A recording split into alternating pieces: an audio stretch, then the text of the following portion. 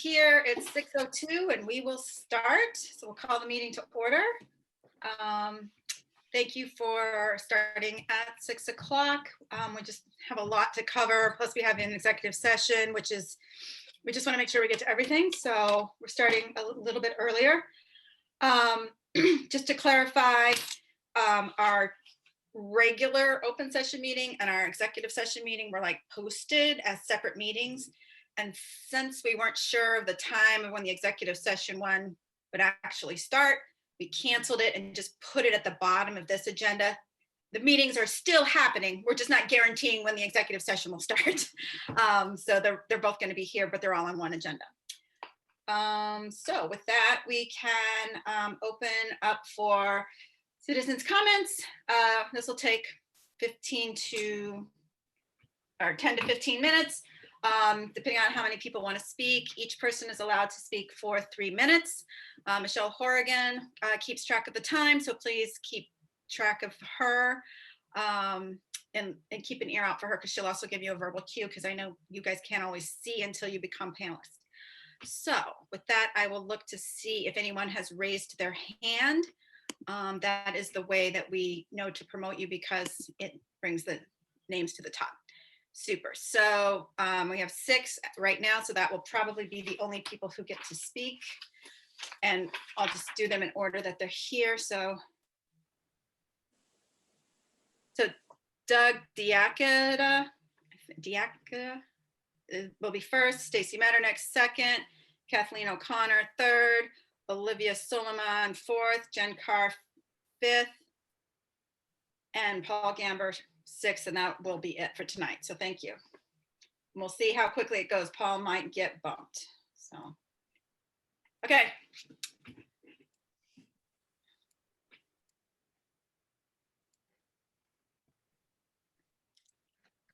And Paul, you should be all set if you want to unmute.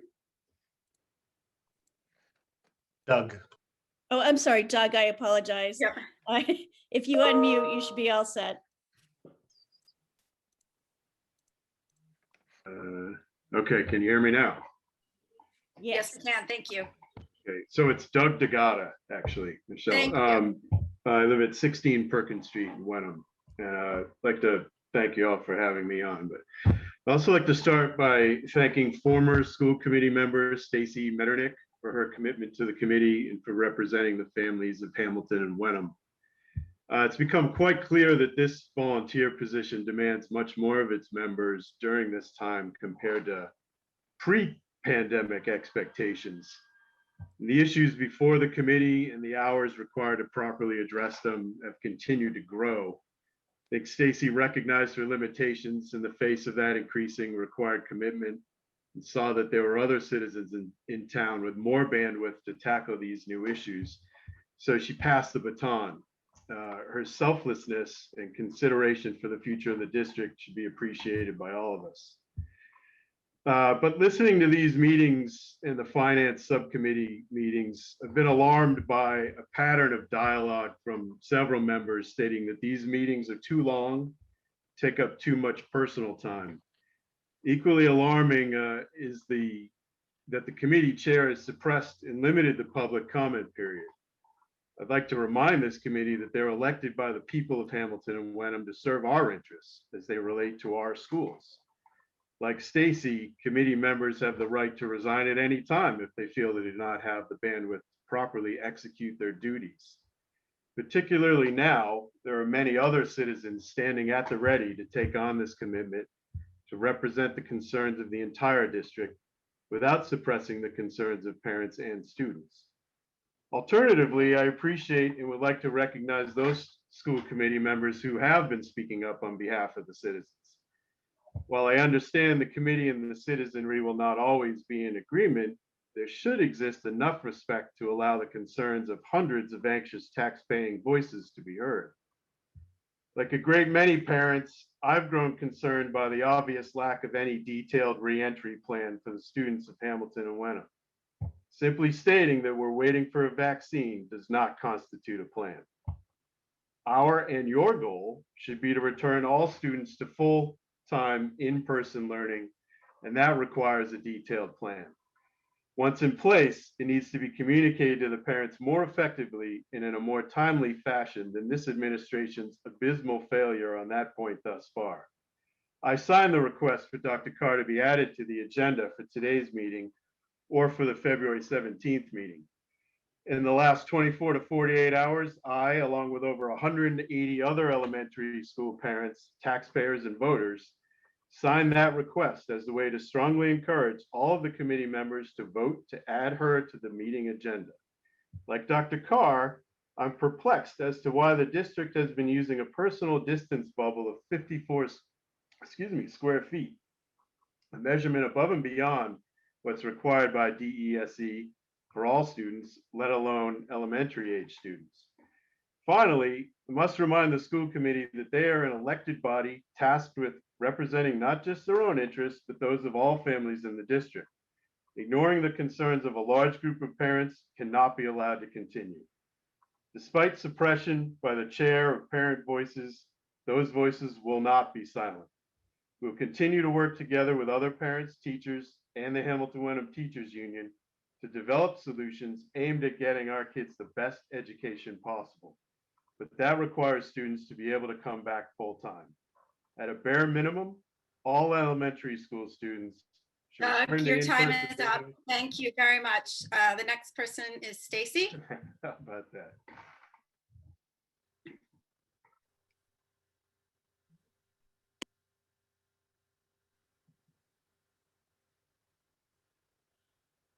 Stacy, you should be all set. Hi there.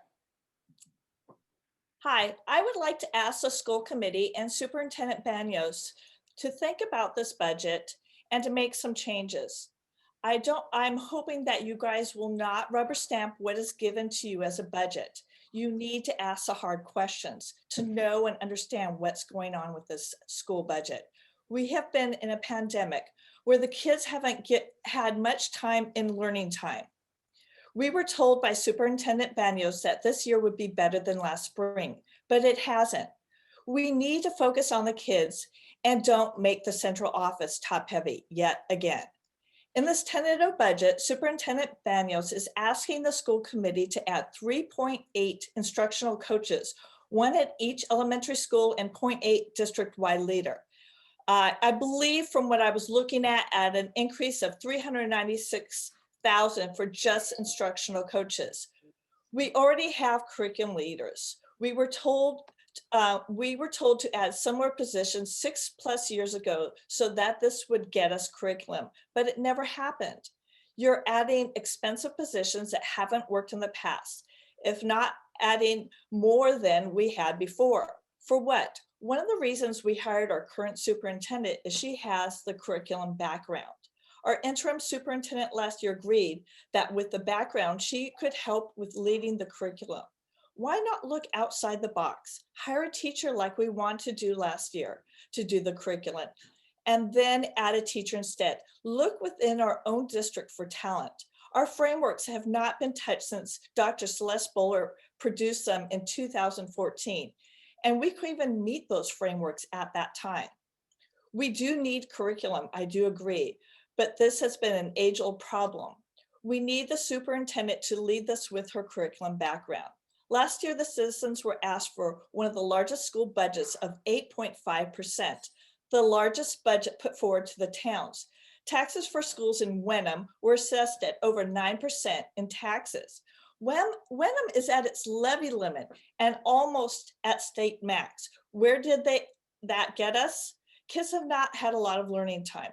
We need to put the money in kids and education, not make this district top heavy. Again, we're a smaller district and we have a very high out of district percentage. Let's start working together, be transparent, and communication is key. Think outside the box. We can't keep going to past practices. It's not working. Let's make the district great as we once were and why people move here. People aren't going to buy into this budget being top heavy. They want to see the education piece come into place. I ask you to look at creative ways and work together. Let's start to work at the finance working group to think outside the box. And I ask the superintendent to start attending so all this work can be done together. And I know that the tentative budget is adding about 15.2 position. So I thank you for taking the time to listen to me to speak. You're muted, Michelle. Kathleen O'Connor. Thank you, Stacy.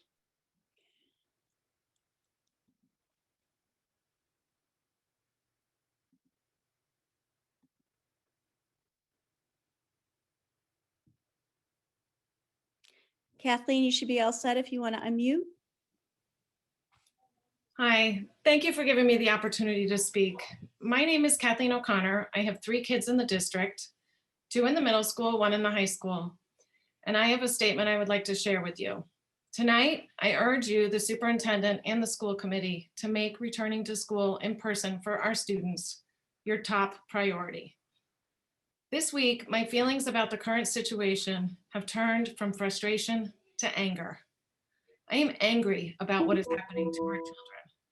We continue to ignore the words of our health professionals. Our local pediatricians at Garden City issued a statement this week saying, quote, "Depression and anxiety are rampant in quarantine. Closing schools and insisting on unnecessarily long quarantines is causing a mental health epidemic," end quote. Yes, we have a pandemic, but another epidemic is playing out on the sidelines, a mental health epidemic, and we're not even paying attention to it. Doesn't this scare you? Why isn't this being addressed or even discussed? I won't recite the studies about transmission rates and how low they are in schools, or the studies of schools that have gone back in person safely at 4 feet. But I am going to urge you to revisit the decisions we made back in August. It is time to revisit every one of those decisions. They no longer make sense. We cannot afford to wait any longer to see how this plays out or to wait for a vaccine. Our number one goal should be to find a way to get more students in the building. Let's get creative. Maybe we need to have 3 cohorts instead of 2. Maybe this gets more kids back. It's time to revisit using off-campus space. If the only obstacle to using space at a rec center or community house is because we don't have a nurse, then let's look into hiring one. And let's certainly take a comprehensive look at the space analysis. We need to open discussions with the union about the 6 feet of spacing. Because if we can get our kids back at 5.5 feet, and that's the only obstacle, we should be thinking long and hard about those extra 6 inches.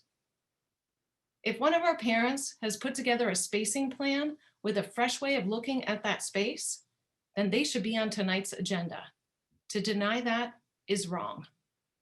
There are so many things we could be doing to work this problem, and we are simply not doing enough. I am not challenging your effort and certainly not your intentions. I know you are working hard and I know you mean well, but I am challenging your priorities. What has happened to the great school district that Hamilton Wenham once was? We need direction and we need leadership.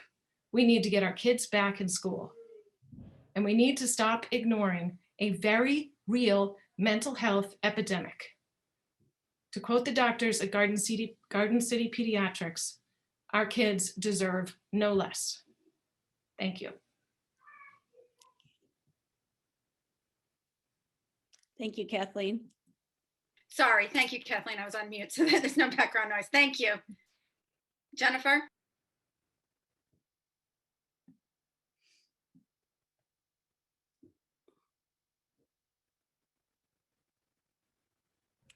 Jennifer, you should be all set. Yes, ma'am. My name's Jennifer Carr. I live at 5 Meridian Road in Wenham, Mass. I would like to start my comments with a quote from Eleanor Roosevelt, which is applicable to the current situation. Surely in the light of history, it is more intelligent to hope rather than to fear, to try rather than to not try. For one thing we know beyond all doubt, nothing has ever been achieved by the person who says it can't be done, end quote. COVID-19 at the beginning of the school year was scary. We weren't sure how transmissible it would be in schools. We did not know if we could bring our kids and teachers back safely. The research was not and could not have been done at that point. We can no longer claim ignorance about this disease. Over 376,000 research studies have been published looking at COVID in the schools. and both the CDC and WHO concur that COVID-19 transmission does not happen very much within well-run schools. The director of the CDC was recently quoted as saying, "There's increasing data to suggest that schools can safely reopen, and that safe reopening does not suggest that teachers need to be vaccinated." Dr. Emily Oster of Brown University studied 200,000 students and 63,000 staff members at schools in 47 states. She measured an infection rate of 0.13% among students and 0.24% among staff. Using your own data, I completed a space study that demonstrates that we could bring all of our elementary students back, both hybrid and remote, and maintain social distancing at 5.25 feet at Winthrop and Bucher and 5.5 feet at Cutler. We could bring all the kids back and still maintain the social distancing required by teachers in their MOA, as that is built into the usable space data you sent me. I asked the chair of the committee if I could present the results of the space study at one of the committee meetings to explain step by step how it was done, and was told no. You didn't want to hear this information as it contradicts what you've been telling parents in the district all year. I would ask the school committee chairwoman and the superintendent to explain why you were so afraid of knowledge that supports a point of view that is different than your own. Why are we not listening to world-class researchers, to the CDC, the WHO, and the state of Massachusetts, all of whom are in support of bringing kids back full-time? Why is there not a detailed plan in place to bring back kids in person at our schools, as many schools across Massachusetts have done? Why can't we try? I would remind school committee members that your job is to do what's best for our kids, not to rubber stamp whatever's being said by the superintendent. The best thing for our kids, both educationally and emotionally speaking, is to bring back all kids who want to come back full-time. My analysis shows that this can be done, and it is unconscionable that you choose not to do so or even listen to the analysis. Thank you very much. Thank you, Jennifer. Michelle, you're still muted. Olivia Solman,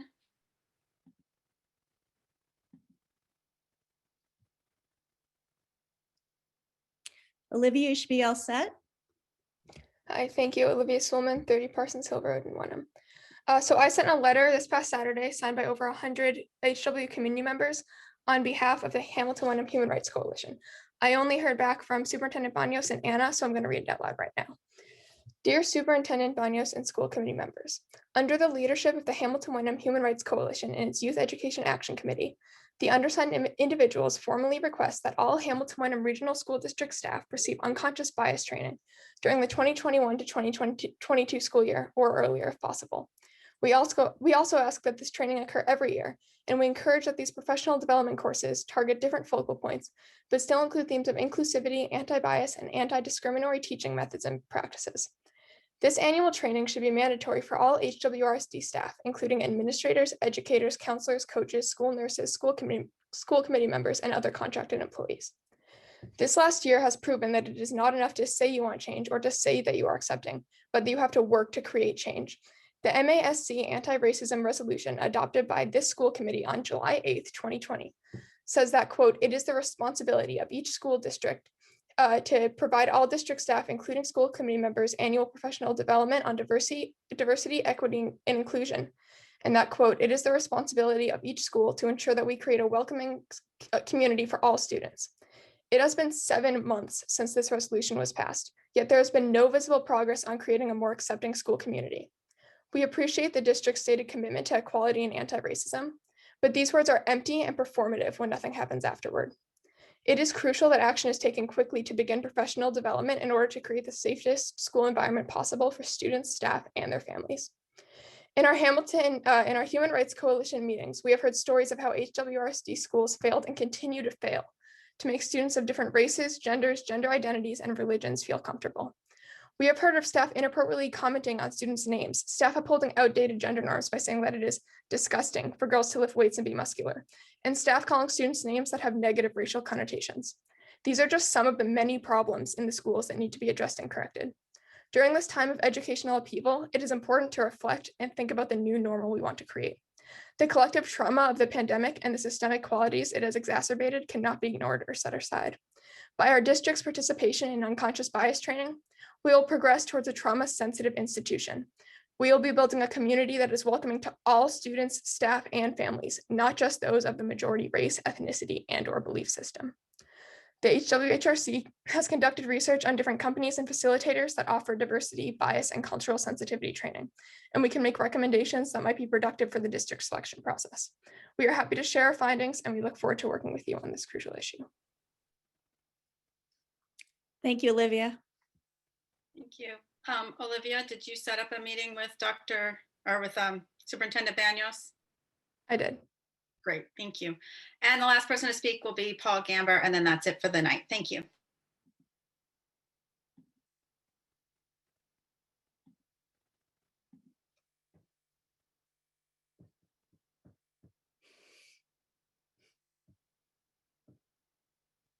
Paul, you should be all set.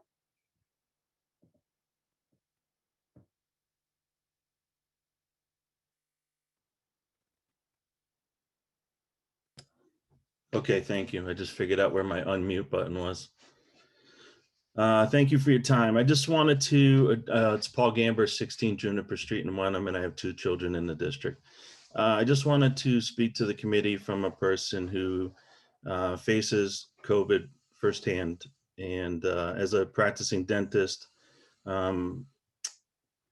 were mandatory shut down by the state for 8 weeks. And then that was from March 18th to May 18th. Then we opened June 1st for emergent care, following by preventative and elective treatment after that. So obviously with dental procedures, we create a lot of aerosols, and obviously there's one person in the situation who's never wearing a mask, and we're clearly within the 6-foot distancing. That being said, the ADA put out a study in December this year, or no, December 2020, about the safety of dental treatment, despite those obvious high risk factors. And the study came back that from the ADA Science and Research Institute that fewer than 1% of dentists are getting COVID. And from the Dental Hygienists Association, the monthly incident rate among dentists remained less than 1%. And the CDC has put out that there's no documented transmissions of COVID in a clinical setting to date, and that's as of December of 2020. So obviously my reason for bringing all this up about dentistry is its relationship to getting our kids in a classroom in a safe environment, and the risk factors involved. There's really, and as some of the other speakers before me said, there's a lot of studies out there. All you have to do is Google them. There isn't any study that's saying that kids in a classroom create a high risk factor for themselves, amongst each other, or for the teachers. And I think it's been shown out in private schools and some of the school districts that have been open that it hasn't been a risk factor. So it doesn't take more than a Google search to kind of verify a lot of those current research. There's a YouTube film, and I encourage everybody in this committee to watch it. It's called Numb, a short film by this young lady named Liv McNeil. And it's about 3 minutes and 22 seconds. It's worth every minute of your time to watch that video, just to see firsthand, I think, if you don't have a kid in the district, what a lot of kids are feeling. And as a last thing, as much as I'd hate to say it, is that my lack of seeing any kind of agenda towards a solution to this problem is very concerning. And my next recommendation, if we don't start to see an action plan in place, would be to encourage parents to address the school committee about voting no confidence in the superintendent's ability to lead our district going forward, and especially into next September. And I would be next to encourage parents to address the school committee in that regard. That's the end. Thank you. Thank you, Paul.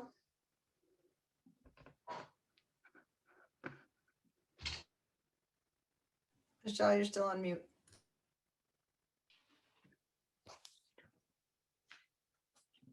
Michelle, you're on mute. Ethan, I know it's the beginning of the quarter. So maybe you have a lot to do, maybe you don't. Would you like to go first, or would you like to stay and listen to Representative Hill? I'll go first if that's all right.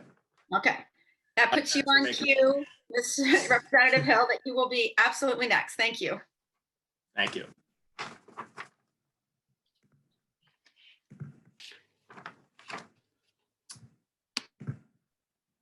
Ms. Banyas, if I could share my screen. Absolutely. Let me get that set up for you, Ethan. Thank you. Okay, should be good. Yep. January 2021 Student Representative Report by the Student Body Government. There have been a lot of exciting activities which have either occurred or are being planned by student government since Christmas break. The seniors have planned a trivia night open to all ages tomorrow night, with the proceeds going to the Innocence Project. I'm personally looking forward to this trivia night, both because it serves as a litmus test for how successfully a completely remote event like a trivia night can be, and also because I'm excited to compete, of course. Many classes have also again hosted restaurant fundraisers, which have continued to be a good source of income without putting others at risk of contracting COVID. The freshman class recently hosted a very successful fundraiser at the Hamilton House of Pizza, and the sophomores are approved to host a Chipotle fundraiser soon. Another exciting event in the works is a spring theater production by the middle school, which is still in the planning phase. The junior class has recently had to make some tough decisions to cancel junior prom for this year, and the seniors are still waiting for more information from their venue before making a final decision. Finally, the senior class was surveyed, and we've decided to have blue and white gowns, with each student being able to pick their color regardless of gender.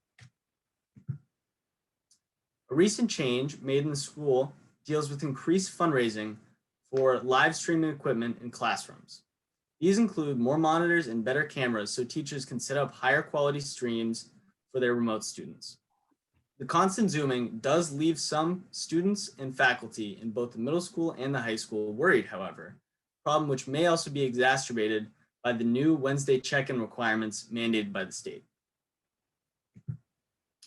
Recently, we've had some notable awards given to the students at the high school. Amanda Lannon won a regional silver key in the Scholastic Art and Writing Awards competition this year with her piece Spring Rain, as shown. Ella Tran also recently won the Bay State Award for the music category in the 2020 Ocean Awareness Contest. Congratulations to both Ella and Amanda. As we get closer to spring, the student body government continues to plan a Spirit Week to help this year to go out on a high note. We are currently planning on holding Spirit Week the week of April 12th, right before April vacation. We're considering a wide array of events to compensate for activities that may have been made unsafe by the pandemic. We are also trying to adapt a lot of the older Spirit Week traditions to provide a mix of fun and safety. It will be very difficult to modify Spirit Week while retaining the energy from previous years, but I'm intent on creating events which will get all the students of the high school engaged and hopefully create a sense of spirit that is much needed after months of hybrid and remote learning. Thank you.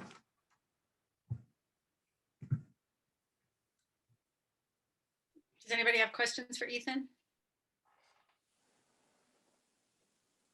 No, just thank you, Ethan, for keeping us updated on everything. You know, sometimes if you have a student, you only hear 2 things in a whole week. So I'm glad to hear the whole, last month summary. Thank you. And thanks for being civically engaged. Any ways that we can specifically support you, spread the word? Like, do you need anything from us? I would say as of now, the biggest thing that I've been focused on for a while now is Spirit Week. Mm-hmm. I think I'm gonna keep planning, kind of keep trying to get students engaged in Spirit Week. As of now, we're still in kind of the very initial planning phases, but I could see possibly events coming up that may need support from the school committee. I'm not entirely sure, to be honest, but okay. Great to just kind of let you guys know that that may be in the future. Okay, thank you. Thank you. Keep us up to date. Thank you. All right. Thank you. So we had originally asked Brad Hill to come and speak to us a long while ago in anticipation of the governor's budget, and then the governor punted down the road a little bit.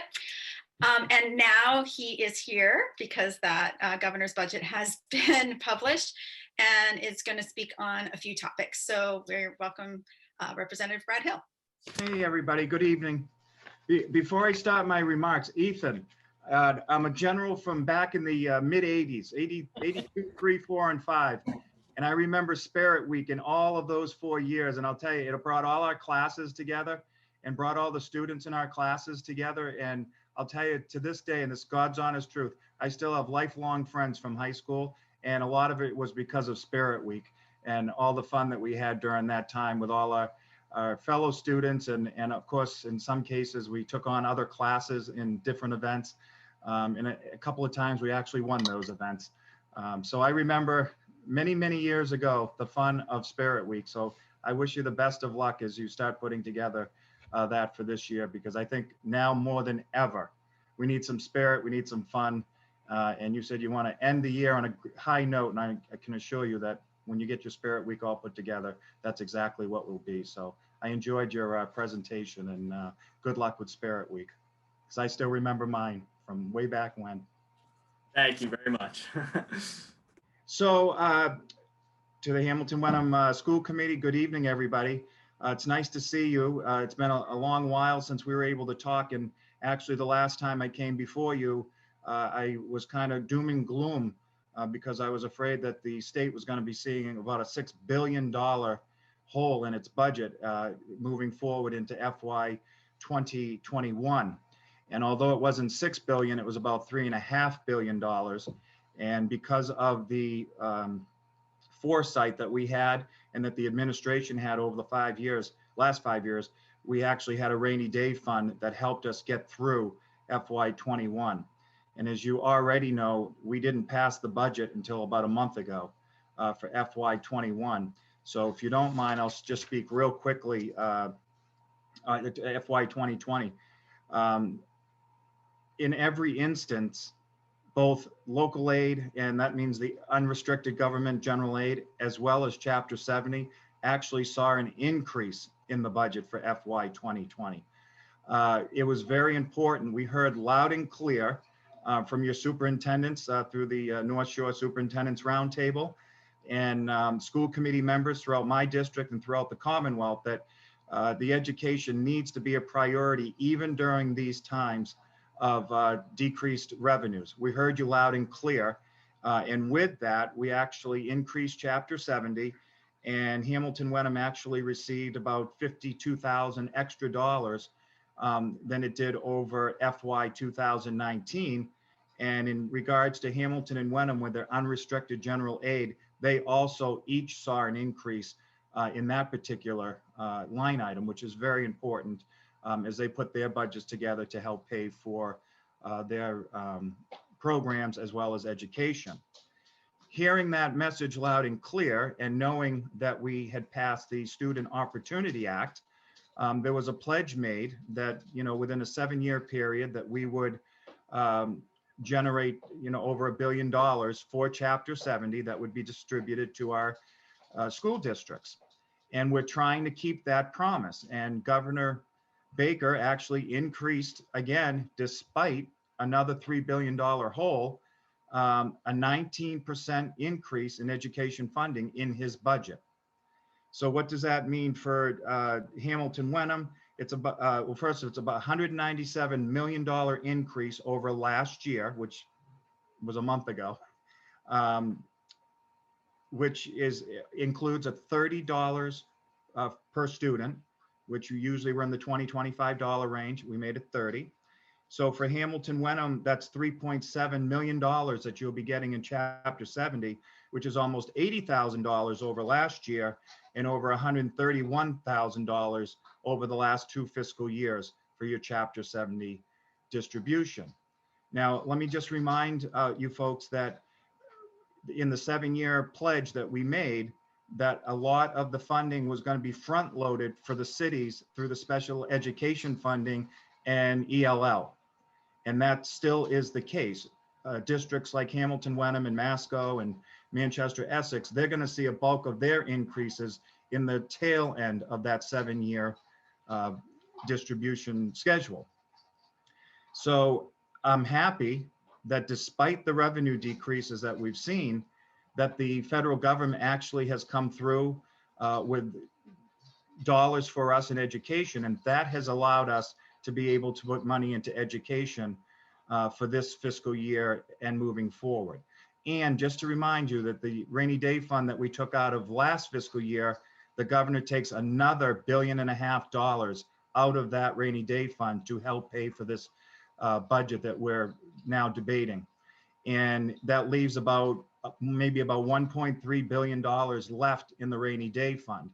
And we have to be very, very careful now about what we do with the rainy day fund, because the bond companies will be looking at how much we have left in there, and we don't want to see the rating go down because we now don't have a bigger savings account as we did just 2 fiscal years ago. So in terms of local aid, I'm very happy that the governor has proposed what he has. Regional school transportation is going to be $75 million this year. And you will see that that's actually a decrease over the FY20 numbers, which was about $82 million. But that's because a lot of the contracts that were in place last year wouldn't be reimbursed at the rate that they were going to be because they weren't used, and the numbers are different. And we understand that the number is much lower on what the reimbursements will be. This decrease reflects that, but the reimbursement remains about the same as it was last year. And in terms of the special education circuit breaker law, which is something I care very deeply about, we actually increased over FY 2020, $22 million. With the notations that the funds that are included now in that line item include implementation of the Student Opportunity Act language. If you remember, during debate of the Student Opportunity Act, we actually added language to the special education circuit breaker law that now includes transportation cost and other factors that you asked us to include in that law. And as part of the Student Opportunity Act for, I would call it, suburban communities, this was very important to us. And we're going to start implementing those changes in this fiscal year budget that the governor proposed. So in terms of the local aid and school funding, that is what has been proposed by the governor. I would just remind the school committee that this is the first step in a very long process. We always hope to have a budget by July 1st, as that is the beginning of our fiscal year. Over the last couple of years, we haven't met that date, unfortunately, due to negotiations between the two branches. But moving forward, that is the hope. And these numbers could change. What I would say to you is if they do change, it's going to be on the plus side, not on the negative side. Usually the governor puts out what I would call the basement numbers, and then we work upon that. And I think if you go back in history, the governor has always put out regional school transportation numbers, and we always increase it, or a lot of times we will increase it during the House and Senate debates. And I have no inclination that we won't do the same thing during this debate moving forward. And our debate, we hope, usually takes place around April. And in terms of special ed, again, I think the superintendent can agree with me. We wait a year, a year later, we get the numbers for reimbursements. So as the year moves forward, our numbers may be very different than what the governor has here in January, come April. So those numbers could change, but again, in the positive. And as I understand it, we're right around 73 to 75% reimbursement, which is right about where we want to be for the special ed funding. I was also asked to talk about pool testing here in the Commonwealth. And I'm just going to ask if everybody can raise their hand. Everybody understands what pool testing is, so I don't need to go over that. Is that an accurate statement? So the questions that were asked of me is, what are the estimated cost of the program? And moving forward, currently the cost for a district, which is estimated, is to be about $50 per pool, which is approximately about $5 per individual swab in a pool size of 10. There are also additional costs such as a monthly administrative fee and a one-time startup fee. Districts and schools may opt into the additional contracted service through the pool testing service provider, such as delivery of collected specimens to the laboratory and/or in-person support. And as you know, the initial, I believe it's and correct me if I'm wrong, Mary Beth, the initial program is a 6-week program that we will take care of the cost, meaning the state. And then at that point, it would be a decision by the school district whether they would want to continue. And they would then be able to contract with a state contract. So you wouldn't have to go out and redo everything all over again. And unfortunately, I was asked, how much will it cost the district if they so choose to do that? Unfortunately, we're going to have to go through the pilot to find out what the cost truly would be and what you would then have to pay if you choose to move forward with it. But it would be obviously a lot less money if you choose to do it because it's a state contract, which will be Commonwealth-wide, which saves a lot of money for school districts moving forward. And then I was asked, what would be the staff? Well, I think all along we would understand that the people that would be carrying out the collection in the process are going to be staff members from the Hamilton-Wenham school community. And it would be decided by the school committee and the administration on who would be administering that, but it would always be somebody within the school district, the employees from the school district that would be implementing and processing and collecting during the pool testing. So I hope that answers a couple of the questions that were asked of me in regards to pool testing, and we can get back to that in just a couple of minutes. I also wanted to let you know, if you didn't already know, and I know Mary Beth's been in contact again through the North Shore Superintendent's Committee, you all received a one-time assist to the school district. The administration recently released more than $50 million in one-time state funding to assist local school districts. Hamilton-Wenham received $56,000 under the COVID-19 Response Remote Learning and Student Support Grant Program. And as you probably know, the districts could utilize the funding for purposes related to COVID-19, such as the purchase of personal protective equipment, hygienic supplies, and for the costs associated with socially distanced on-site learning, as well as remote and hybrid learning. And you should have received that notice last week, if I'm not mistaken, and those dollars will be forthcoming. And I just wanted the school committee to know, how have we actually helped school districts during the COVID-19 pandemic, meaning we being the state. The past few weeks, DESE has actually been able to provide schools with some direct support that may be helpful to them. For example, cloth masks were paid for by the state. Again, they purchased them as a Commonwealth, so we were able to get them at a very small amount of money, and that was at no cost to the school districts. The commissioner actually purchased 12,000 air purifiers that went directly to support schools with ventilation solutions. DESE made the purchase on behalf of the districts and shipped them directly to you, eliminating any added procurement or shipping cost that it would have been put on you if you had had to do this on yourself. And the units provide, 2 to 3 air exchanges an hour in a typical classroom. And then, of course, the pool testing in the schools is something that, we want to fund the first pilot program of, which, is quite a big chunk of change that the state will be paying for. So that's a little bit of an update of what's been going on at the state level, but also, what we're proposing in the budget. I think it's clear, and I hope it is to everybody on the school committee, that education continues to be a priority for the legislature and the administration. Certainly, Senator Tarr and I have been listening to you over the last few months, and we too have made it very clear to the chairs of the Ways and Means Committee that education needs to continue to be a priority moving forward.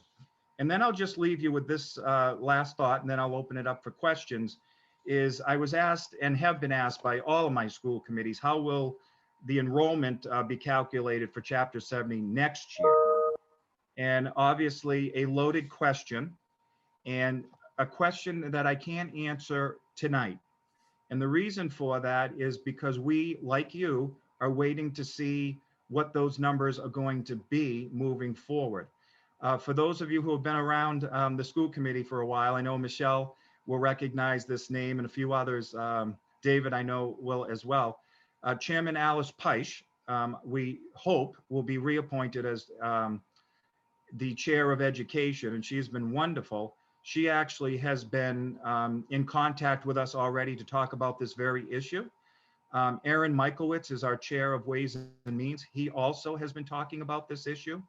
And as we get closer to the budget, we hope to have better numbers. I know I was told that you anticipate that a lot of the students who left for private schools or Catholic schools may be returning in the fall. What I'm hearing district-wide is that may not be the case, that a lot of these students may just remain where they are for the rest of their educational career. We don't know, and we won't know for a few months. So as soon as I get some type of an answer, I obviously will let the superintendent know, and who will then, follow up with you folks on how that's going to move forward. The commissioner is looking at this very, very carefully. He's listening to us. And I just want to, as a side note, add that Commissioner Riley has really been someone who's been listening to all of our concerns, the good, the bad, and the ugly of what we've gone through over the last year. And one example of that was the MCAS. If you remember some of the comments that were made from the administration early on, they were not going to change MCAS one iota. It's moving forward, and that's just the way it's going to be. Well, they listened. They heard our concerns. They heard legislators. They heard school committee members. They heard superintendents. And as you now know, that has been changed moving forward. So I do want to throw out a public kudos to the commissioner, because I do think they do listen when we tell them that we have concerns. And so far, so good in regards to Commissioner Riley and the job that he's doing moving forward. So Madam Chair and Madam Superintendent, that would be my short update moving forward. And as I said, this is the first step in a long process, and the numbers may change, but again, for the better, not for the worse, as we move forward. So with that, Madam Chair, if anybody has any questions, I'd be more than willing to entertain them at this point. Yes, I have two comments. I know Commissioner Riley's under a lot of stress, but I would say what has happened with the MCAS is inadequate and that we're still having it and it's still a burden and there's still a lot of unanswered questions. And I would also say I'm highly disappointed as a committee member, as a parent, and as a teacher that teachers were moved down the list on the vaccination schedule, and that when superintendents across the state, including Superintendent Banyos, and union presidents across the state, including our Vice President Nick Rustino, have submitted letters, that those letters have gone unheard, and that it's making it exceedingly difficult for us to return to school when we are saying to our teachers they're not important enough to get a shot. So I would encourage you to take that back to Commissioner Riley. So we actually had this very conversation with Governor Baker yesterday, actually, because we have been hearing the concerns from the teachers, and it was a very good conversation. And what I'm seeing, and take the teachers out for just a second, anybody in phase 2 who would like to be in phase 2, as we start getting more vaccines into the state, we're going to see some changes to phase 2 and who is put in them and when they may be getting their vaccine. So we are taking this very seriously with the teachers. We are talking about it. And like I said yesterday, we actually had a Zoom call with the governor, and this issue was brought up by just about every legislator who spoke to him. I believe the North Shore went so far as to request they would be put in phase 1. So you've already lost that opportunity because you've already moved to phase 2 and didn't move people into phase 1. So, but yeah, we would ask that you continue to pressure that. Yeah. Anna had her hand up to ask a question. Thank you, Michelle. Thank you, Representative Hill, for your time and coming here. It's a great budget update, very encouraging. I had two sort of quick follow-up questions. You said the $56,000 is a one-time allocation coming to us, and that's sort of new money coming into this year's budget. Is that right? Yep, for the current budget. It just was allocated last week, I believe, and that came out of federal money that we got through one of the acts that was passed.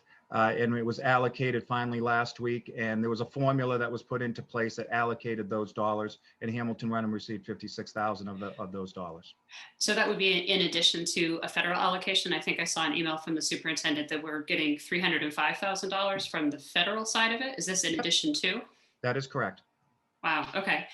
Second question is the air purifiers were interesting because we recently had a donation of that to our district. Is that program still available for any district? Are they all spoken for? Or do you know I don't expect you to know where the air purifiers are, but do you know if the program is still ongoing or is it full or? So let me contact DESC and see if that's something that is still available. Okay. I know a lot of them have been delivered and have been used up, but I would look to the superintendent to, she gets more of the information than I do on where and how. When the grants are actually put forth, but I certainly can follow up with you on that. Okay, because we had a very generous donation from a family. And then last question, more philosophical. As you heard, there's a lot of parent unrest in our district and really across the state. All districts are having the same conversation. And I think one of the issues that we're facing is that there hasn't been a lot of state level leadership around what constitutes safe distance, what constitutes thresholds for getting students in person. Do you foresee a scenario anytime in the immediate next few weeks where the governor or the commissioner might actually make a statewide decision to say districts across the state, you need to return to in person, the minimum distance is the 3 feet? I think some of the problem we're having is sort of the hodgepodge grass is greener effect. It's really difficult for small districts like ours to keep our parents satisfied when there's sort of such a variance of guidance. Do you think the state or governor, the commissioner or governor might actually mandate a return to school? And is that something that you personally feel one way or the other about? So the governor has made it very clear that he wants to see everybody go back to school. And I think for months, he's been very clear he would like to see that happen. He has been reluctant to do a statewide mandate. He feels very strongly that he wants the school districts to make those decisions. He was a local official at one point and feels very uncomfortable mandating that whether it's a selectman, a board of selectmen, or a school committee, be mandated by the state to do something that may be in conflict to what they want to do. He would love to see everybody go back to school. And I think to answer your direct question, I have not heard that the commissioner or the governor is going to be coming out and mandating that everybody has to go back to school.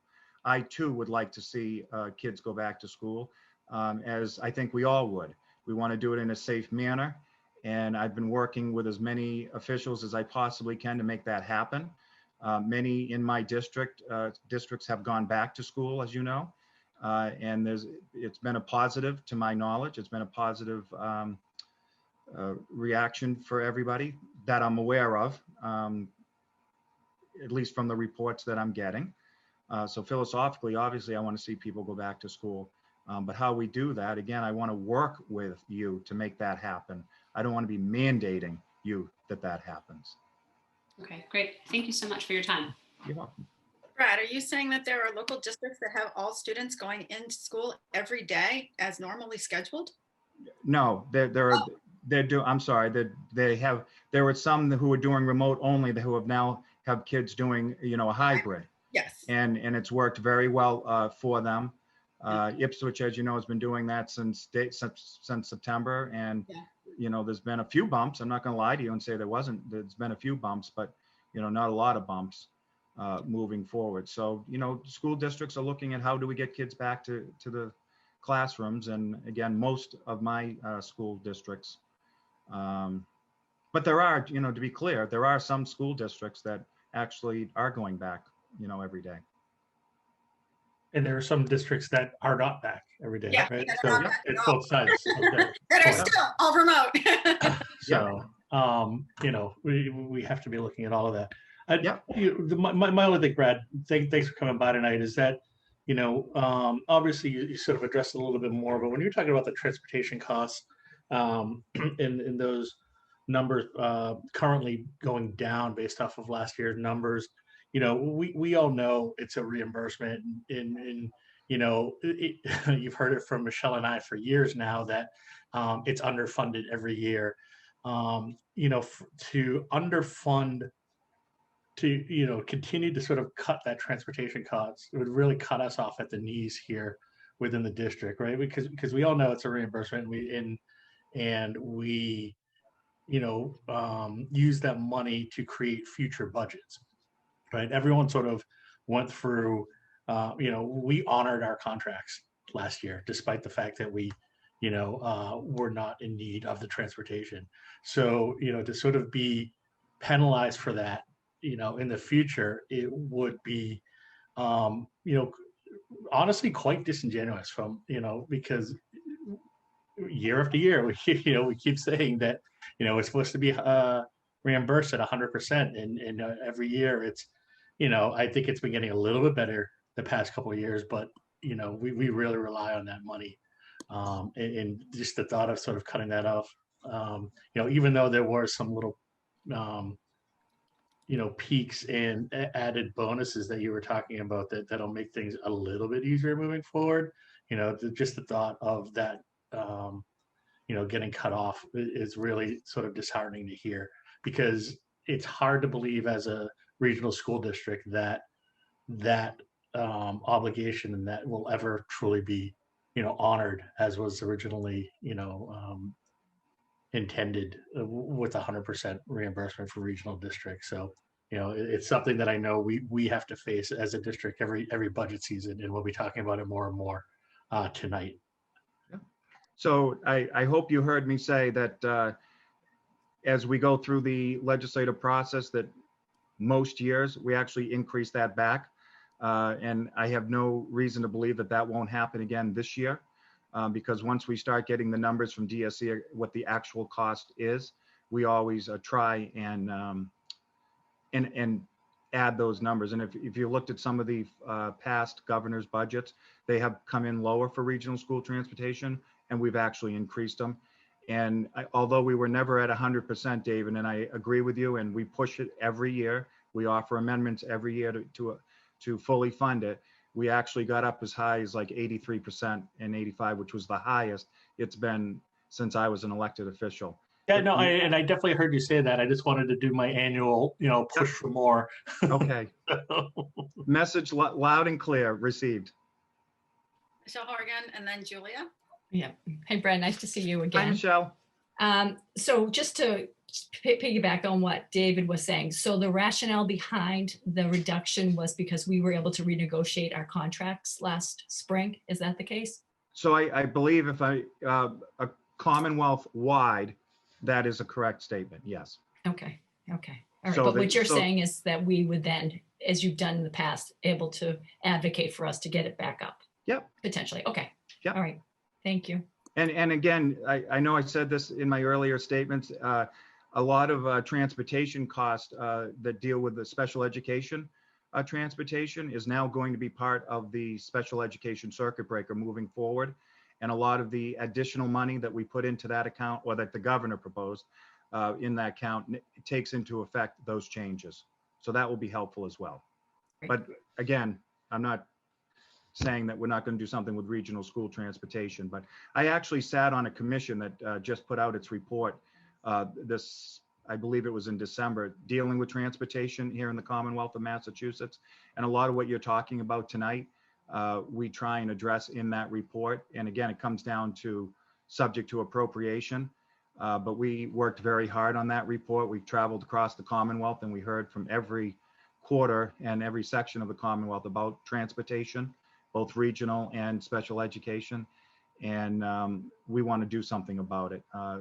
Chairman Peisch chaired that commission. I was the minority member on it, and I was happy I learned a lot more than I knew before about transportation. And we want to see some major changes, not only to regional school, but to the special ed as well. Thank you. Julia, did you have something you wanted to ask?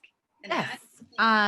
One statement and one question. One, I would strongly push that in terms of funding Chapter 70, that you strongly advocate, and we strongly advocate, to move back to the October 1st, 2019 enrollment numbers. Yeah. Rather than the 2020 numbers. I just want to say that officially, I think we need to strongly advocate for that. I think it's more reflective of the student population. Yeah. And the second thing is, when you say the state can't mandate things, I mean, DESE, the Department of Elementary and Secondary. I don't think I said they can't. Okay. I said We they prefer not to. Right now, he would prefer not Okay. to mandate. Because there are certain things being mandated. So Yes. there's, in synchronous learning time and hours and things that have Yeah. been like pretty contentious in our district, and I think across the state. So I think just being clear about what we can mandate, maybe what the state can't, and why, I think would be helpful. And maybe that's an issue for DESE, an issue for the governor, because I do think things are being mandated, and other things are not being mandated. Sure. Actually, and Michelle, I think, and again, Dave, because you've heard me for many years now, talk about education. Education mandates is something that we hear about every single year we come before you and other school committees. And what I've asked my school committees to do through their administration is to please put together some of those educational mandates that you would like to see go away. And Masco actually did a very good job of this. So did Triton 2 years ago. And we would love to have something from Hamilton Wenham, because we would like to file a bill that would actually get rid of some of these mandates that are very, very costly to school districts. And from what I understand, very redundant. In many of the things that we mandate, you have to do 2, 3, and 4 times, which is silly at a cost to the school district. So moving forward, I would love to see a list come from the Hamilton Wenham School Committee or the administration of what mandates you'd like to see disappear that are costly and maybe just aren't needed moving forward. And like I said, 2 of my school districts have done that, and it was a very lengthy list that they gave us. And when we started going over it, like, it was very redundant, very redundant. So Julia, you bring up a great issue and something Senator Tar and I have been working on feverishly, but we need a list to tell us what they are. Yeah, but feverishly for many, many years. It doesn't change. We as school committee members need to really be like pushing harder to get together with other committees so that we all learn from each other and can advocate more effectively as a larger group. So that's something we'd really like to work on. And we do appreciate that last year we got together with Triton and you and Brad and Lenny, and I can't remember the lady's name. Senator DeZaglio. DeZaglio, there we go. And maybe that's something we can look at doing as we get closer to the time the budget gets passed on your end. So, okay. Yep. Super. Thanks, Julia. As always, thank you. It's always a pleasure. You're welcome. And as we move through the process, just so some of the newer school committee members know, I go through Michelle and I go through Mary Beth to get the information out to the school committee as best I can. Michelle has a red line to my email and Mary Beth has a red line to my cell phone. So if you guys need anything, please, please, please don't hesitate to contact us moving forward. And as the Senate, as the House puts out its budget and the Senate puts out its budget, we will certainly update you on how it affects Hamilton Wenham moving forward. And if we hear anything else, COVID-19 related, obviously we'll contact Michelle and Mary Beth. Push for those vaccines. We've been great advocates. Push for the vaccines. Push for those vaccines. Oh. Push for those vaccines. The governor. That should be priority 1. Yeah, the governor was actually on a call yesterday at 11 o'clock with the president's people. And that's all he was saying is, please, please, please, we need the vaccines. We have the places in place. We have the people ready to do it. and we don't have the vaccines, and it's Right. been very It's discouraging. it's probably the single most helpful thing you could do for every district in the Yeah. Commonwealth. Yep. Thank you, David. Agreed. Great. Thank you, everyone, and Madam Chair and Madam Superintendent. We'll talk to you soon. Okay. Thank you, sir. Great. Thank you, Representative Hill. Thank you. Thank you, sir. Super. So the next item we're going to discuss is pool testing, and then we'll do the Student Opportunity Act and the budget. In an effort to streamline conversation, I'm going to try and just do like a round robin type thing. So I'll just like go around the screen and I'll ask, instead of having to raise your hand and stuff like that, so we can get to everybody, I'll go around the screen and just ask you whatever it is. And we'll go, I don't know, we'll go in backwards alphabetical order by first name. How about that? Backwards alphabetical by first name, whoever is whatever. Michelle, would there be value in having Tom and Leah do their presentation first? Yes. Oh, yeah, we definitely need to do Yeah. that. Okay. But I'm just letting people know, like when we go to ask questions, we'll go backwards alphabetical order by first name, I guess. I don't know.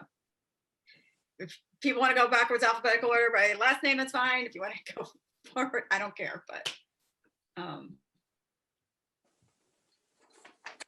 now I have to figure out what that is. Okay. But we have two Michelles. Yeah, and we also have two D's, and so now I got to go to the second letter. So I'm gonna have to make the list. Actually, it's I would third encourage letter, you, so please. and I would just say in the interest of fairness, don't always go in the same order because Peter and I will just always be stuck at the bottom forever and ever. So Usually I just go with whoever turns the camera on first, but you know, now y'all have your cameras on, so it doesn't help. Who is going to present, Tom or Leah, or are you tag team? Yeah, so Michelle, this evening, our Director of Facilities and Operations, Mr. Tom Gary, and our lead nurse, Leah Tabenkin, have been deeply studying this issue. They've taken field trips to see how this is working in other districts. They have attended a large number of webinars and really have engaged in a thoughtful assessment of the situation. They are prepared this evening to share their findings with you. And one of the things that I think you'll hear is that there are pros and cons to this issue. And what we hope to do this evening is to let the committee and the community understand those pros and cons, and then turn it over to the committee for some direction. So with that, Tom, I'm going to turn it over to you. You should be able to share your screen. Sure. Have we promoted Leah into the panelists? She is here. All Hi. right. Thank you very much. I'm going to go ahead and share that presentation. I thought we were going to get out of the presentation with a great presentation by our distinguished guest prior, but wanted to share with the committee some of the findings that Superintendent Banyos shared with you. So to begin, I do want to state that, like anything else in this environment, the situation does remain fluid. For example, at 5 minutes before the meeting started, the superintendent and I received the email from the partner firm that we've been matched with through DESE with some more information that we have to submit.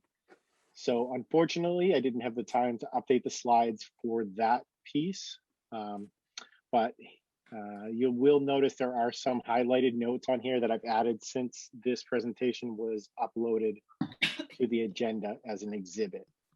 So I will share in final with the committee afterwards the presentation I'm showing right now. Okay, can you hear me? Yeah. And Tom, you may want to put it on present just to make it a little bit clearer for folks. Might be Sure. easier. Okay, so again, thanks Representative Hill for that nice introduction. So pool testing involves mixing several samples together in a batch and then testing the pooled sample. It's a PCR test for COVID-19.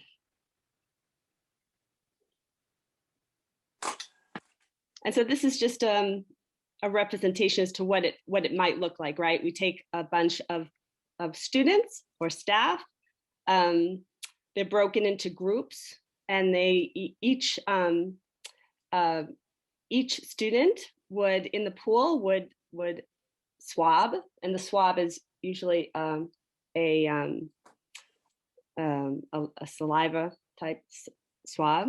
They would be put into a test tube, and then the test tube would be tested. If the pool is positive, then we would have to go back and we would have to test each individual in the pool. We call that reflex testing. And our reflex testing that we chose would be the Binax Now testing. It's a rapid antigen test. And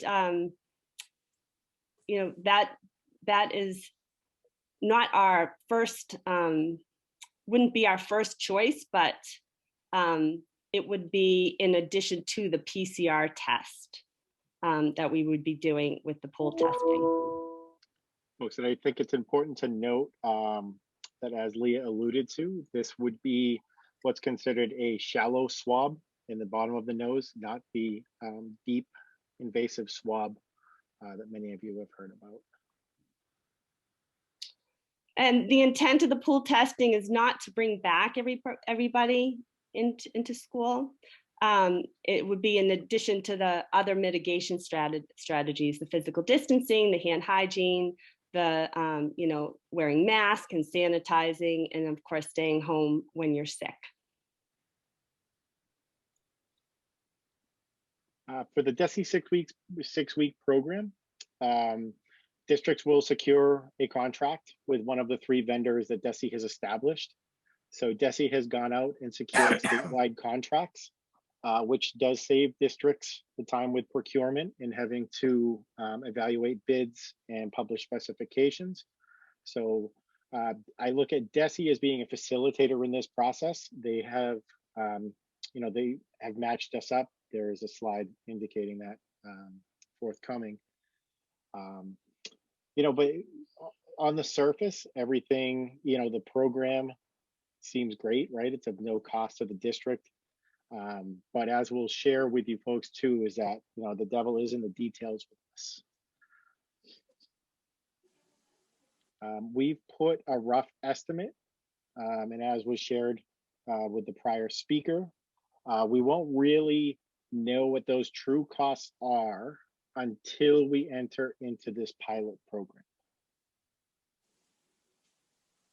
So as far as implementation, procurement, and setup, as I said before, DESE has been a great facilitator in securing those statewide contracts. They selected 3 vendors.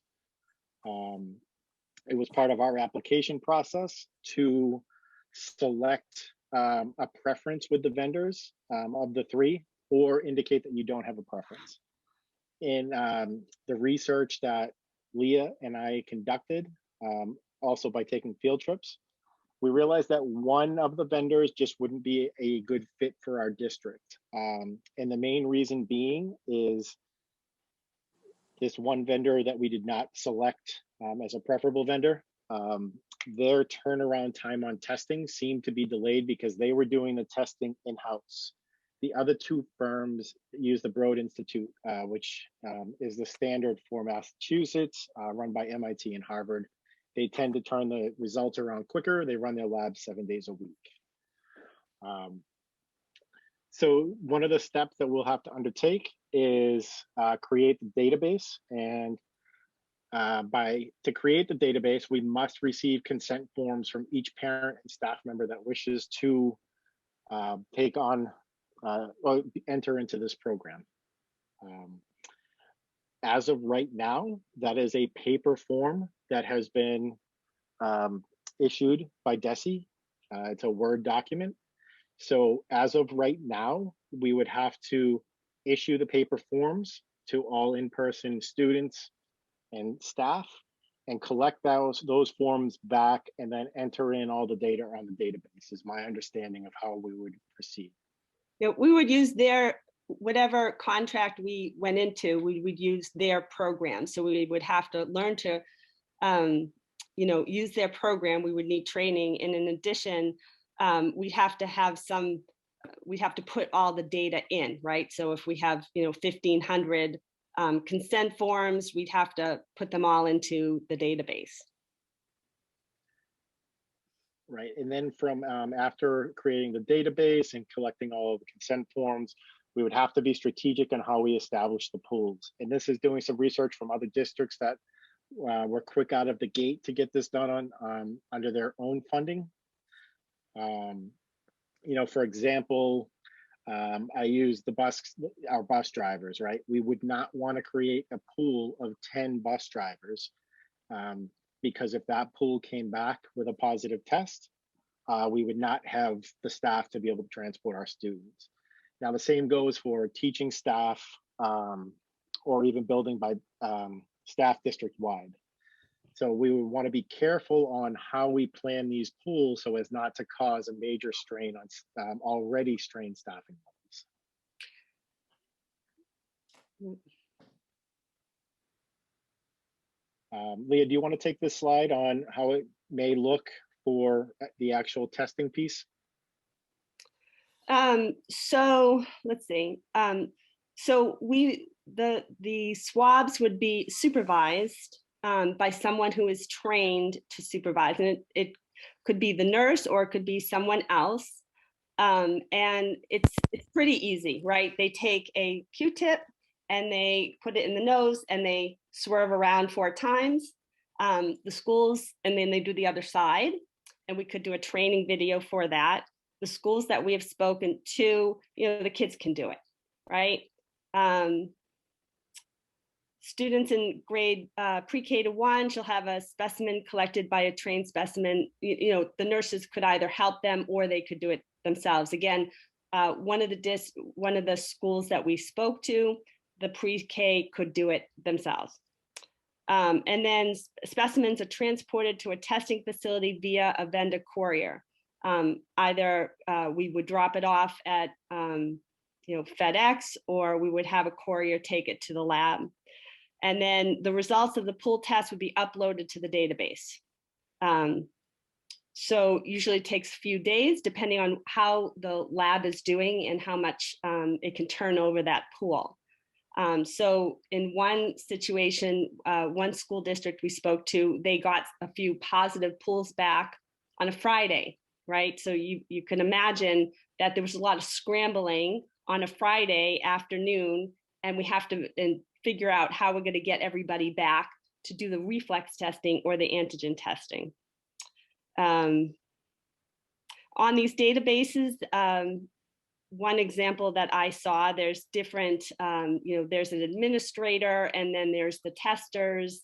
So they would have, different views, similar to, I guess, our Aspen system where, as a teacher, you have a specific view. As a nurse, I have a specific view, and the same for the administrators.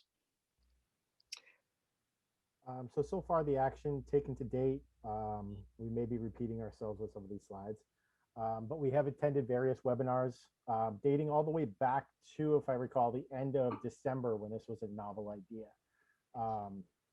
And we've also partaken in webinars through DESE, Mass Department of Public Health.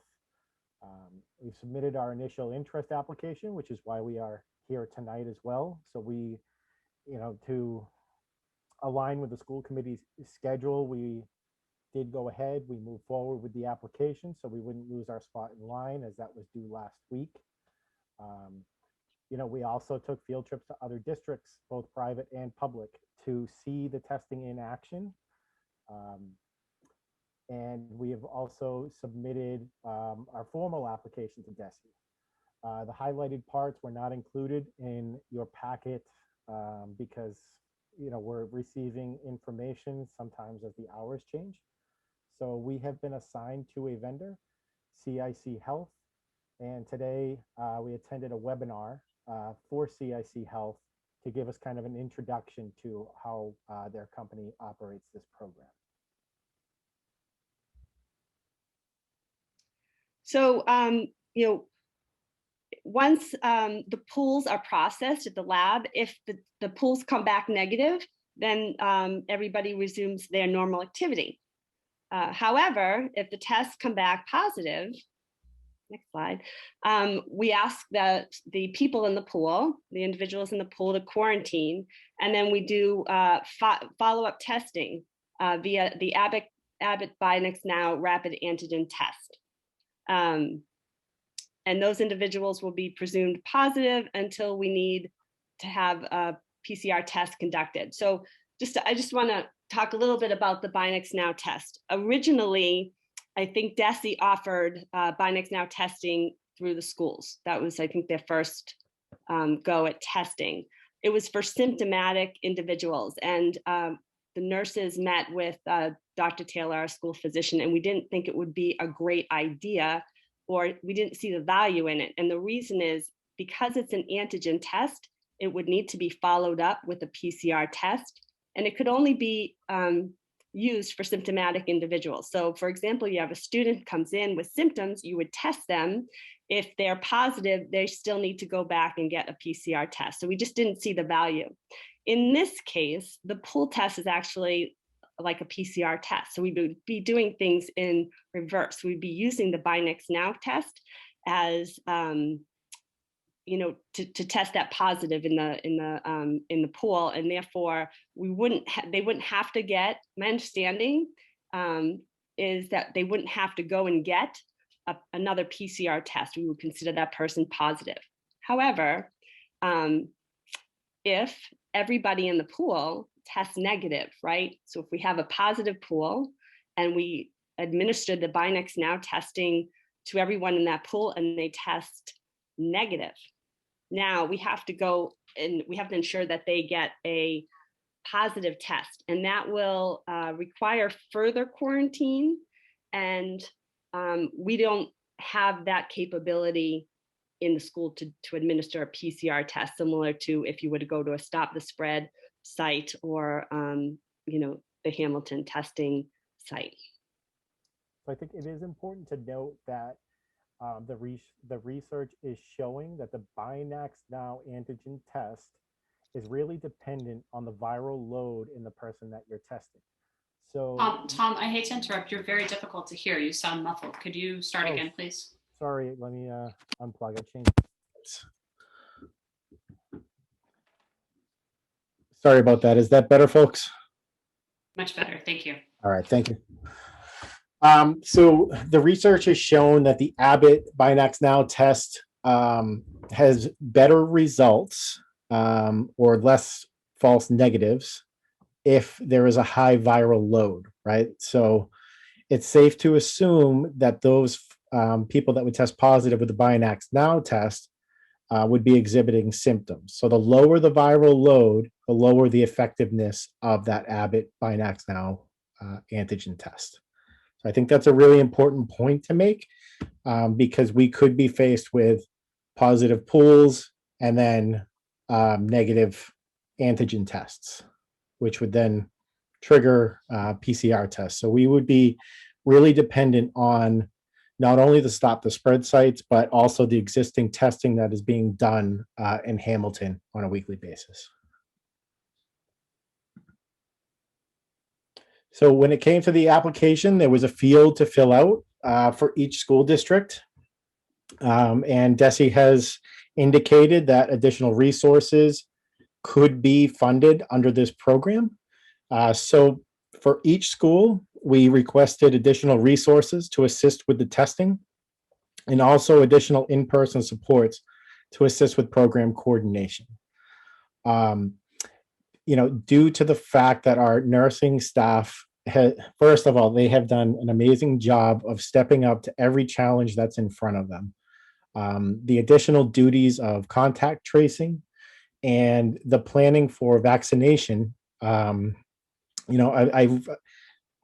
think Leah will be the first to say, like, we'll take on anything you throw at us. I have reservations with the strain on the staff, and I worry that if there were a surge in cases, we would have some problems with executing this plan 100%. And, it's my opinion that if we're going to undertake medical testing of our children and staff members, that we need to make sure that we have the dedicated resources to this program. So we did indicate to DESE that we would, be in need of assistance. So for illustration purposes, I put together a rough schedule of what this may look like. As you can see, it could potentially be a 7-day-a-week effort, right? So we take cohort A and AB. So AB is students that attend Monday, Tuesday, Thursday, Friday, K1, for example. We would pool test them potentially on a Monday, right? So with the 24 to 48 hour turnaround, planning best case scenario, we would be getting those results back on Wednesday. So if there was a positive pool, we would be looking at executing the antigen test, the reflex testing on Thursday. And possibly if that pool turned up all negative with the reflex Binax Now test, we would be looking at taking advantage of the Saturday testing through the town. And as you can see, the various groups are going to be staged on different days. And without actually putting this into practice, this was our best faith effort to illustrate a possible schedule. So parents, staff members, and you committee members can have a good representation of the possible schedule. So benefits and challenges for this program. The benefits is that it would identify asymptomatic cases, institute additional mitigation strategies, give confidence to students and staff and parents to be in school, and then the ability to maximize PCR testing. And then the challenges, it would be a strain on the nursing team. We'd need additional resources to help us with testing and data management. Also, consent to test will need to be collected from all parties. So, one district I spoke with, they just started, they're at 33% of consent. And that's not a lot. Questions regarding absenteeism of students and staff. Also dependency on town PCR testing through dependency on town PCR testing, and then large pools may result in quarantines, resulting in further strain on staffing and student structured. And the pools can take anywhere between 5 and 25, I believe. We're actually, Leah, we're capped at 10. 10? Okay. 10. So the one company was offering up to 25. They were the ones that were doing the testing in-house. The other two, one of them a Beacon Project, and the vendor that we were matched with DESE has a cap of 10. And I think right now, preliminarily, we'd be looking at caps of 8 if everybody entered the program. Okay. Didn't know that, but good. Just found that out today, so apologies, folks. All right. So moving on to the committee, put 2 slides together with requested action. And of course, we're here to answer any questions that we have the answers to. But if the committee wishes to continue with this process and proceed with pool testing, I would just ask that in your motion that you include that we receive the additional supports to fully execute this program. And if we elect not to proceed, I have confirmed with DESE that we would be held harmless from penalty if we were to decide that this isn't a good fit for our district at the current time. So that's what we have prepared for slides, and I can stop sharing my screen if that's the preference, and happy to answer any questions that you may have.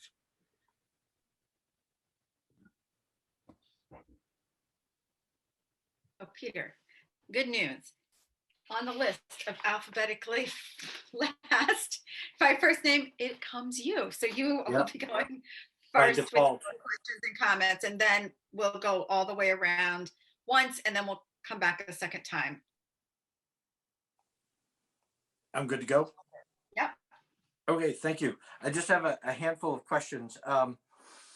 You answered one about the logistics of who gets pulled together. So it sounds like, yeah, you have a plan there to make sure that there's smart pooling done. I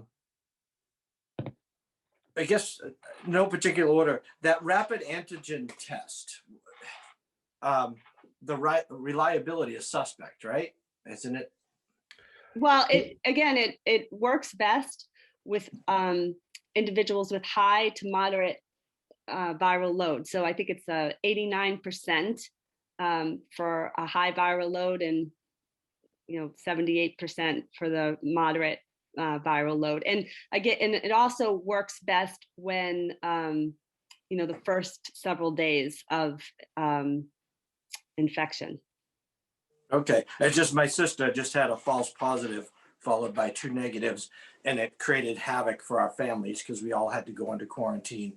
And that was an issue that we discussed at the beginning when they were offering the Binax Now. We've had situations where people have tested positive with a rapid antigen test and then have had a PCR test within 24 hours, and it was negative, and that trumped the positive PCR. So I can understand that must have been concerning for your family.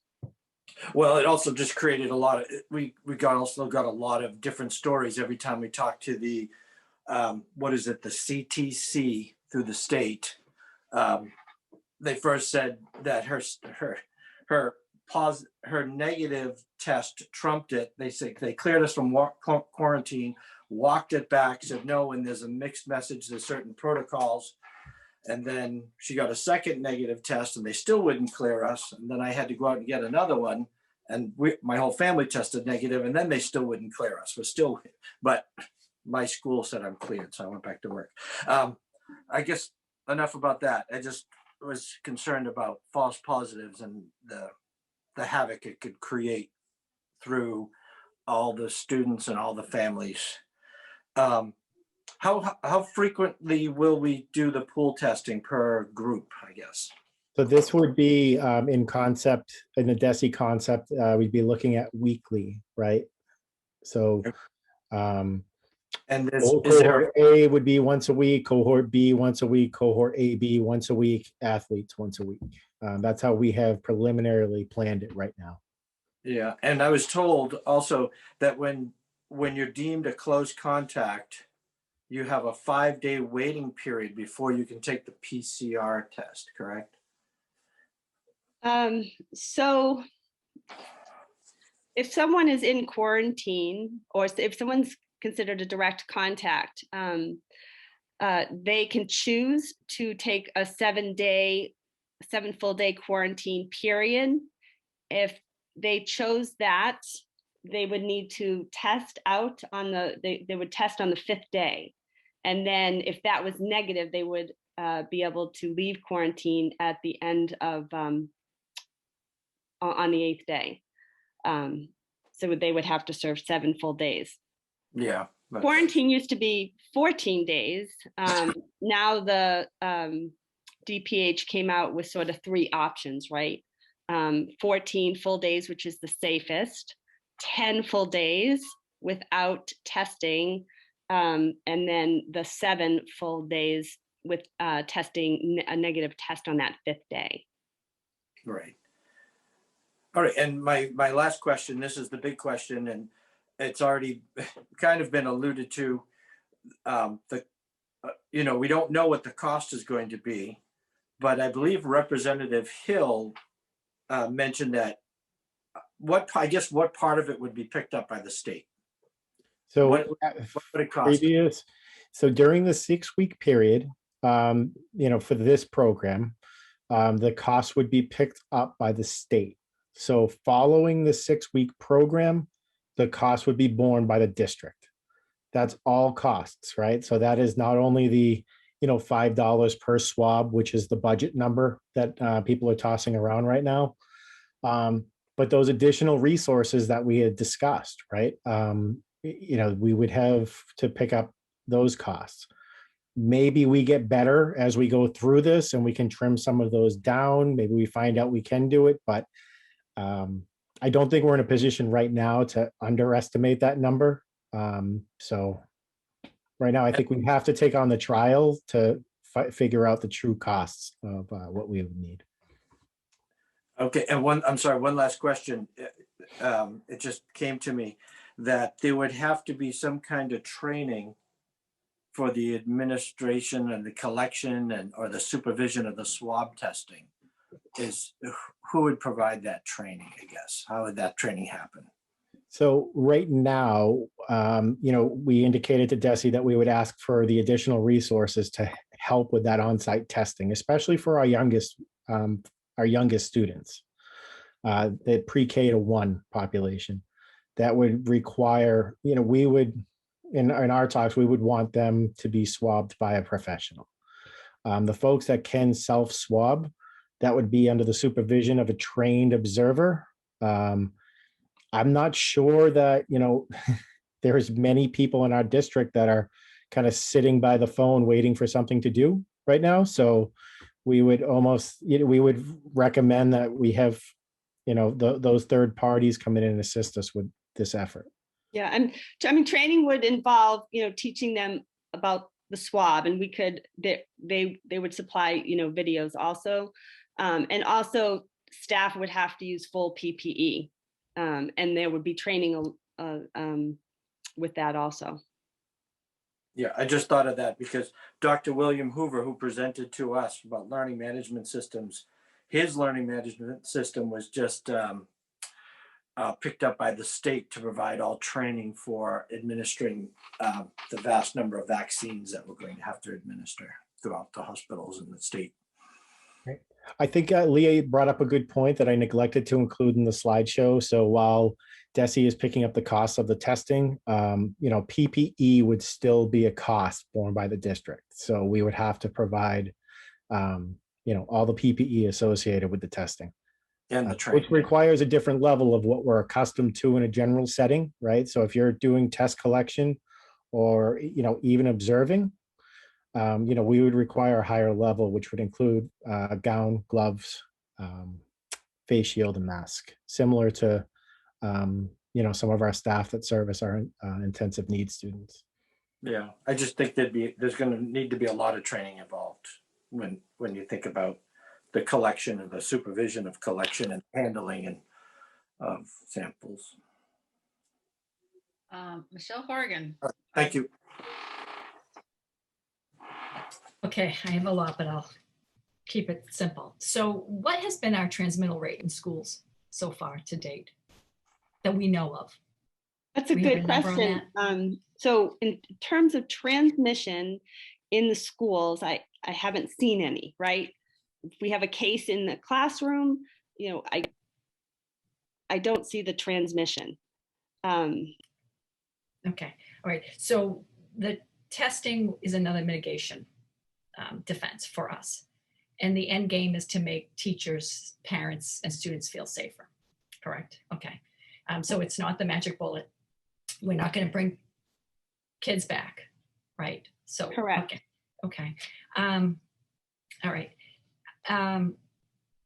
If we go back to a positive pool testing, there'll be 10 kids, teachers, potentially bus driver involved with that pool, maybe, right? So when they're waiting for their rapid test, are they in isolation or quarantine in their home? We would ask them to quarantine.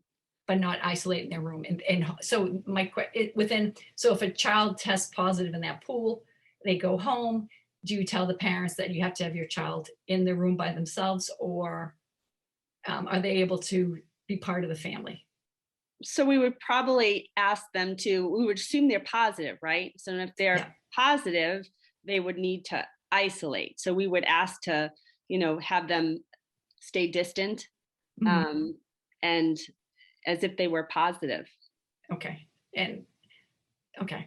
So to answer your question, yes, we would ask them to quarantine until we know, right. Because then that family would potentially be exposed if that person in the positive pool was the positive case, right? So the sooner we can get them out of circulation, the quicker we can move through the process, I guess. Okay. And how you mentioned that a district only had a 33% return rate. of acceptance forms, right? So what does that do to the pool testing if, let's even say we have a 60% return rate on all students? So what does that do to the pool testing? So I could speak to that. So I think for you to get the maximum results on pooled testing, you would want 100% participation. And as you go down, it just becomes that less reliable. That's my personal feeling on it. Some of the private schools have a little more success because they can mandate that, right? Like they can mandate that everybody partakes in pooled testing. You know, we can't mandate that every family commits to this process, right? So I hope that answers the question. I don't have like an exact breakdown of, do we need to be at 60%? What's the sweet spot between, you know, 60% or if it's 40%? But I think the more people that would sign up, the more effective the program would be. Yeah, okay. And last question, and I think I may not have heard correctly or didn't hear. Would we as a district be administering the rapid, the antigen test, or would we go outside for that? I know the PCR is an outside, but would one of our staff members be doing that with the The PPE? nurses. Okay. The nurses could administer the rapid test, and we would need a doctor's order from Dr. Taylor, our school physician. And we would also need to be trained, and there are training programs out there for the rapid now, the Binax Now test. Okay, great. Thank you. So by consent, also it's important to note by consenting to the pooled testing, you're simultaneously consenting to the Abbott Binax Now test as well. So that's part of the same form. Great. Thank you.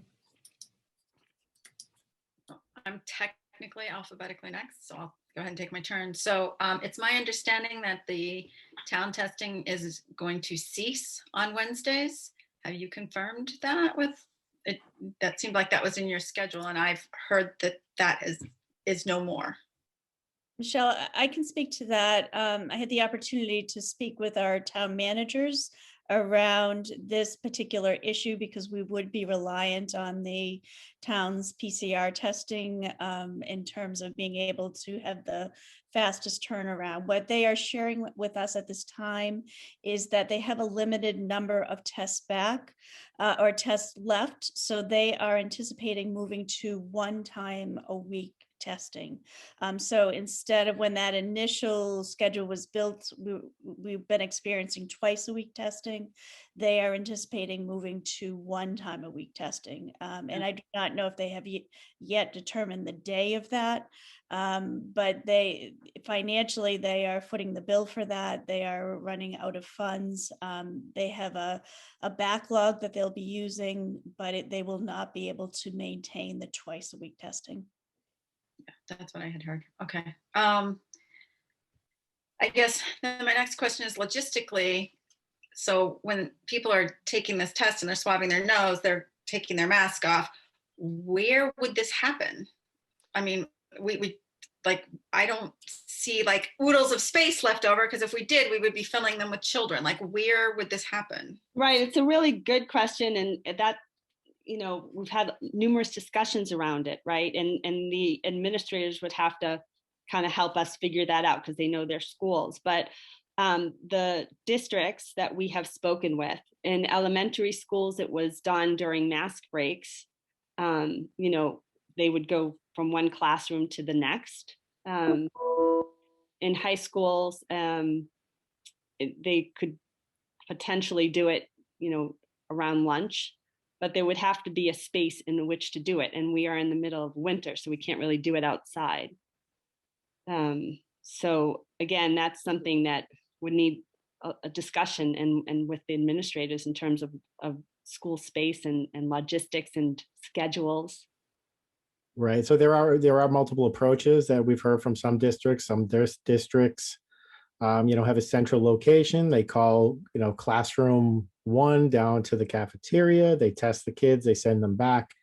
Other schools will set up a cart, go classroom to classroom, have them come out in the hallway. So we would have to work with our partner, CIC Health, and figure out what works. You know, I don't think it's going to be a one-size-fits-all solution for every building. You to do this efficiently, we'll have to look at each building individually. Yeah, so they would take their mask down underneath the nose and they would do the swabs and they would place it in the pool, in the tube. So you're right, they'd be taking their mask halfway off. Next is Julia. Thank you. Thank you so much, Tom and Leah. Just thank you so much for your research and for your due diligence. I've also been just reading a lot and researching a lot about pool testing. I'm a gigantic fan of data and a proponent of testing as many people as possible.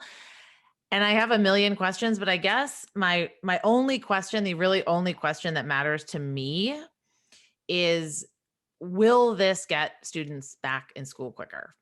And if not, then I don't know. Is it going to divert resources that could be better spent somehow getting kids back in school? That's my only question. Because I know you did say on your slide, the give confidence to parents and students and teachers. I think this is me speaking, and I'm not saying anything against the slide. I think that teachers and administrators and students and parents have the confidence.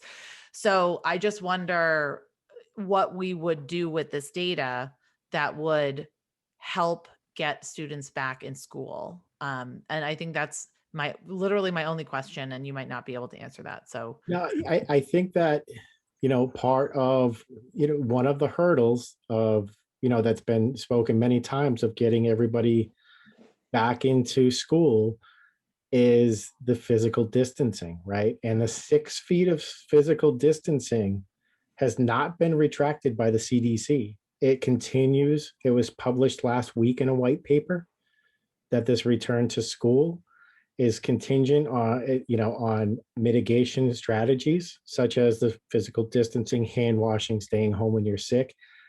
I don't see where the pool testing would be a substitute for that. I really don't. I feel strongly about that. And I really don't think, unless there's contrary information, as of last week, the white paper that was published does recommend, it's in regards to the Wisconsin school, the 6 feet of physical distancing. Yeah. So the 6 feet would need to be that's like a separate discussion we would need to have. This would not contribute in any way to furthering that discussion, as far as we know. Correct. Okay. Thank you.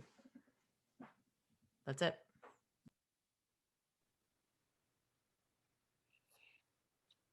Michelle, you're muted. David, you would be alphabetically backwards next because V comes before N between you and Dana. So thank you. Sure. So I think, excuse me, as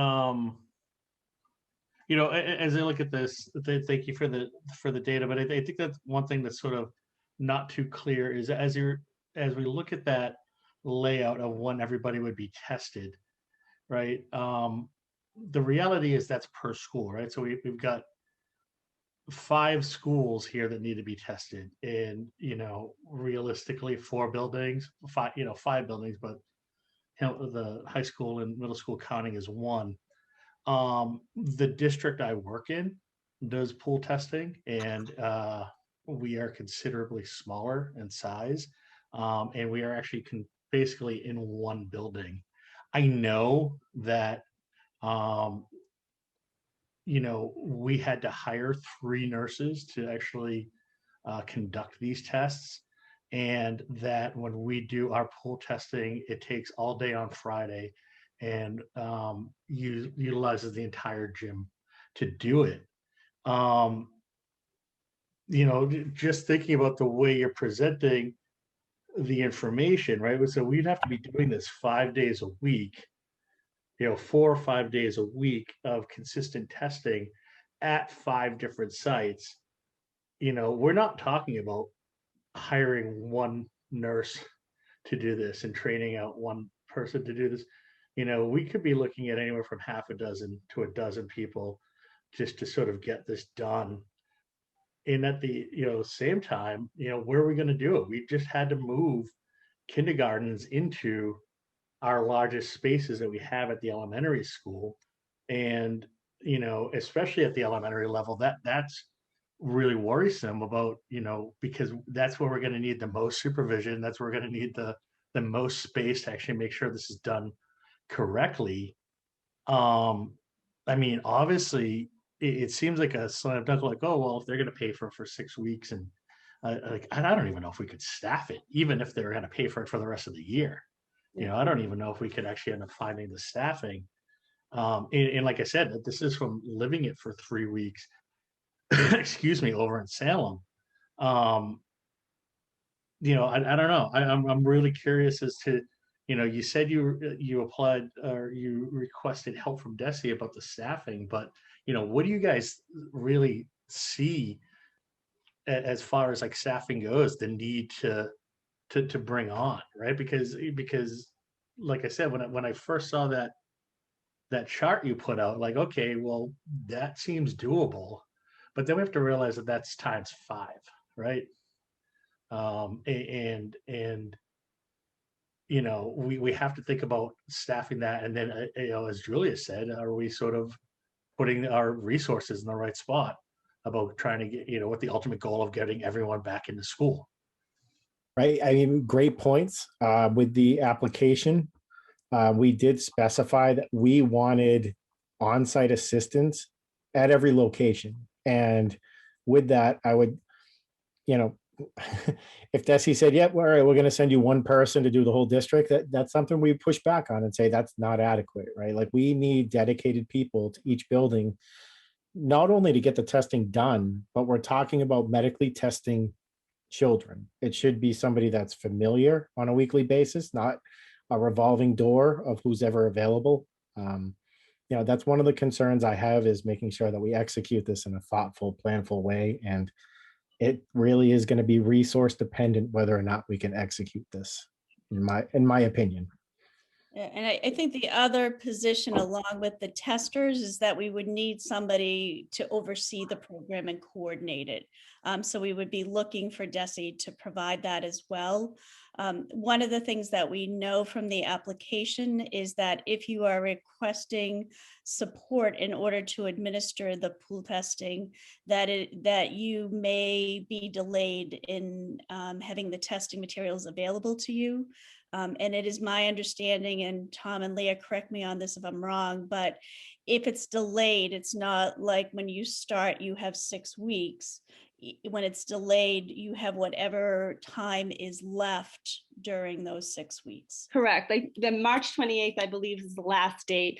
And just to piggyback off what Tom is saying, and to add a personal note, when I think of this program, and again, I think I would want the nurses to be heavily involved. They're the ones that know the students, and we conduct screenings, we conduct other health programs within our schools, right? And we know our students. But with the districts that we have spoken with, I get this, it's a lot of work. It is so much work to an already taxed group, right?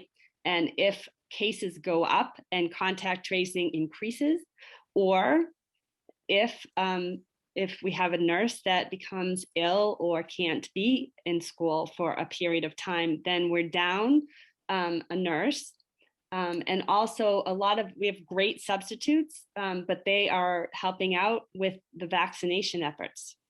And so, in the coming weeks, the towns are going to be vaccinating. I know our nurses are, going to help out with that effort. So there's a lot to think about. Okay, that's Dana. Thank you.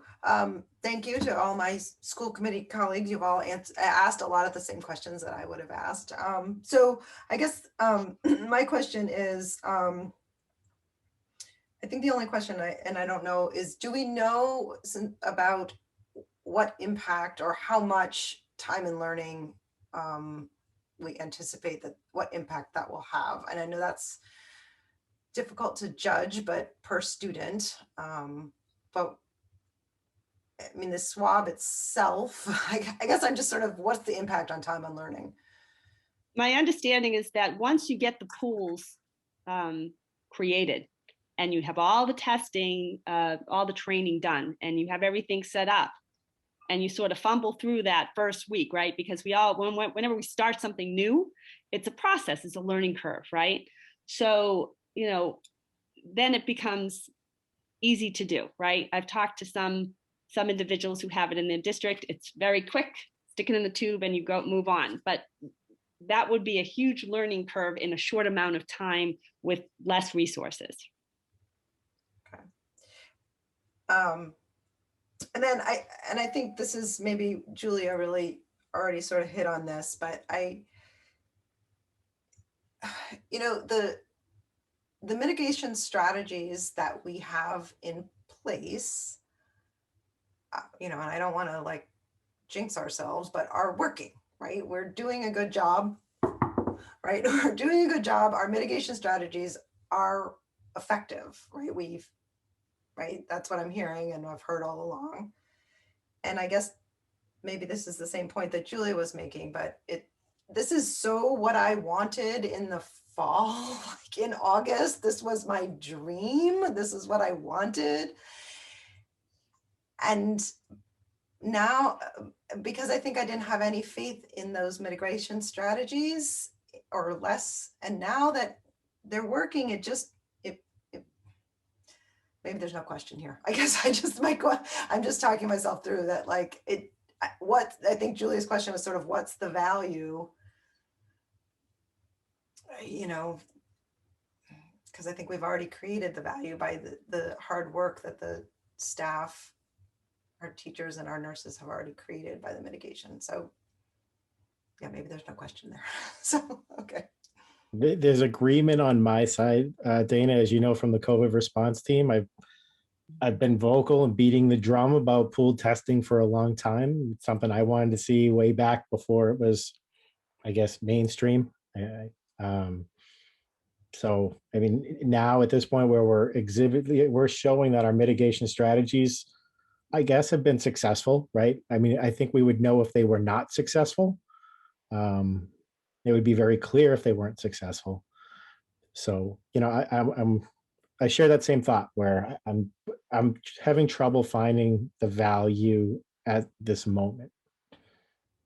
And it's hard. I mean, at least I also being on the COVID response team, it's hard. I mean, right. I mean, I was very vocal about wanting testing, but it just feels okay. Different now. All right. Thank you. And Anna with an A. You prize or a wrap up. Thank you. Was that cleanup hitter? All right, I do have a bunch of questions. The first one is, some of it is sort of procedural and some of it's a little bit more philosophical. So Tom, can you unpack for me why you think we'd be so reliant on the Stop the Spread and town testing sites? Because the FAQ put out by DESE says that any costs of PCR testing afterwards would be covered by the state. And I know that, if you go over to Danvers or you go to one of the CIC health sites themselves, which are in Newton, Cambridge, there's even one in Providence. I mean, you can get a test and pay for it and DESE will cover it. So why is it that you think we'd be so reliant on these other testing sites when the costs are covered by the program? Sure, I wasn't even really discussing costs. I come at it from time out of school, right? So knowing that there's testing within the town, they turn the results around quickly, just like the Stop the Spread. That's where we came up with that initial planning. It wasn't really about the cost per se. It's more, getting kids back, to return back to their normal routine. Well, but theoretically, like the only people who'd be taking a PCR test are those who are already quarantined, so they could go to any number of places. And these days, I mean, I say this from direct experience, the CIC Health platform is amazing. I did a CIC PCR test. I had results in 9 hours, which was amazing. So I sort of question, like, I don't know if that's true because the costs are covered. One other question sort of about the logistics, I'm hearing you talk about the paper form and it needs to be formed. Why couldn't we use our Aspen and our SNAP portal to automate that and get an electronic signature? And if we can't do it with an Aspen, it'd be simple enough to create a Google form once and have an electronic signature. By submission of this form, this constitutes my electronic signature for permission. I'm sort of questioning why we have to go 1997 on the forms and we have a lot of digital technology there. That's a fair assessment. That was my first question of why that wasn't rolled out with the initial consent form that the state put out. SNAP would probably be the most logical to investigate to see what we can do there. Using a Google form, I don't think that's going to work because we have to be HIPAA compliant because it's a medical consent form. Agreed. Yeah. So we would have to at the very least, look at Snap. I think that's one of the only platforms that we have that would be compliant for this. That's not to say that DESE's not working on an electronic form, right? I mean, vendors not. once you do it once, if you do it right, it's pretty easy to integrate. So, to me, that's, as someone who works with databases, I feel like there's got to be a better way to do that.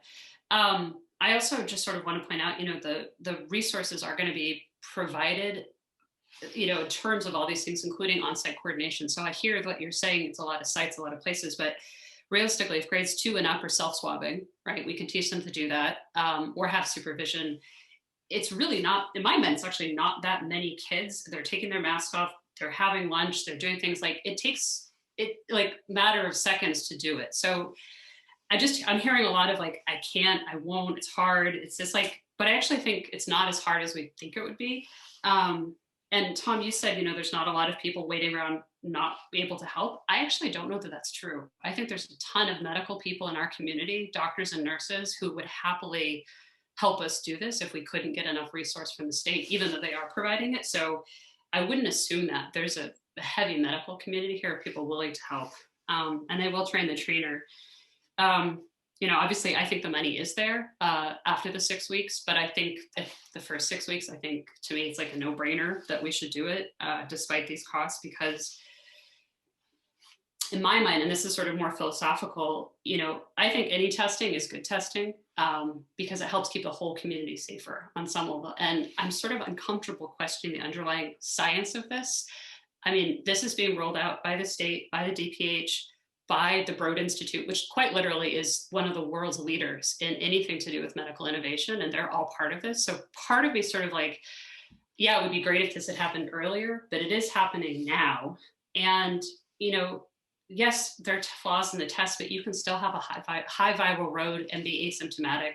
The new variants are coming on. Like, I don't personally kind of feel like we're so close to the finish that we should end. Like, there is still time coming. The vaccines are coming for teachers, and I'm going to talk about that next, but vaccination for kids is still a long ways off, and there are health benefits to testing the kids. They go out to the community and do other things. So I guess I'm protesting. I'm a protesting biased person. I'll just say that. And then the last thing I want to read into the record, and I guess this is more process frustration. A few days ago, I reached out to David Smith, the chair of the Board of Health in Hamilton, to get their take from their perspective. David advised that he had been working on a statement and had a joint meeting, and that he was working on a statement he was going to share with the school committee. It's my understanding he actually emailed this letter to Superintendent Banyos and Michelle Horgan yesterday, but none of you forwarded it to the full committee. So as a process standpoint, I'm sort of frustrated that there's a Board of Health letter that hasn't been shared with us. So I reached out to David, and I just want to, I suppose, read it into the record because I don't think my fellow school committee members have read it. So this is a statement from the Hamilton and Wenham Boards of Health on COVID pooled testing in the Hamilton-Wenham Regional School District. This was dated yesterday. The superintendent of HWRSD has asked the two boards of health for an opinion on the possibility of the schools implementing COVID-19 pooled testing. We understand and appreciate that a decision on whether to implement pool testing in the HWRSD requires weighing a host of complicated and interrelated factors, including logistical, financial, sociological, testing technologies, and student, family, teacher, staffing relationships. Taking into account and integrating all of these elements into the decision is well beyond the scope and expertise of the Hamilton and Wenham Boards of Health. However, the district has expressed concern about the potential impact of choosing to adopt pooled testing on the resources and staffing of the two boards. We are aware of that potential and can respond to it as follows. In the event that HWRSD decides to implement pooled testing in consultation with the school nurses, who would have primary responsibility for running the program, the Hamilton and Wenham Boards of Health and their public health nurses will commit to providing whatever support is needed to make it happen. While we are not comfortable making a specific recommendation, as the boards of health we do, as a matter of principle, support testing as an important means of helping our communities to control the spread of this very contagious virus. In that vein, we do want to ensure that the district considers in its decision 2 key points raised by the CDC and its guidance on pool testing as follows. Pooling should only be used in areas or situations where the number of positive tests is expected to be low, for example, in areas or cohorts with low prevalence of COVID-19 infections. In general, the larger pool of specimens, the higher likelihood of generating false negative results. For more detailed information and guidance on these and related points, please go to the link on the CDC webpage and guidance on pool testing, www blah, blah, blah.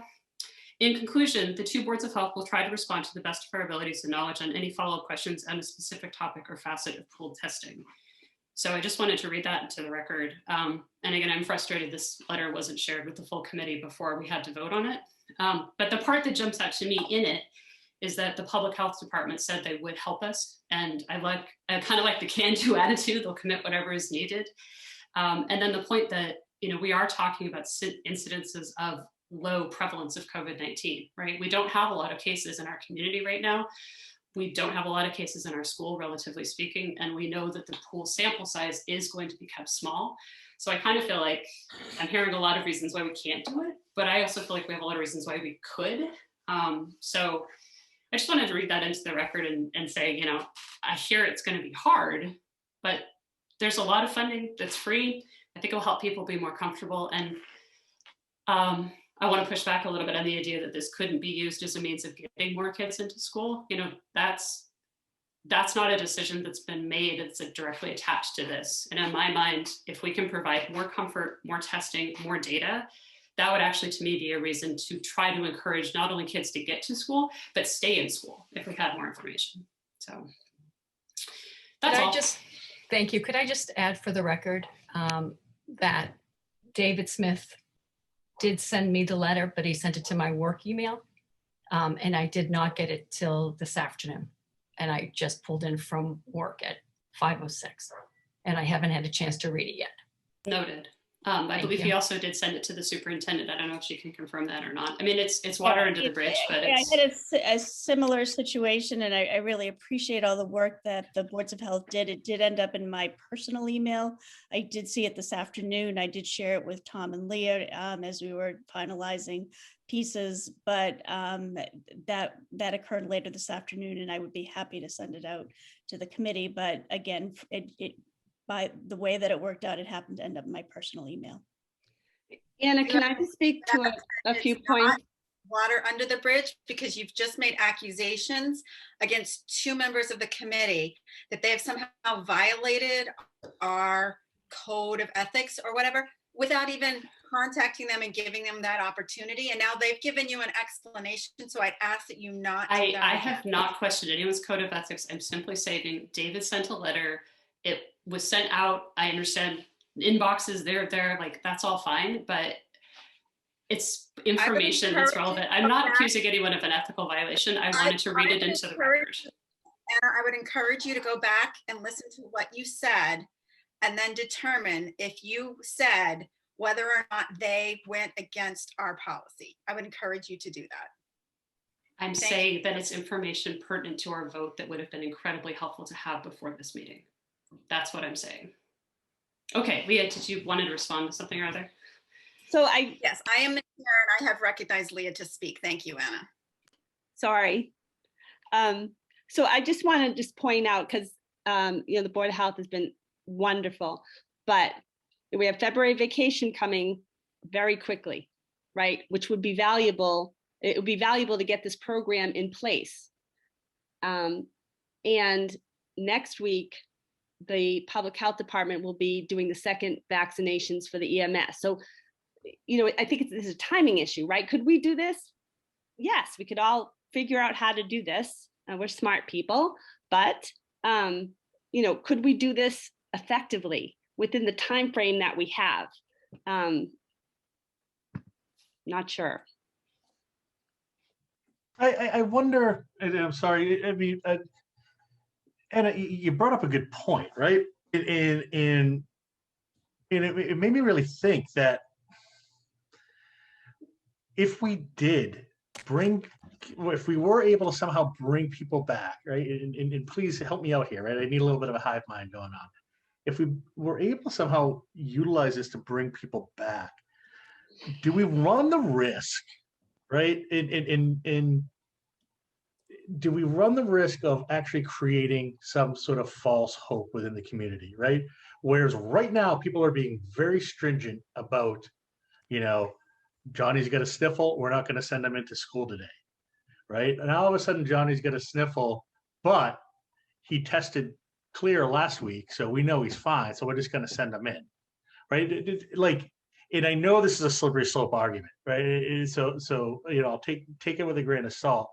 But, I'm really trying to, as I said, I'm going through this testing, right? And I think it's also important to say that, like, I work in middle school and high school, so we all self-test, but it still takes three administrators, right, to do it. So even with self-testing, just the whole check-in process, the handling it in the checkout process, it still takes three. But, I'm really sort of on the fence because, ultimately, yes, we want to get everybody back in school, right? I don't think anyone's denying that. But is this the appropriate vehicle to do so? Is it the appropriate allocation of funds to do so?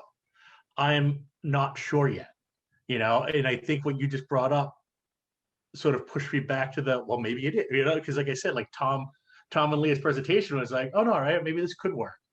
And then I started sort of thinking, like, well, no, maybe it just really won't. And then what you just said sort of just like, well, maybe it will again, but like, I can't, I think it has to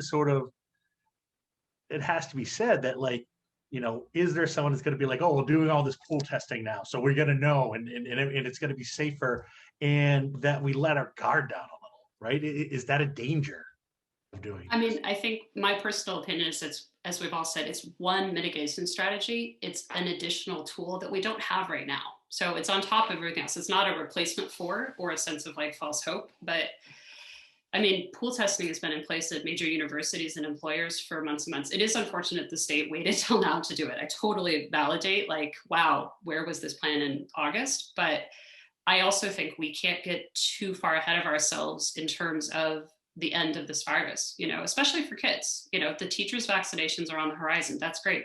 Kids' vaccinations are not. There's still a concern in the community. As Leah said, I was really happy to hear you say it's not about spreading in the schools. It's not spreading in the schools. I think we're pretty confident in saying that, but it is spreading in the community. We are still having, occasional quarantines pop up at youth basketball, at youth, football. There's still the concern that the kids are taking it home to the grandparents or the parents. So I think that I'm happy that I don't think spread is happening in the school, but I don't think that's the only reason to say, well, then we don't need this, because we've all said over and over, the spread is not at school. The spread is in the community. This is testing that would help our community as a whole be safer, and kids are a big part of that. So again, I'm a pro-testing person. I see great value in this, and I sort of, I would like to see us, despite the logistical hurdles, given the resources being provided by the state, and then the resources potentially at our disposal, both ones that we have to pay for, potentially ones that we could get from volunteers. Like, I think we should do everything we can to get as many kids back in school, or stay in school, or keep the community safer as these new variants come over. That's another part of it. We really don't know quite when it's going to be over yet. And to me, this is going to make everyone safer. So. Madam Chair, if I may, I just want to clarify that in no way did I mean to insult the science behind pool testing. I think, I'm in agreement with everybody that the more testing, the better. I really outlined the two options for the school committee to support the administration. Like, it's either you don't feel comfortable that this is a good match for the community, or that, we take this on, but only if we're provided with the resources that we can execute this 100%. There's a lot of things that we do on a daily basis in tasks, not COVID related, in any field, in any job, that you can wing. You can get away with, a mistake here and there, and it's not that noticeable. I'm going to go back to saying that if we're medically testing children first and staff, that I want to be 101% effective in this. I don't think there's room for error. People are going to notice if this is done badly. So I just want to clarify that, if we do want to take this on, we just need the additional resources that we put on our application to DESE in order to be I want to make sure that the program works. So I just wanted to clarify in case there was any misunderstanding. Like, I mean, I've been beating the testing drum since, I don't know, April, May, June. Yeah, and if I can jump in, Tom, I think that this is why this decision is so hard, right? That, there are valuable pieces to testing. And at the same time, there is a lot of complication in actually putting this forth. And one of the challenges is if we don't do it well, is that we can have folks quarantining and missing instruction and that piece as well. And it's a real dilemma, right, in terms of how to move forward. But I would echo Tom's piece and certainly part of your presentation that if the committee chose to go forward, it would be absolutely critical that we have the resources that we need to do it well. Okay, so we'll go around. So people who have spoken once or twice, we're done, but if you still have something you need to add, that would be great. So Peter and Julia just had their hands raised. So go Peter, Julia, and then Dana. I mean, the ask is we need the resources to do this, but we don't know what I guess we don't know what we need though, do we? Do we know exactly? I mean, from David's point about the logistics and the cost impacted me greatly. And Julia's point about, are we diverting resources that could be spent elsewhere? And then the point about, trying to get this program going, getting the proper staff trained, in David's school, they had to hire 3 nurses. We would have to have a coordinator here. We're talking about 6, we only have a 6-week window to implement this effectively. I mean, I understand the benefits of training, but of testing, but it could just blow, if we're not doing it properly, it could just blow everything up with a lot of missed instruction, a lot of quarantining that's not necessary. But I guess the ask is we need the resources to do it correctly, but we don't know what are we just going to throw money at this and hope that it's enough, or hope that it's not enough? I guess I don't know what's being asked when we're asked, we need the resources to do this properly.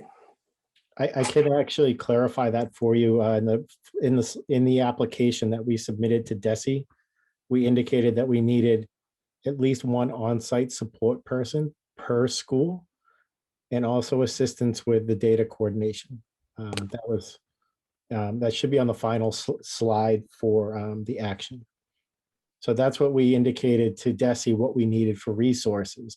That would be funded under this pilot program through DESE. That would be funded by DESE. Going forward, we would have to borne that cost. And I guess my other thank you for that. Sorry. My other big concern is that the training to collect or manage the supervision of the collection of samples, the proper handling of it, how long is that going to take? Again, 6 weeks goes by like that. Nice. Yeah, and I would just, what I would share, and Tom, if you want to jump in here, we are getting information daily from the partner we've been assigned around that kind of detail, and those conversations just started today. Tom, do you want to add anything to that? I apologize, Peter. My bandwidth kind of dropped for a second, so I didn't get the whole question. No, how long would it take to get the folks trained to either collect or supervise the collection of all these samples safely across 5 schools, and I'm assuming including the administration office? Yeah, I don't have that clear answer for you right now. We were just assigned our partner yesterday. Received the initial contact from them today. So I'm guessing I should have some rough idea over the coming days. There's also a few webinars that we have to attend as well. So I'm just nervous. I know part of this cost is being picked up by the state, but it just sounds like we are going to end up diverting a lot of resources and bandwidth to something that we're going to have to start paying for in 6 weeks anyway. Peter, in terms of how long it would take, the several schools that we spoke to, it sounds like it's about 4 good hours to do a cohort of around 200 people. And that's, it's pretty much, I think, the size of some of our schools. And the elementaries would be smaller. No, I get, no, not that, I'm sorry, not that time. Well, that time was, knowing that time is helpful as well, but I'm talking about getting the folks trained to be able to do the collection or the supervision of the collection. Training would not be like days on end. I believe it would be like a training webinar. I see. Thank you. Thank you. I'll stop monopolizing the meeting here. Julia? So, I mean, I have one point and then a question. One point is if this happens, we have to encourage the entire community to participate, because I'm worried that what I've heard in other districts, like literally from calling them and talking to them, is that there was enthusiasm at the beginning and now there's not enthusiasm, and also someone had a quarantine and I don't know what happened.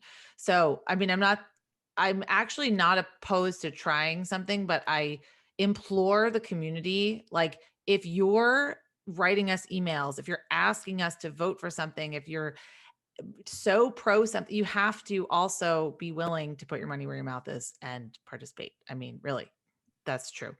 The question that I have is, can we do just 6 weeks? Would that be worth anything? Or is it not worth it to just do the 6 weeks and then see how it goes?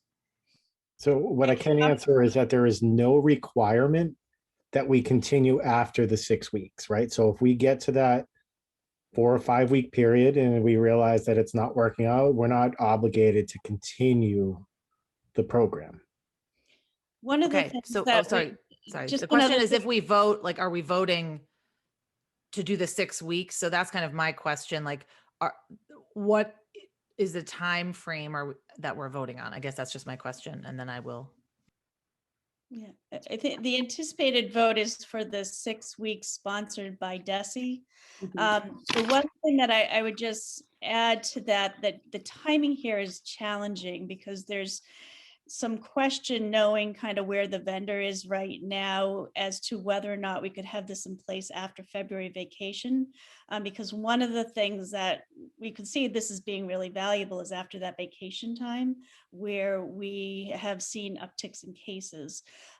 It seems like it's a pretty big stretch at this point that we would be ready to do this by next week and therefore be able to do it after February vacation. And then when April vacation occurs, the 6 week period is over.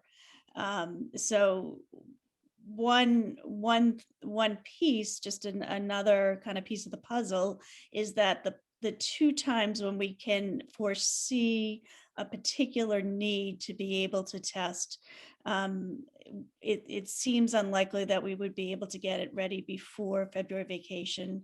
And we would have to, now we could test after April vacation, but that would mean having the district pick up the cost of it. And Dana was next.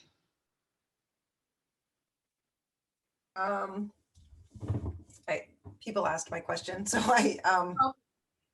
yeah, I'm really torn, but yeah. Michelle? Can we move to vote?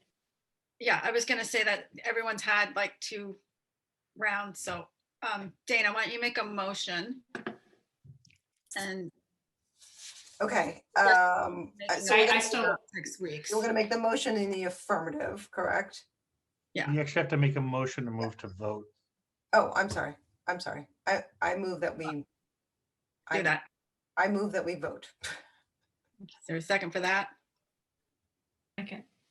Second by Michelle Horrigan. David? Yes. Peter? Will we have more time to discuss? Well, no, Because I think Anna still had a question. right? All right, Peter. Thank you, though. Can we make a motion to give more time for discussion? No, it's okay. It's fine. Just vote no. then. You just vote no. Peter, No. Mr. Horgan, Yes. Anna, Yes. Julia, Yes. Dana. Yes. Great. So now make a motion So to, I'm gonna make a motion in the affirmative and, okay. Excuse me, Michelle, do you have to vote? Oh, I'm sorry. yes, I vote yes. Sorry. My apologies. Okay, so I move that the Hamilton Wenham Regional School Committee accepts or proceeds with the state's offer of pool testing with the caveat that we receive from the state the assistance that has been requested on our application. Second. And I think we want to do just the 6 weeks. I guess, Correct, that correct, but I goes think to the state's part. offer is only 6 weeks anyway, so. Yeah, that falls to the state part. Okay, seconded by Anna.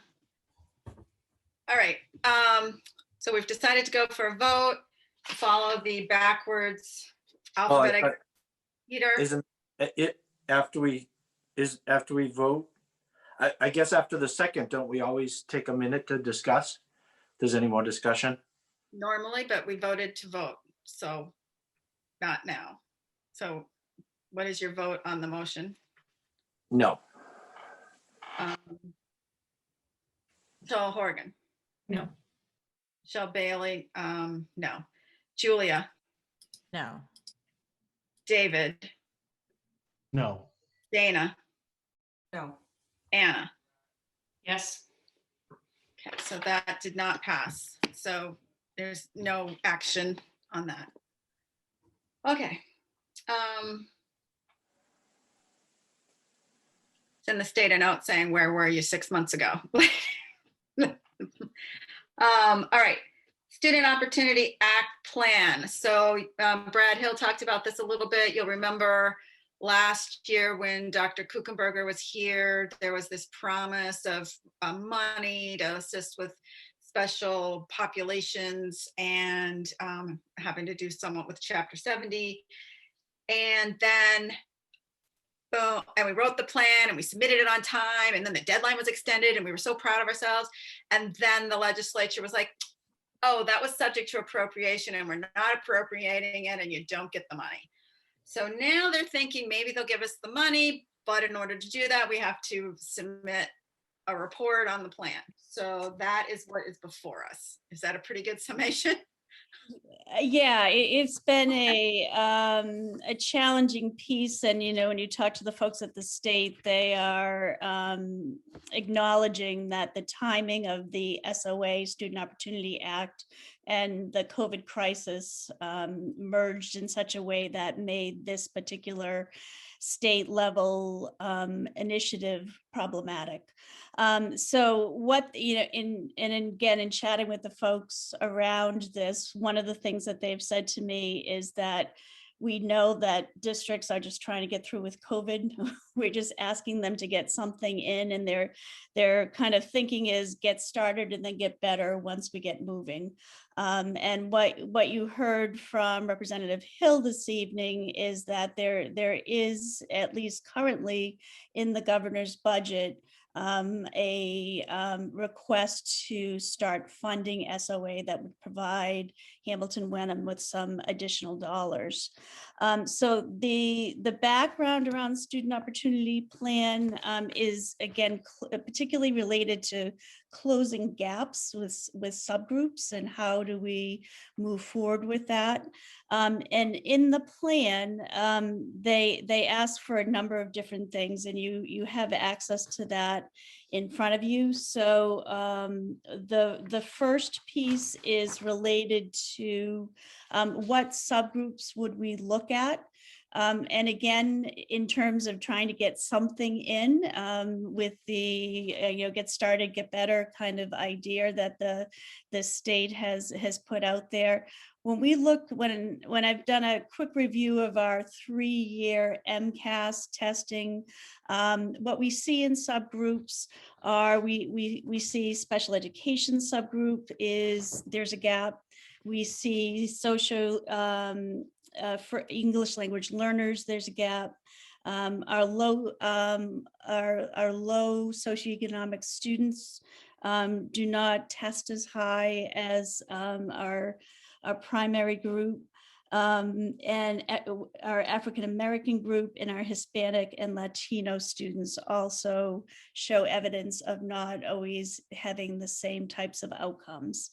So they asked us to identify the student subgroups.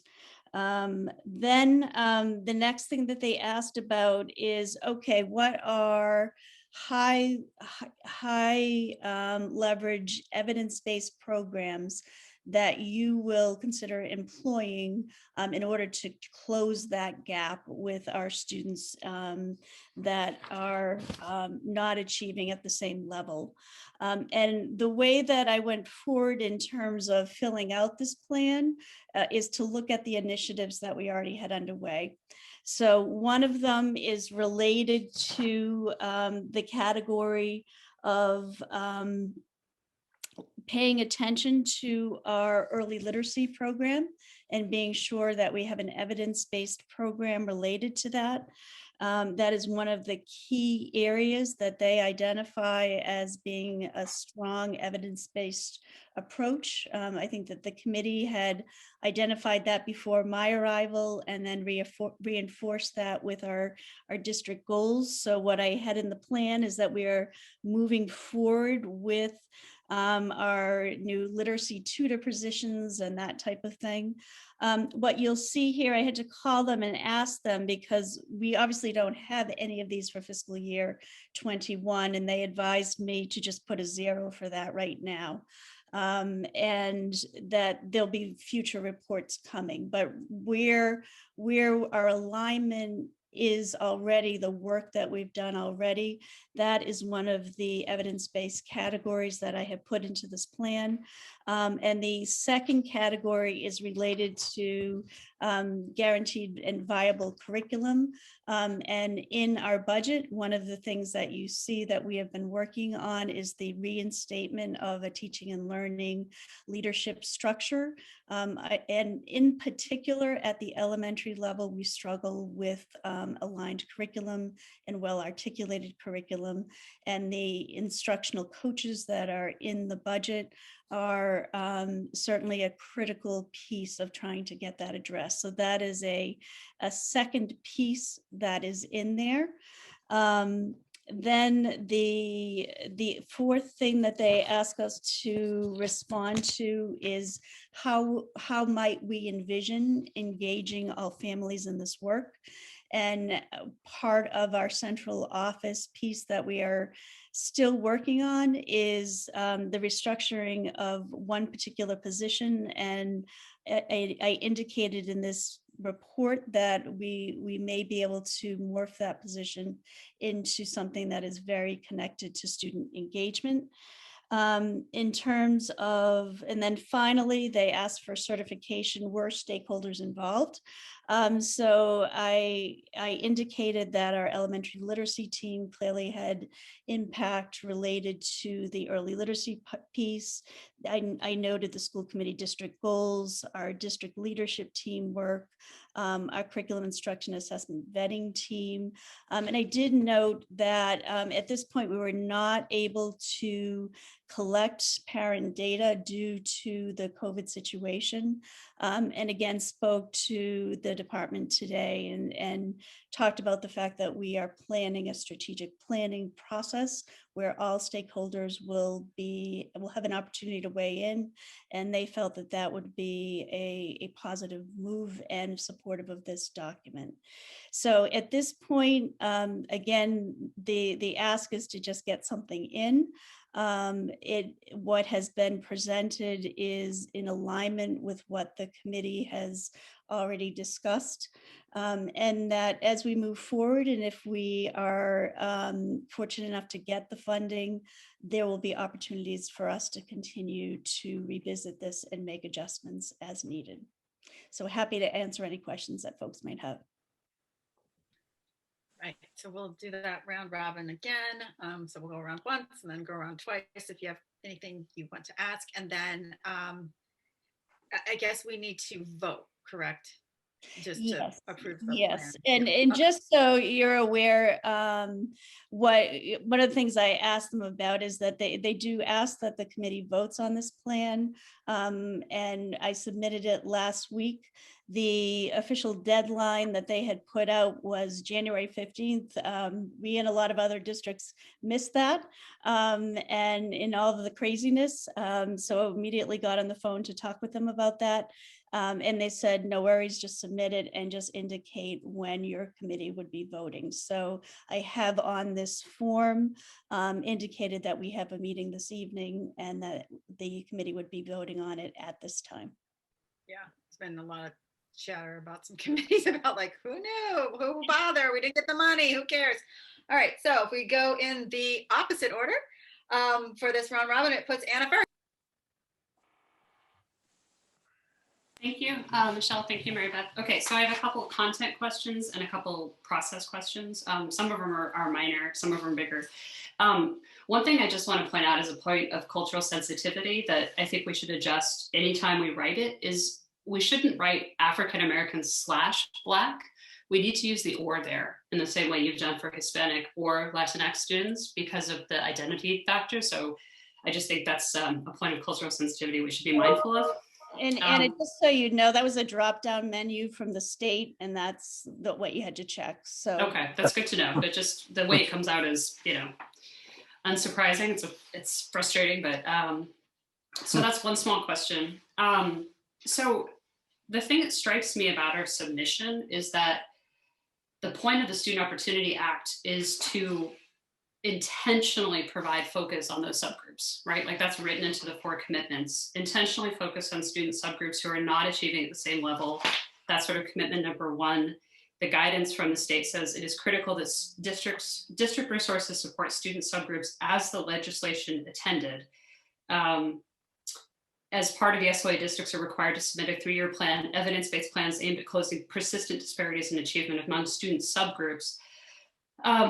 It says, the Department of Elementary and Special Education will focus primarily on the extent to which districts are implementing evidence programs that will close the gaps in these communities. So I think the thing that I guess I'd like you to speak on a little bit, it seems like what we're doing is actually just taking our overall literacy plan, which is part of our generalized budget, and calling that good enough. But the point of the act is to really focus on the subgroups. And I don't see anything in our plan that talks specifically about how students of color, English language learners, students with disabilities, or low-income students are going to be helped in addition to anything that's happening in the sort of gen ed population. Could you address that? It feels like we're repackaging a tier 1, tier 2 generic plan in a way that doesn't conform with what the statute intends.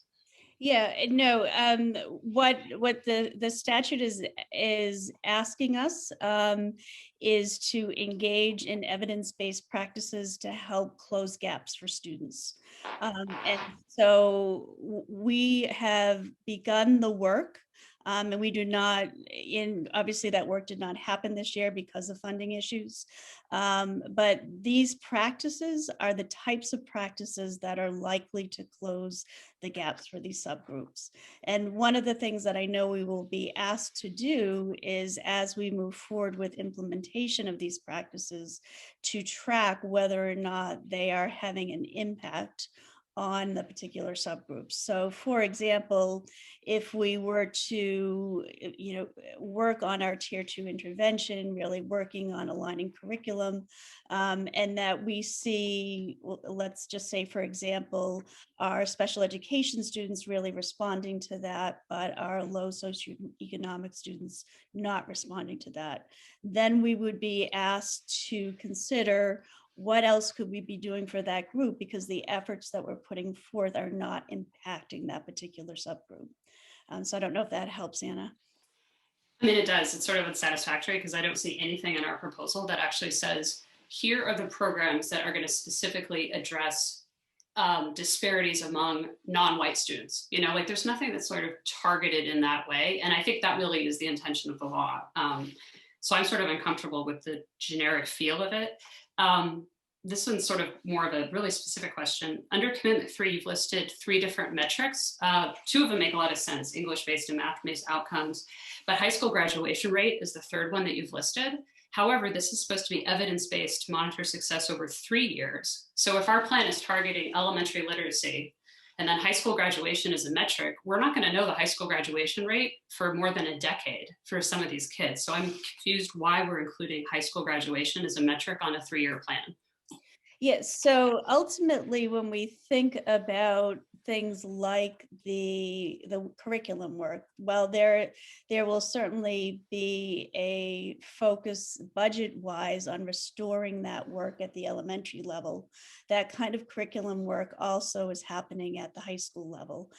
In fact, we have NEAS coming up that will be looking at our curriculum documents and can impact students that are in the subgroups. So that is a piece that we have in there now. And whether or not that continues to be a good measure remains to be seen. Again, in the attempt to kind of use what options they laid out, that seemed like a reasonable one to put forth, certainly could be adjusted in the future. Okay, again, I don't quite understand that because the entire body of the plan is about our elementary literacy restructuring, not about our high school accreditation, so it doesn't totally track. The parts that really actually are more worrisome to me is the bit about legal certification around community engagement. And so that's a strong part of the law. It says, certify that you've engaged stakeholders as specified by the law. Each plan must be developed by the superintendent in consultation with the school committee. I don't know that that's really happened, and shall consider input and recommendations from parents and guardians and other relevant community stakeholders, including special education and English learner parent advisory councils, school improvement councils, and educators in the district. We will look for districts to confirm they engage groups as outlined in the statute alongside other local community groups so that plans reflect student needs as identified by the community. And this is a legal certification that I understand there's pressure to get this in because we've in fact missed the deadline, but I, as a committee member, am really uncomfortable certifying that we've done anything like that when we've in fact done none of that at all. Just as a point of order, there's a somewhat meaningful typo in the community engagement part where you talk about the pandemic starting in March 2019 and it's March 2020. And Anna, just so you know, I did catch that typo and corrected it today, and if you go online, you'll find that corrected. Good. So I guess I'm really uncomfortable certifying that or using the mulligan of it's a pandemic, it's been hard. I think that all of that just feels like sort of a big excuse to have not done what we're supposed to do. I'm also just sort of frustrated that, you're coming to us for not only sort of a rubber stamp, but a retroactive rubber stamp. It's not something we've talked about. It's not something we've engaged. You mentioned the district goals and the development of the literacy program, but there was no mention whatsoever of the Student Opportunity Act as part of those goals. Like, I feel like we're trying to kind of put a square peg in a round hole on that. And then the last part that makes me a little uneasy is there's parts of this that are speculative. So the entire funding strategy is predicated on passing the budget, which that's TBD. Obviously, the other thing is you talk a lot about this community engagement position as sort of a way to get at engagement. And again, that's a position that the committee has never talked about at all. You sent an email with a job description, but I'm a little uncomfortable that we're positioning it to the state as if this is something we're definitely thinking about and doing it. It's like not even something we talked about. So I understand that you're under pressure to submit something, but I feel like it's, I'm not inclined to approve it for those reasons because I just feel like the purpose of the law was to really help at-risk populations. And this doesn't feel like a plan that's actually meaningfully trying to target students of color, English language learners, low-income students. Like, I don't see how it actually helps them specifically. I feel like it's just going to be sort of generic help to our predominantly white, predominantly affluent population, because it's part of our sort of overall gen ed population. So, and as you know, I'm a stickler. I don't like submitting things late, even if it's busy, it's hard. Like, I don't like the fact that we've missed the deadline, and from a general compliance standpoint, like that's frustrating to me, even though I know it's been a difficult year. I would have liked to have had us turning it on time, and I would have liked to have more of a true partnership in the development of it. And I don't feel like we had that. And now you're asking for our blessing on something that we really had no development in. So.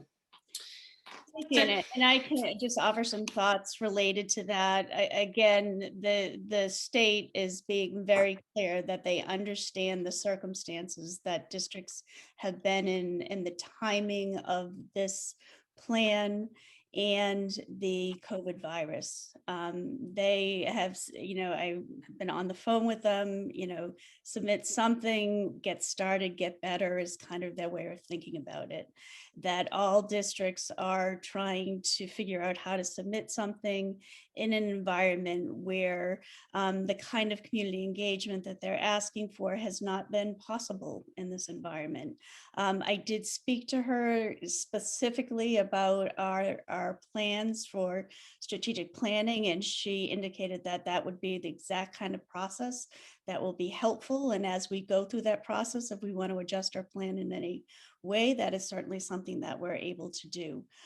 So that this is a reality of, and just another piece of the pandemic that created challenges within districts. DESE is very flexible around this. They understand the reality that districts are dealing with, and they do not anticipate having any problems with this plan. As it stands, knowing that updates will be coming, adjustments can be made. And again, the direct quote is get started and then we'll get better as we keep working with it. Dana, did you want to ask anything? No, not at this time. Great. David, did you have anything you wanted to ask? Yeah, sorry. I just sort of, to back up what Anna said a little bit, I think about when I did my, SCI course, and they teach you that, like, things you're teaching for secondary learners about best practices are actually best practices for, all classroom types, and it's going to help everybody. So I could see why that, that call to tier 1 and tier 2 support, is the same plan. But I think to sort of back up what Anna's saying as well is that, marginalized communities within our community are, extremely marginalized, right? And we need to be very clear and very cautious. I mean, it goes to speak to, and I can't think of her name, but the young lady that spoke in our comment section earlier about, we do, I think, as a district, need to look at how we treat those communities and how I have no idea why I'm blinking like that. Sorry. There's like nothing blinking at my house. I know your red sweater is. There's nothing blinking. I do not know where that's coming from. So I'm sorry, but I mean, it's no laughing matter either. It's a bad time to laugh. But I could definitely back up Anna and what she's saying, and that's something that we do need to work on as a board, as a district, and as a community. And I do want to see that going there. Excuse me. And I do think that we should, be careful about, like I said, it's best practice. So it works both ways, but let's make sure we're looking at it from the right direction, right? In that the Student Opportunity Act is to try and make sure that we're helping these marginalized communities in within our district, and to make sure that that is the process we're looking at it from, not that and not top down, right? So like bottom up, and bottom is probably a bad term to use, but and so that's just really what I wanted to say, is just sort of back that up and on both ends, right? So I'm really like just sitting on the fence all day today. Julia, did you have anything you wanted to ask? So to clarify, this is a report for funding that we didn't get, but is it sort of a forward proposal for funding that we hope to get? Is it both things? But it's a start, right? So right now we don't know for sure if we're going to get funding next year. If we do, then that funding could be used for the proposals that are in the budget, right? That would help with the budget offset. What we will be held accountable for moving forward is to look at whether or not the strategies that are outlined here actually have an impact on the subgroups that we've identified. So if we move forward with these and we don't see, all right, we're really focused on a robust intervention program, and the students that we have identified in these subgroups are still not moving, then we need to ask ourselves, okay, that's not enough, right? The other piece that I would connect up around this is the strategic plan, right? Part of what we've been talking about collectively is the importance of a vision and goals that the whole community has had a chance to vet. And we're just not there yet, but the intent is to get that done hopefully next fall. And as part of that, that conversation about, how do we help all students? There has certainly been conversations and important ones around questions of equity. Are we paying attention to ensuring that all students have equal opportunity to learn? Are we paying attention to those students that may have more struggles than others? And what are we doing to ensure that they too can be successful? That's all part of that strategic planning that's coming up. And so what this is a first plan that says we already know that we are doing things that research would tell us will benefit our students in these subgroups. But there is an opportunity to continue to refine this. There is a responsibility to check and see that if in fact these strategies are benefiting those groups of students. So this is a first start, right? This isn't something that is cast in stone, that can't be changed. And once we have that ability to go through that strategic planning, we may decide to add additional pieces to this. But this is where we are at this moment. Okay. Yes, I definitely think that the committee as a whole needs to have more discussion on this and more input and weigh in before the next proposal or whatever iteration is written. Right. And one of the things that we're hoping is that not only with the plan, but they would actually be funding associated in terms of how you might use that funding. So yes, I completely agree with that, Julia, and I'll be sure that that happens. Okay, I don't have any more questions. So that makes me next on the alphabet. So Julia, you encapsulated the situation perfectly. This is a report that we submitted last year to address literacy and some behavioral whatever programs. And then they never gave us the money. And so now we have to submit again to decide, how would we use the money if we get it this time? And so, but the expectation has been that this money wouldn't come. And so it's kind of a surprise. All of a sudden, the governor put it in his budget and everybody's super excited that it might happen. So that's you, but you explained that perfectly. My only thing is I would just push back at the lateness of this report or whatever is not unusual. Many districts have been talking about this and nobody really thought a report was going to be due, since why would you send in a report to say what you did with the money that you didn't get? So it's been a little weird in that way. And I do support the idea of the community sort of support person. And, you know, I liked the idea when we discussed it in executive session, I think way back in maybe even December. So I think that that is something that's sorely lacking. When my kids were in elementary school, there was like an after-school program run by parents, and it was always discussed like it would be so much better.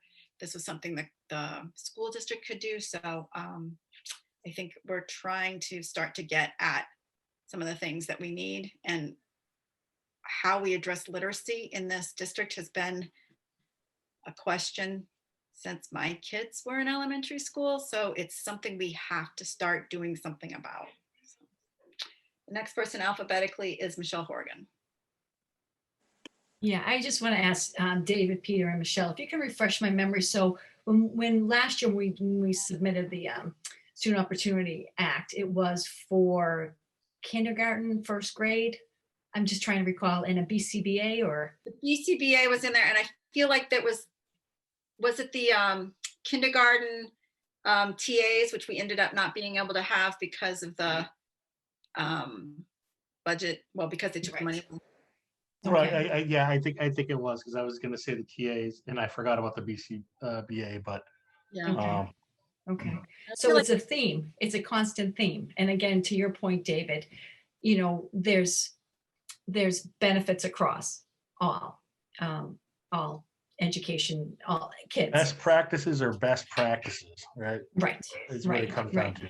So I just think what's important is that we had this was in our plan last year, and a version of it is in this plan this year. So I think that's the most important thing to take away, is that we're working towards improving our best practices or finding our best practices, right? So, okay, thank you. Michelle, you're muted. That leaves you, Peter, as the cleanup hitter. Can I yield some of my time to Anna? I think she had something to say. We can go for a second round. You don't have to speak if you don't want to. I just want to be sure that everybody gets a chance to speak. Yeah, no, I think everything that has been said was what I was going to say. Now we go around another time. Anna? I mean, this is all helpful context, especially because I wasn't part of the last round of the SOA application, obviously with Dr. Kuchenberger and whatnot.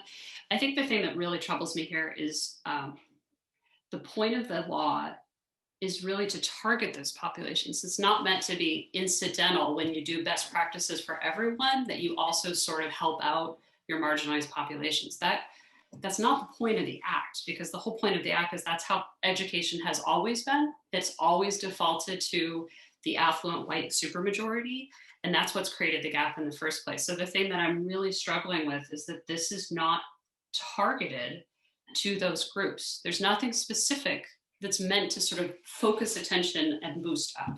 It's our general ed plan. It's part of our budget. The way that it was framed to our budget was that it would be to help keep out of district placements, which I do think could help with the special ed subgroup population. But we're going to do this, you know, Mary Beth, you want to do this no matter what, independent of the SOA. I feel like I really just feel like we've put something in a box for sake of wrapping something, and we've omitted the important part, which is when you're talking about eliminating educational disparities, those words matter. You know, it's all about focusing on the subgroups as the legislation intended. It doesn't say, hey, districts, if you want to provide generalized support to everyone, and as a beneficial effect, your subgroups win, well, that's great. That is explicitly not what this law says. So I really feel like we're missing the sort of high level point. And then I do just want to sort of, I don't see anything in this legal certification that gives us, and Mary Beth, I understand that you talked to DESE and that they said, like, on a really strict legal sense, I'm really uncomfortable certifying that we've done community engagement that we haven't done. And I kind of take issue that the fact that we couldn't. In the Zoom world, there are all kinds of community groups meeting, new connections being formed, especially for different populations that have a hard time getting together. Like, the Zoom era has actually been meeting mayhem. I have more community engagement now with the various volunteer boards that I work on than I've ever had before. So I'm going to push back a little bit on that. Like, I think we can do better. than this. And I think that in our haste to submit something, what we've submitted is actually sort of not in keeping with the purpose of the law is. And frankly, there are a lot of things that our particular district could have done if you're looking at those 17 categories, talking about cultural competency and professional development for teachers, talking about retention of teachers in a diverse workforce. Like, there are parts of this that actually really feel much more targeted to the spirit of the law than what we've done. So,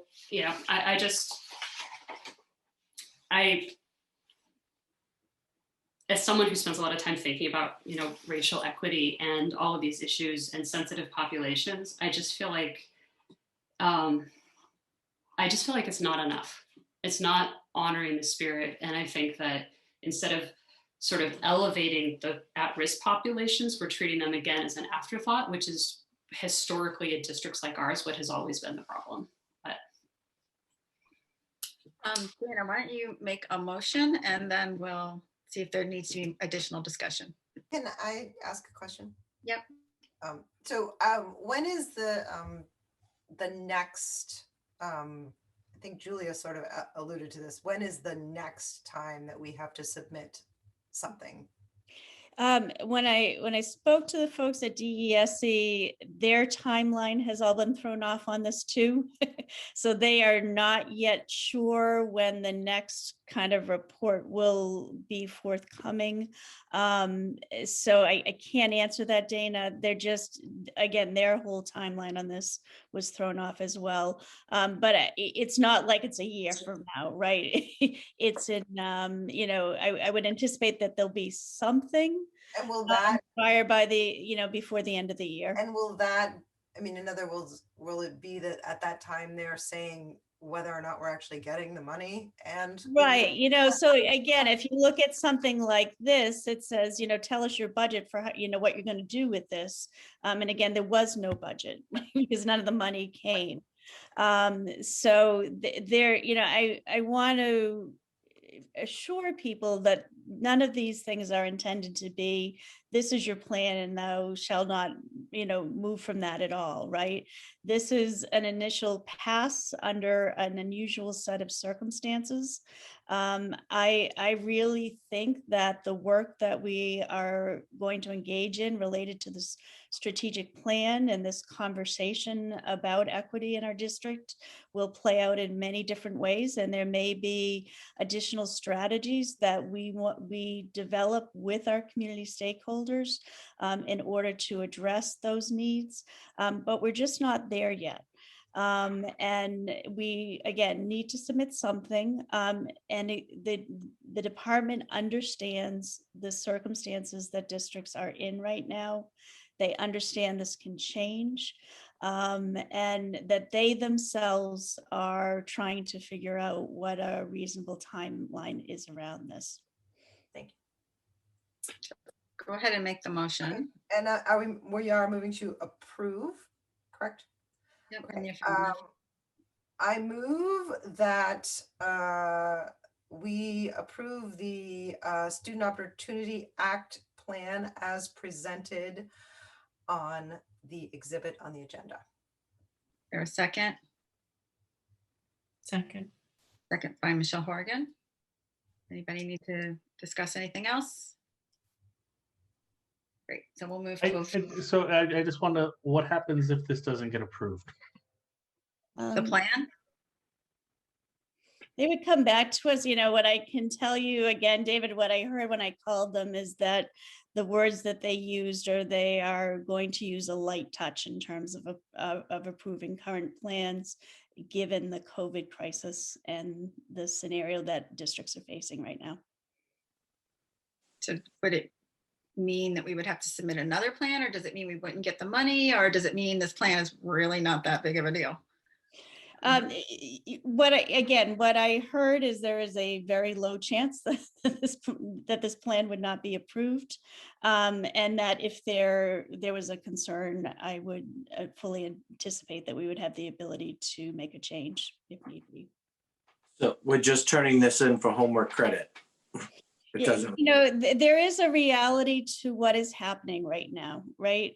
and not that turning it in for homework credit, but it is a initial draft, right? That I am sure over time is going to get tweaked and get better. And again, we will have a responsibility to look at whether or not the actions that we are taking are actually impacting the students, to your point, Anna, that this is targeted towards.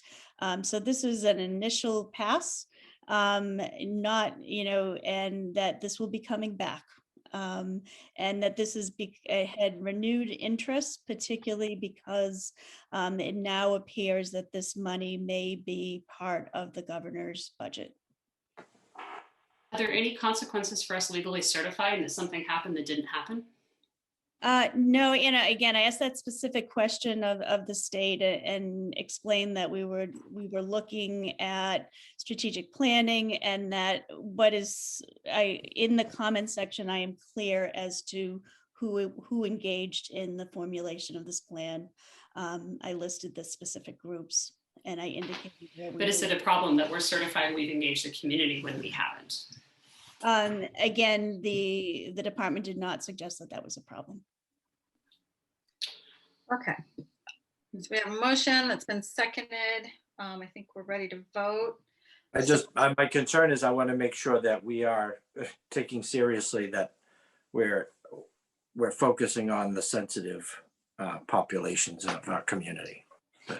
Yeah, and Peter, just to keep going back, that is an important theme, and an important issue that I hear coming up in lots of places from this committee, from our community, from our teachers, from our leadership team. And it is going to require, if we're really going to make meaningful change in that area, a really thoughtful approach, right, on a lot of different levels. And I think that the strategic planning process in conjunction with all of our stakeholders can get us to a place where we can formulate a plan that is not just something that is being handed in, right, but is a true, clear commitment to making a difference for our more vulnerable learners that can struggle with having equitable access to the type of learning they deserve. So that is an important value, and requires, I think, and deserves a thoughtful response and plan, so that we can actually see change. So why don't we pull this back and actually do that? I mean, if we're talking about putting our values into words, nothing in this plan shows that we actually are valuing that specifically. I feel like, to me, you've said, like, you're turning it in to get started as something to do. Like, to me, this feels like a completely lip service box check. Why don't we go back and say, you know what, instead of turning in something that's basically repurposing our gen ed literacy plan, why don't we pull it back and actually do some community engagement? Why don't we engage those minority stakeholders? Why don't we actually have the community meetings we're supposed to be having to put the time in? Like, that's the point of the law. And I just want to caution, like, on page 1 of the guidance, it says fundamentally each district's plan should be a commitment to do a few things well. It should not is in bold and underlined, be a comprehensive strategic plan. So I think actually we're missing the point there. Like, the strategic planning process, excuse me, this is Mary Beth. We're still, I know we're going to do it, but again, the strategic plan is a high level district plan. And that's very important. And I'm not saying we shouldn't do it. The law is meant to be a targeted subset of that. I don't see how we're compliant. I just don't think we're compliance. And it feels wrong to be doing this in such a superficial way when we could actually vote no.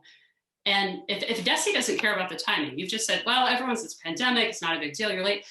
Why submit something that's not really a reflection of our values if we're actually committed to doing it? Why don't we pull it back and spend a little more time on it? Because we do need to have a plan submitted. And to your point, that the deadline has passed and we need to have something in. What the the guidance says is that this plan is not meant to be a robust strategic plan. You should focus on a couple of things, which is why we have very targeted things focused here, that the department itself in its guidance says these are examples of targeted approaches that fit with these guidelines. They list these 17 things. These two things come out of those 17 things that they say are evidence-based that can impact students' ability to learn and address.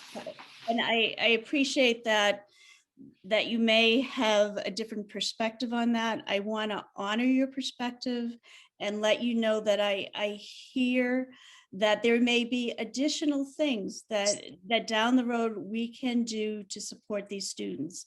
But what I can tell you, I believe fully, is that one of the ways that we can best move literacy outcomes for our students that are in subgroups that are not having the same kind of outcomes is a really strong intervention program. One of the ways that is evidence-based, that is in the suggestions from the DESE, is to ensure that we have strong curriculum. That's a really, really good place to start. Doesn't have to be the end game, but those are powerful evidence-based interventions for students that help to close those gaps. Okay, so we have a motion and a second. So we're going to move forward to vote. So Anna? No. Dana? Yes. David? No. Julia? No. Michelle Bailey, yes. Michelle Horrigan? Yes. And Peter? No.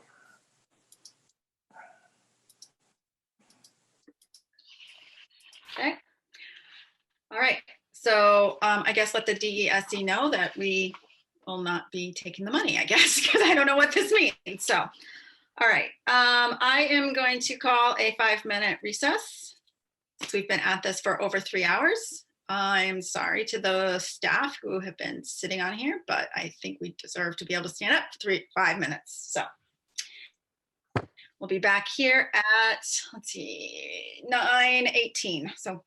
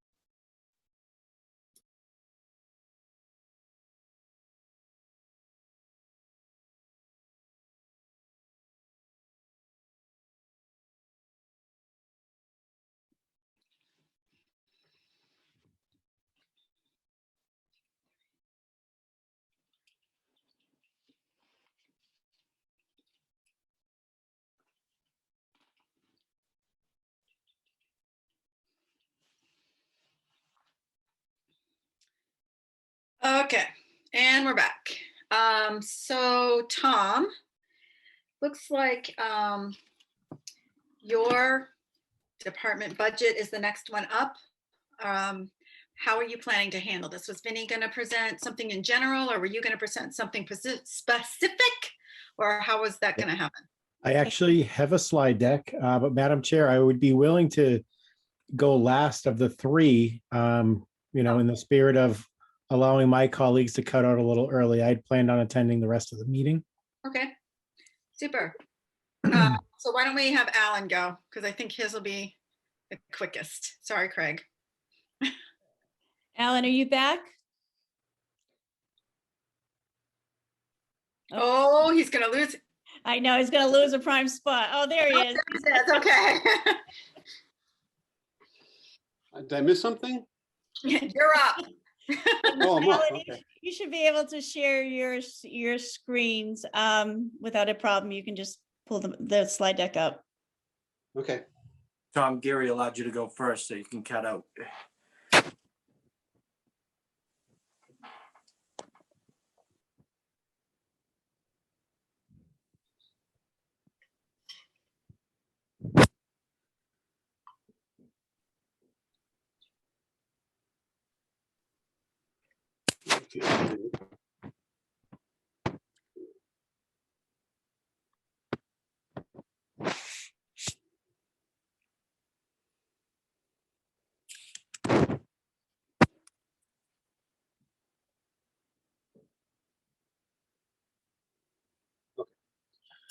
So this is I'm the presenting for the IT department as the director of the IT department, and I've created a slideshow for you. And here you go. So I'm presenting about the IT DAC, right? So what the IT budget is represented at DAC. I decided after having a conversation with Principal Schurston the other day that I've used this Venn diagram to kind of identify how I want our IT department to be perceived by the end user. It's not how I'd run an IT department, but it's how I want the end user to see our IT department, how it reflects upon them, and how we utilize the funding that we get to assist them in their special and school life. Sorry. Oh, there we go. Yeah. All right, so that's the Venn diagram. So I like to usability is one of the components of the Venn diagram. To me, usability in this sense is like what the components you need to be able to do anything with a computer. In some ways, the hardware is you can have hardware that is not very usable, like a doorstop that is old and maybe broken, and that being a doorstop is a low end of the usability scale. Then you can have a hardware that's brand new and fully loaded with all the applications you need to create and engage your activities. That would be the ideal model, and we fit someplace in between. So usability means kind of shows you, like, here is the applications that we use on a regular basis. We use someplace around 1,500 different applications every month, but there's really a very small subset of applications and websites that we use regularly the most. And these are most of the ones that kind of represent a small subset of those we actually pay for. So like BrainPop is an animated tool that allows kids to see a video about a particular subject and then take a little quiz about it. There's also Dreambox. We use Dreambox for math. We use it a lot at the middle school level. And it's a math. It is a math based one we've curated for a number of reasons to be used at that level. It became much more important to us over the last year when we started doing a lot more remote learning. We have SolidWorks. SolidWorks is a modeling software that we use at the high school. It's an industry standard for the most part. It's made by Dassault Systems, a company I used to work for, and it's used in the shop. It's used in our do you call it? Anyways, the modeling program that we use it in STEM programs. We have Creative Suite, which is Adobe Creative Suite, which is a full array of applications around graphic design. We use them in our digital photography classes. We use it in our animation class. We use it in our graphic design class too. That's mostly at the high school, but there's also other components that we use across the whole district, like Adobe Acrobat Pro. Edpuzzle is a application, there's a website that we've adapted. We've used it for a long time. It's used mostly at the high school and the middle school. We use it a lot more this year. Sorry, Alan, we can't hear you anymore. Can't hear me anymore? Now you're better. Oh, I'm sorry.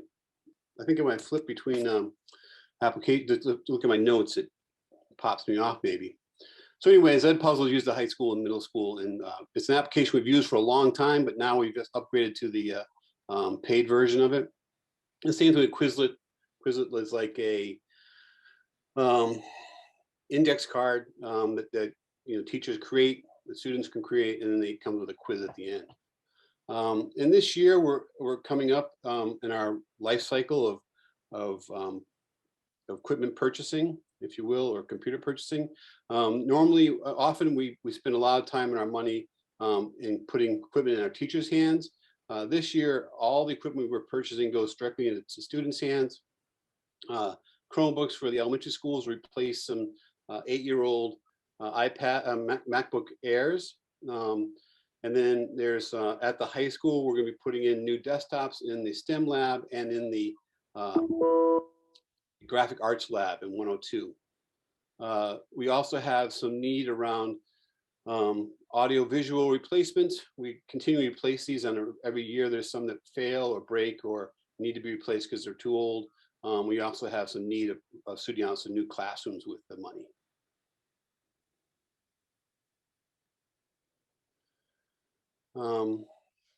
Access to information. So I think that having a computer system that doesn't have access to information is very crippling to the person and things, particularly if we consider how much information we gather about our staff, our purchasing, our students, and to have information connected to it is an important thing, is an important part of our activities.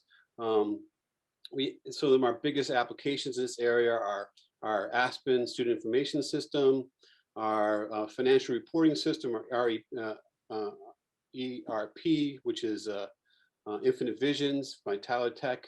Document management, which we don't have to actually pay much for. We pay for licenses. Sorry.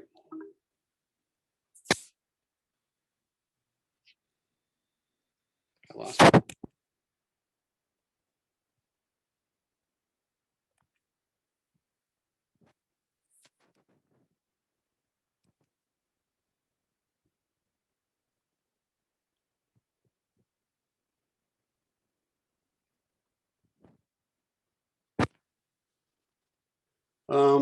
We have library catalogs we purchase and pay for that goes across all the school district libraries. Web hosting for our website. We have ticketing management systems we use for between the maintenance department and the IT department to manage our assets and to take track of tickets of repairs and work orders. And we also pay for in the round of access information, our internet connection. We have 2 internet connections. We spend some $18,000 a year for them. And we also pay for ISP services, which maintain a lot of our external looking facing, like our DNS. They engage in, they filter all our email and they manage our firewall. So they're part of that internet access. There's security, which is a big part of what we do. I hope that's the part that's the least visible to people, but the part that I probably spend more time engaged in than most of the other parts. In light of the last couple of years, it's been very important to school systems and municipalities. but we have a number of components here. We spend a fair amount of money on each year. Jamf, Active Directory, and ACLs, Active Access Control Lists. Jamf is what our management system is for all our Macs and iPads and phones. We have some security software called Carbon Black, and we pay for email filtering. Our email is filtered actually twice before it gets to the end user, and we do that through our ISP.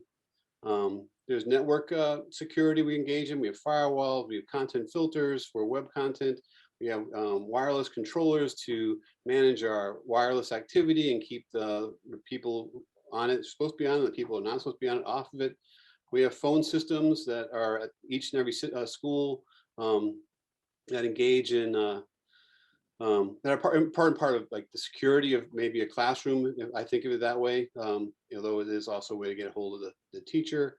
And we have emergency communication systems, communication like Blackboard that comes in that category. We're required to have mandated to archive all our email. We do through our ISP, and we have we just this year put in a new backup and recovery system to help mitigate any future mishaps that come around, maybe ransomware. It's an important part of upgrading and keeping our systems up and running and recovery time. Just some kind of ways to gauge what the size of our IT infrastructure. We have more than 2,200 devices out there in people's hands, active devices that are what I call production devices. Those are computers, iPads, iPhones. We have MacBook Airs, we have MacBook Pros, we have iMacs, we have PCs, we have Chromebooks, hundreds and hundreds of Chromebooks, just a wide range of devices we maintain and manage and support. We have 147 classrooms that have fully fitted out with AV systems that include interactive whiteboards, auditory system, speakers, and some rooms they have document cameras. But almost every single room has fundamentally the same thing in it, and that is the ability to project what you're using, what the device you're using onto some surface, and then interact with it if you have the right software on your computer. We have some 1,500 active email mailboxes we manage, and every teacher, every student from the 6th grade on up has a active mailbox. Since the September 1st, and these numbers are about 2 weeks old now since I last did them, but we've done some 1,400 and 4,500 Zoom meetings. We have 500 plus active Google Classrooms with an average of 500 teachers posting to these classrooms every day. Our K-6 through 12 students received over 1.2 million emails in the last 6 months, and they themselves have sent some 64,000 emails themselves. So the IT DAC, as you can see from the budget, comes down to a couple components. Hardware, we're going to spend this year this next following year, I hope to spend $186,000 on high school STEM computers, new iMacs for the art lab in the high school, engineering laptops for the shop, and elementary school Chromebooks, which should be, I think that's just 90 of them. We spend roughly about $1,500 on professional development each year, conferences, technical specific training, and skill development for my department and the extended IT committee. And we have contracted services, $93,103,000. These are contracts we engage with outside third parties. Printer toter is a big part of it for our 115 different laser printers we have. our internet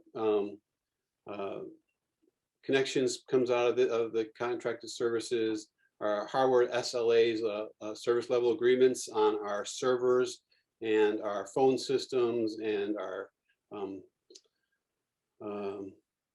I guess that's it actually.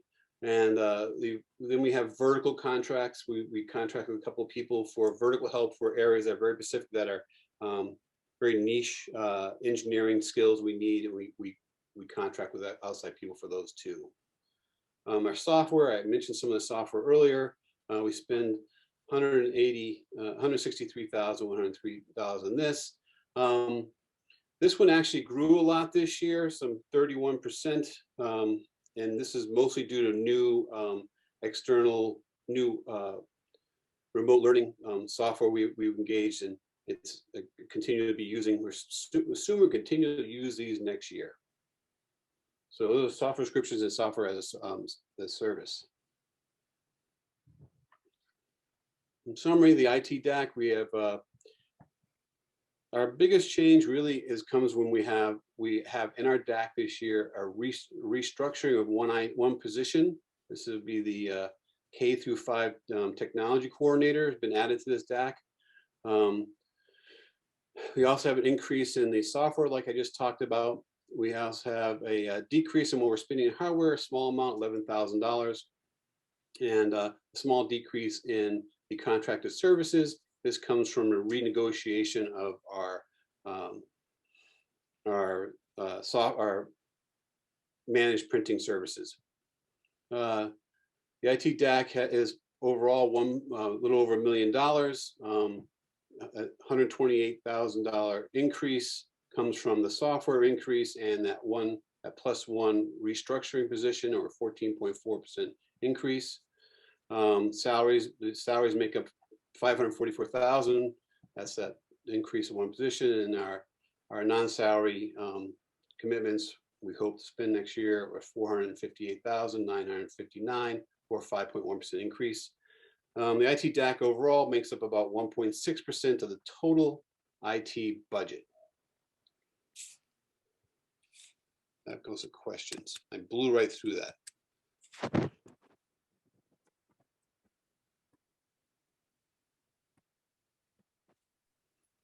So I know I go fast, I'm sorry, and you might have questions. If you have any, please feel free to ask. All right, so Anna, did you have any questions? Just one quick question. First of all, Ellen, thank you so much for all your hard work this year. I feel like of all the unsung heroes, your department is right up there. So just on behalf of the virtual district, thank you. One question I have for you is, I know there was some money in the budget this year for the website, and I think that there's some money in there too. I think the website has become sort of this anchor on the district. Do you feel like you have sufficient resources to make our website the modern, flexible, nimble, easily updated, integrated piece of technology that we need it to be? So our present website is 8 years old, I think. The technology that backs it up is probably more like 12 or 15 years old, but that was available and the contract was in place when I got here. It was brand new and it hadn't been in place yet. When you engage in something like that, it's a fairly heavy lift in the sense that it takes a ton of time. And I mean, not my time as much as the secretary's time and stuff. And we have a lot invested. There's some 15,000 documents in there.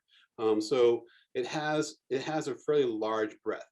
So to say that I think that we have what it takes to move to the next, a new, state-of-the-art one, I don't think I have the money to do that, right? But I do think we have the money to go to something that is very comparable to every other school system around us has. Final Site is heavily used in Massachusetts. They have a whole new set of tools that they like to use that they're touting that is more ADA compliant and is easier for the end user to use and more structured in the way how we grant permissions and be able to access the actual pages. It is cumbersome now, but again, it's quite old. So I think that we have enough money to do that transition to a new version of it, to the updated back office infrastructure that they can provide. I put money in there for photography and updating the imagery, and I put money in there for additional services around migrating the existing documents. I think that when we do this, that the secretaries and administrators will have to get behind it and actually spend some time getting used to it, and then updating their own pages so that they are more current and keep them up. Personally, a lot of the way we keep it up is simply through posts through Twitter and things like that, and that's not always maybe the most attractive way of doing it, or maybe not the most effective way. Saying that, there's ways we can tie those pieces together so that it looks right here, but still goes out there to the rest of the world and draws that traffic in. Yeah, I mean, I think the So I social hope so. integration is, you know, that could definitely improve. So for now then, for this budget cycle, you feel okay with what you've been given? Yes. Short answer. Yes. Okay. Okay. Thank you for all your hard work. Thanks. Dana, did you have anything you wanted to ask?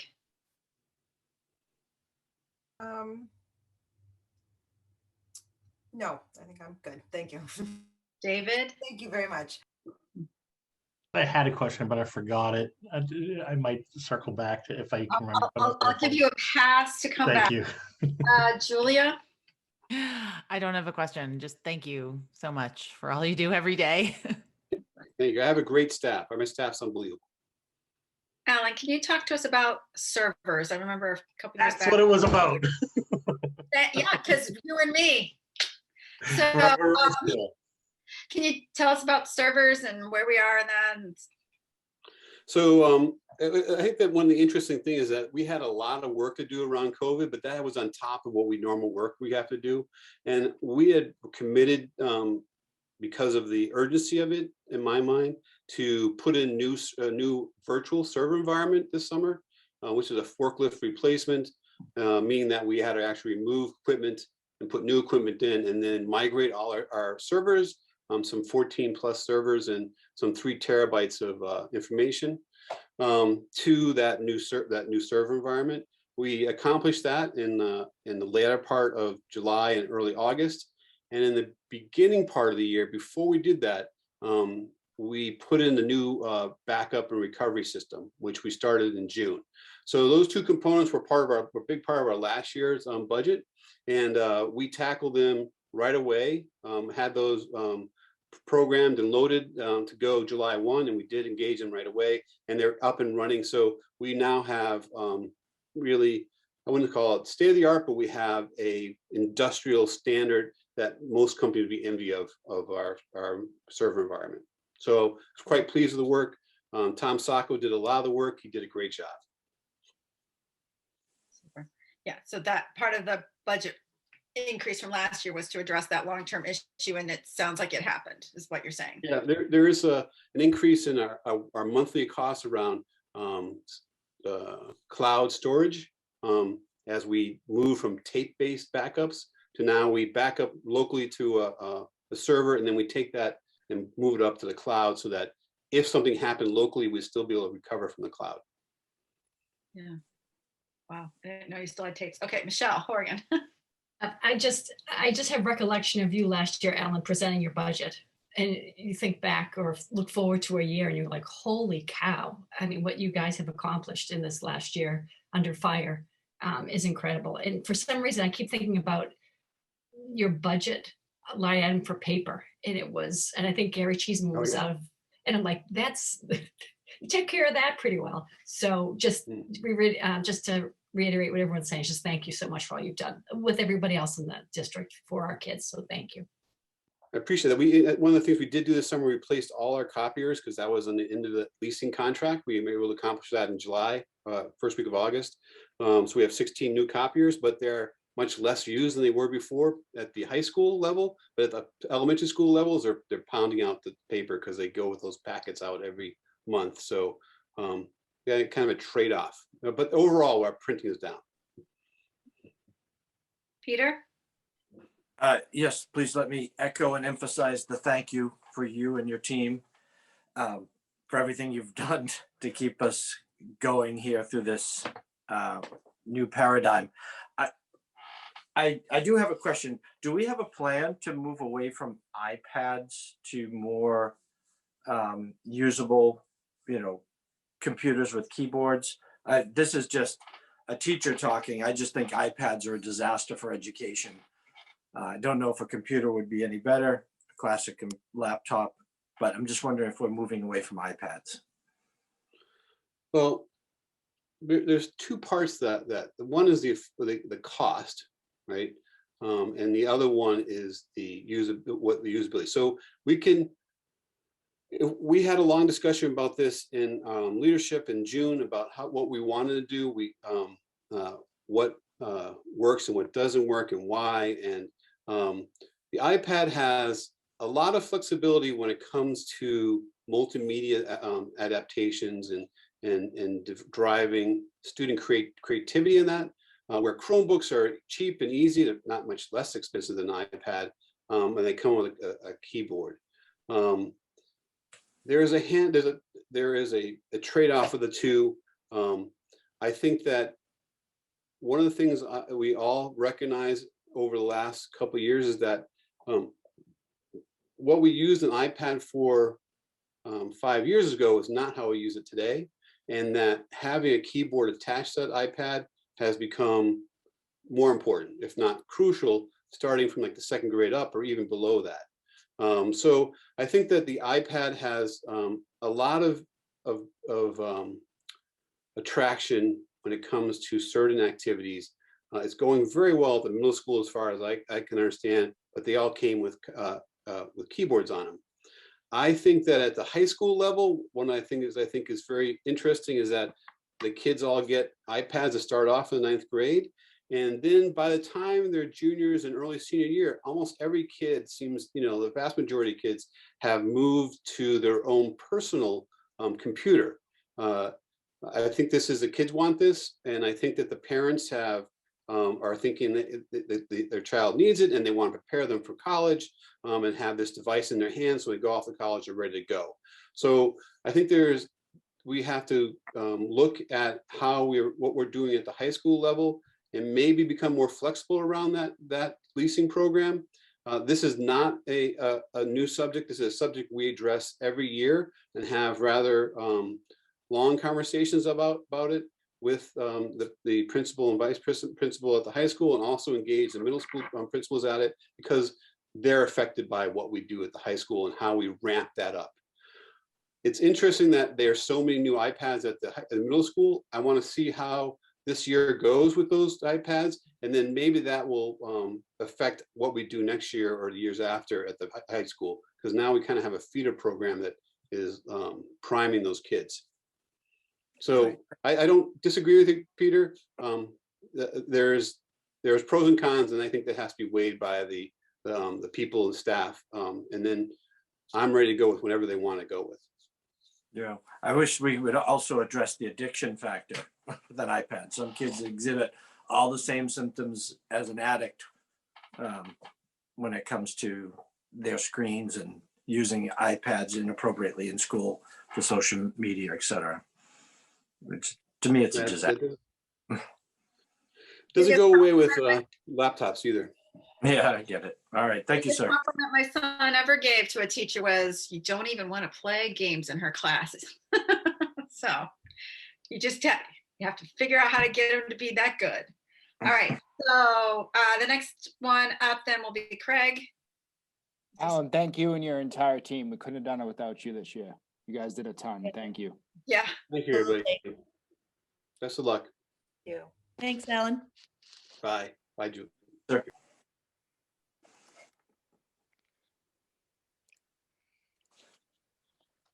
Hello. Is it okay if I do a screen share? Yeah, you should be all set, Craig. Okay.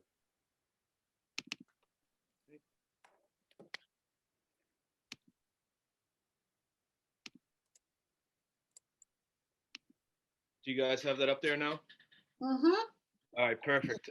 Thank you for the chance to share with you tonight and try to go through this and kind of include what's where we've been and what's in this budget, what's not in this budget, and then just some data to understand how the user affect our budget and how they affect the families in our district. So, okay. So the first kind of set of slides here just kind of gives you some highlights from last school year. We did earn the Highland Award for the second year in a row, which is the Cape Ann League's highest honor given for overall excellence in athletics. It includes participation, academic, sportsmanship, and at a varsity level, how we fare in competition among our peer schools. We won 4 league championships last year. 5 teams qualified for the state tournament. And we, despite having no spring season, still had over 63% participation. Roughly 9 out of our 10 varsity teams achieved academic excellence. Almost all of our teams achieved sportsmanship excellence. And we had some coaches and players of the year that distinguished themselves above all others. So quite a year last year. We're in the middle of a good year this year, albeit with a very different focus. We're presenting to you a level service budget from an expenditure standpoint. The one add that we made this year was to add a girls varsity lacrosse assistant coach because the boys lacrosse varsity team has an assistant.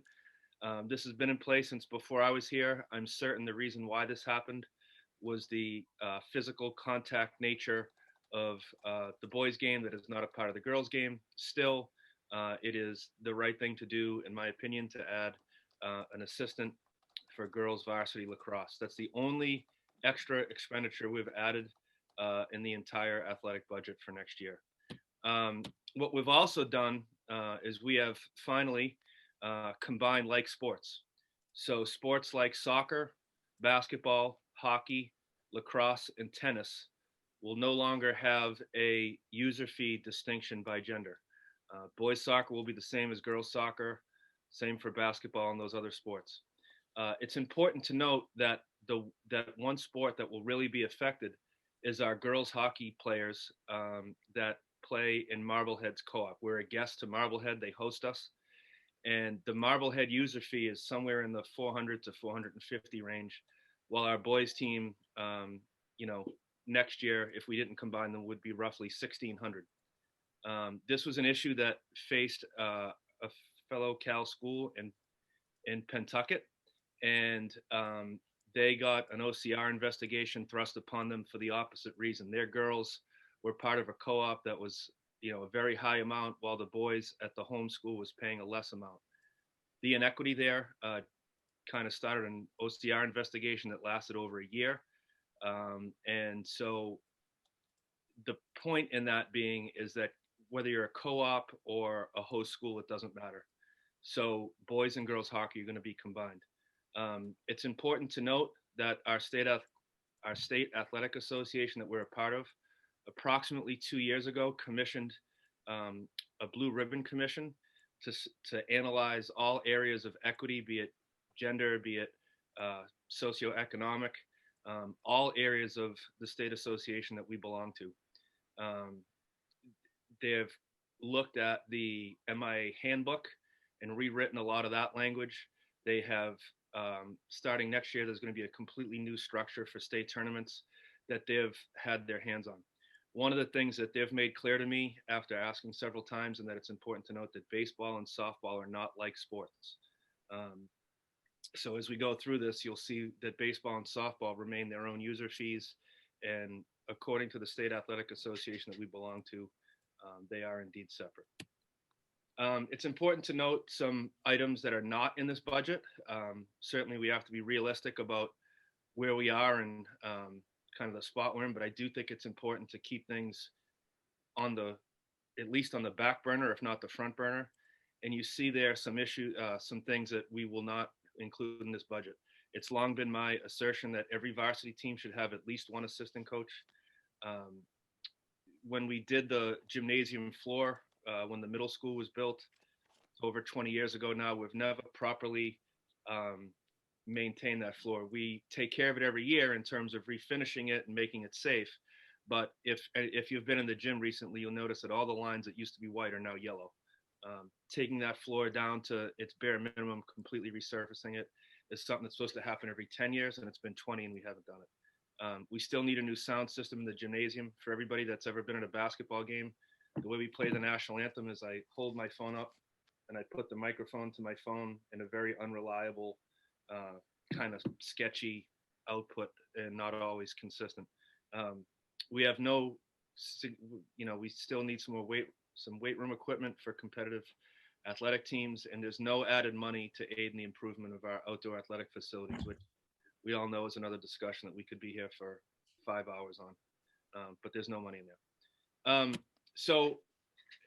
How do the user fees work to fund our athletic program? I thought it was important. It was asked of me to kind of give a very, very brief 2-minute history on where user fees have been over the last, say, 10 to 12 to 15 years. Prior to 2012, I don't know when exactly it started. I want to say it was mid to late 2000s. The district contributed nothing toward athletic fees. It was 100% family-based. There was a 10% scholarship, and there was no family cap. In 2012-13, FY13, which was my first year here, the district started contributing 20% of the needed user fees. The families picked up 80, scholarship remained at 10. There was still no family cap. In the 2014 year, there was a lot of communication with the school committee from the constituents that they felt like there should be a family cap, meaning, a lot of schools will have third sport free, or anything over $750 is free or whatever.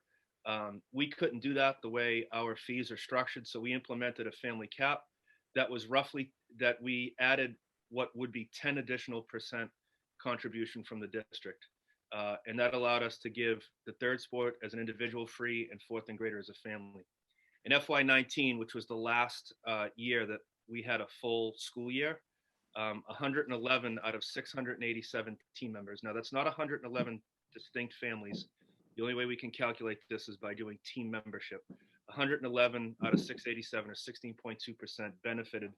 16.2% of our team members benefited from the family cap.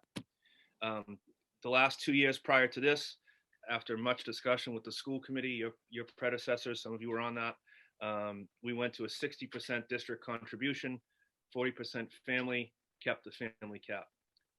This school year, at this time last year, we were going to have the same 60%, and then March and April came and we had to rethink our budget because there was the thought that the Chapter 70 money might be greatly reduced. And so we were asked to drastically cut the district's contribution to 25%. We did up the scholarship to reflect actual need rather than a need that, we came up with 15 years ago, and we kept the family cap. So, right now it's 25%. And so that's just, a very brief history of our user fees. If our user fee contribution stays at 25%, you see there how it breaks down. We need $593,000 to run. If you add up all of our individual sport budgets and what they cost, that's what it costs. 25% of 593 is that 148 number. The admin costs, which is the athletic office, the trainer, some stuff that kind of applies to all sports, not just one sport, is consistent at 235. Scholarships at 15, and the family cap, which to get what we needed to do and cover those costs at 10.5% is $62,000, and with the 25% user fee contribution, the district cost is $460. If we were to keep the 60% that was last year, essentially this number, the district total number goes up and the total cost when you add everything up goes to, it adds about $175,000 to be where we were last year. The family cap can come down as the contribution goes up because families have to cover less in that family cap scenario. I also have here for later reference, I have all the costs at various percentages of contribution from the district. We can come back to this if we need it. So what does that get us, and how does that, and let me just do this. Obviously, if we're creating a budget, right, and we're focused only on dollars and cents and not value and not different things. Clearly, the 460 is more preferable than the 635. But let's see how that plays out with user fees. So what you have there in the newly combined sports by gender are reflected here is an estimate based on a best guess participation for some sports a year and a half from now. So these aren't the final user fees. It's a best guess estimate. Please understand that. As participation goes up or down, these percentages change. Or not the percentages, the dollar amounts change. So you can find your favorite sport there and find out if the district contributed 60%, what those fees would be. You'll see later, these are pretty much in line with what other schools in our league are paying. At a 25% contribution, you can see it's drastically different. Hockey is, sorry about that. Hockey is over 1,500. Gymnastics is 1,200. Find your favorite sport, and you can see what that does to the user fees and how significant that is. We also have here for later reference, I did a middle ground just so you could see what 35% would look like. And again, we can come back to this slide. I'll leave that there for a second. So if you take the average of all of our user fees, which the way our user fees are structured, we can't do this, but just as a, and not to say we couldn't change the structure, but as it's structured right now, we can't do it this way. But if you averaged all of our user fees out, it would be 640, with the low range of 445 and a high of 1465. And a 3-sport average is 1288, because right now we have the 3rd sport free. So 640 times 2 is the 1288. We also have the same numbers for 35 and 60%. So in a vacuum, that doesn't mean much, right? How does that compare to our fellow schools? You can look at all the numbers here. I would encourage you to look at Ipswich and Amesbury, which are the most close to us in terms of enrollment. In fact, their enrollment is right near ours for the high school, at least. I don't know about for the overall district. I would assume it's similar. But you can see for everybody the 1-sport average, and you can see the range from low to high, and you can see the 3-sport total average. So you look at Ipswich and you say, oh, 1 sport for Ipswich is 650. Well, Ipswich pays 650 if you play 1 sport, 2 sports, or 3 sports. You look at Amesbury, they're 285 per sport. You look at someone in, I don't know, look at whoever you want, North Reading, Linfield, Pentucket. We are clearly the most expensive school, and it's not really all that close. Again, we'll be able to come back to any one of these you want. I don't think I need to sell anybody on the school committee. In fact, I know I don't, on the value of athletics and how important they are and what they mean to a school community and in the life of a school. But there's some things I felt it was important to share. It's my assertion that the athletic department, and I'm not saying this is right or wrong, is the single most visible part of our school district. It's not the most important, not by a long shot, but we participate in a normal year, about 575 contests with other schools in our district. 575 in a 180-day school year. And so I would suggest that there's not many other groups or sections of the school that is that facing to the public. 70% of our high school students participate in athletics. I have the last full year there. And this is something I never considered, but I find it very interesting, is that the 385 athletes make up 22% of the district's current 1,731 students. So 1 out of every 5 students in the district is a high school athlete. And I find that number to be significant. We absolutely look at athletics as an extension of the school day. In fact, we look at it as a second school day that takes place every day at 3 o'clock on weekends and over school breaks, where the goals of our programming are outcome-based project learning, otherwise known as the games that get put in the paper or on TV or whatever. There's an outcome there. There's a product that you collaborate with your teammates with to put out a result that everyone can see. You have to be accountable to your teammates. You have to be resilient in the face of adversity, and you have to be creative within structure. There's some articles here from the NFHS just to make this case, but I can't say that enough. We absolutely feel that there is a second school day that happens every day for 22% of the district students. And to do that, we fund that right now at less than 1.2% of the district budget. At 25%, we're at 1.184.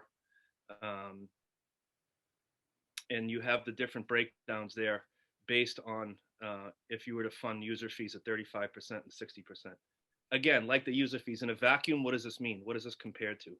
Well, the outliers in our district are Georgetown and Newburyport. Georgetown has half the teams as us. They don't have nearly the amount of sub-varsity teams we do. They don't nearly have the programming, and yet we're only a third more funded than Georgetown. Newburyport, granted, is on the higher end at 2.92. So you can say those are the outliers, but let's look at the communities closest to us. Ipswich and Manchester, Essex. The Manchester athletic program is funded almost 50% higher than we are compared to their district budget. Ipswich is about 20% higher. And again, even if we were at this 35%, we would still be below what our neighboring towns are. And again, I'm not for 1 second thinking people don't appreciate what athletics are or what they do, but I haven't really presented these numbers before, and I felt like it was important to do so.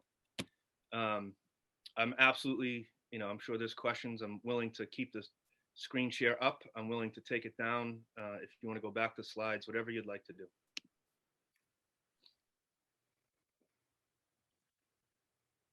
If you can stop sharing so we can see each other, that helps.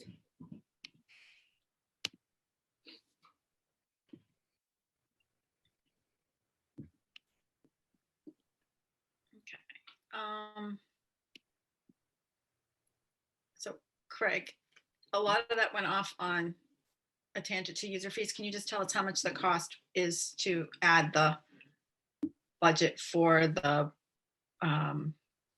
lacrosse coach? The highest end lacrosse coach is about, I think it's 3,500 or so, of which the district's only paying 25%. If you give me 2 seconds, I might be able to look up the exact number, but it's around there. All right, does anybody have questions for Craig?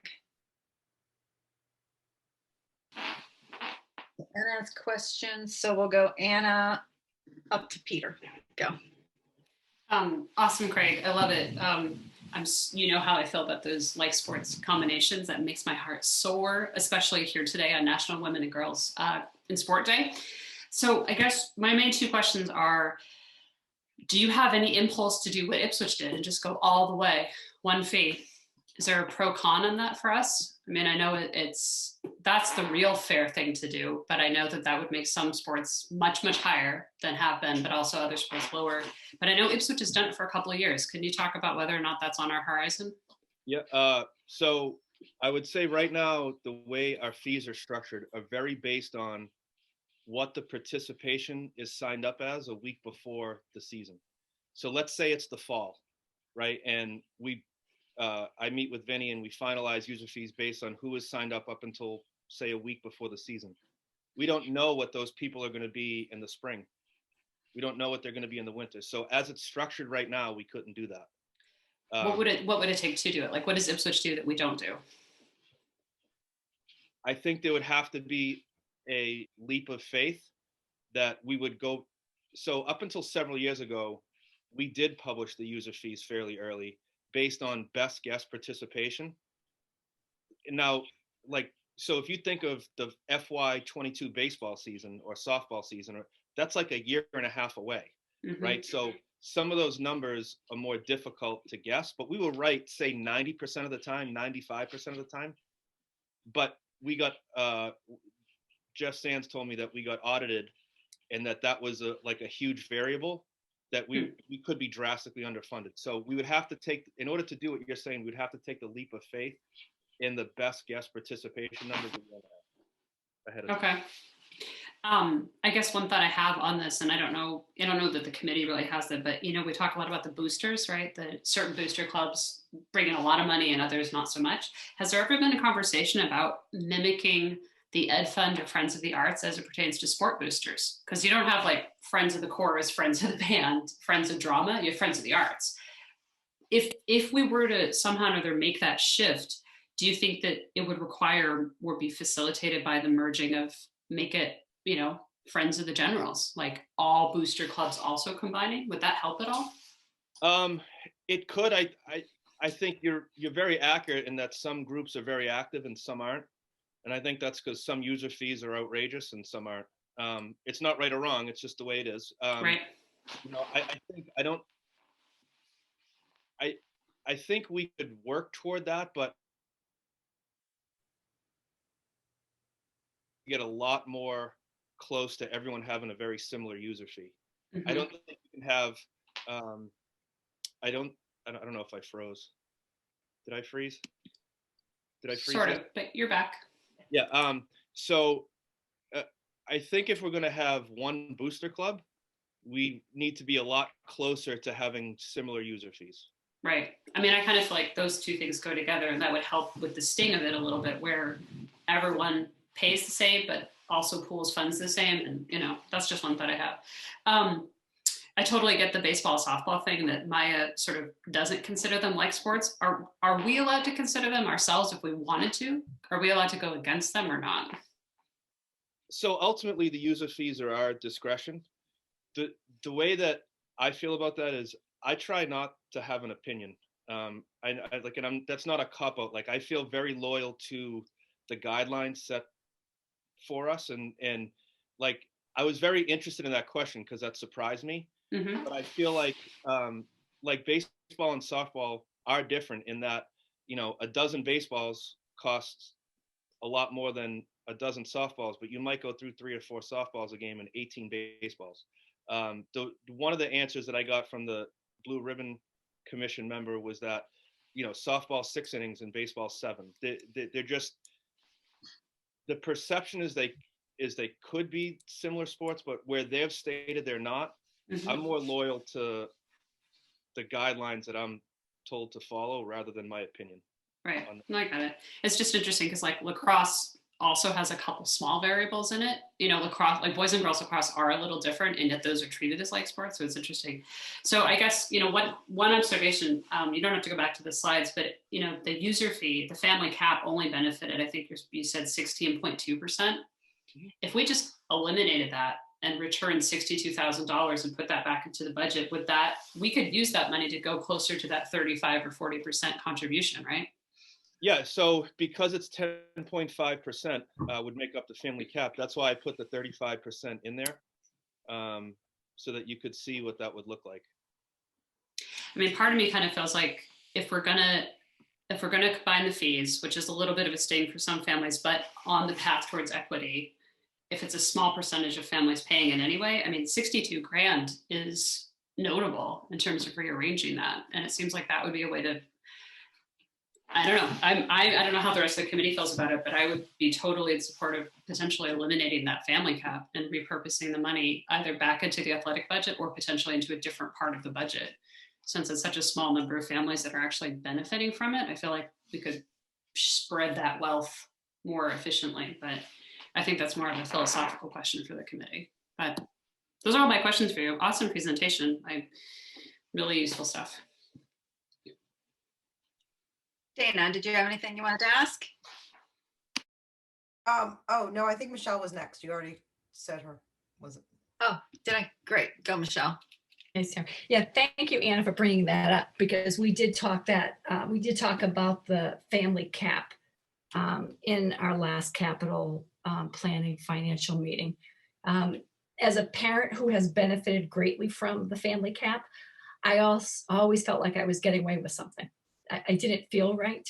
And as Craig stated, that it's 16% of our athletes that are using it. So if we, and again, it's as Anna stated, and we talked about in our meeting a couple of weeks ago, if we as a committee would agree to say, okay, let's have that 62,000 be spread across all sports and have every family benefit, that'd be great. Again, it would only benefit those that are playing all 3 sports. If you have a 1 sport athlete in your house or 2, they wouldn't be, but I think the greater good is really important. So, so maybe we can bring that up and talk about it. Craig, thank you so much for that informative presentation.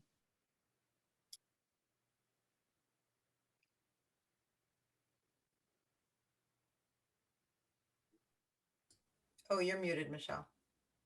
I want to keep the eye on that we have to approve a budget and that the topic of user fees is not really part of that unless we can change the budget at a future date.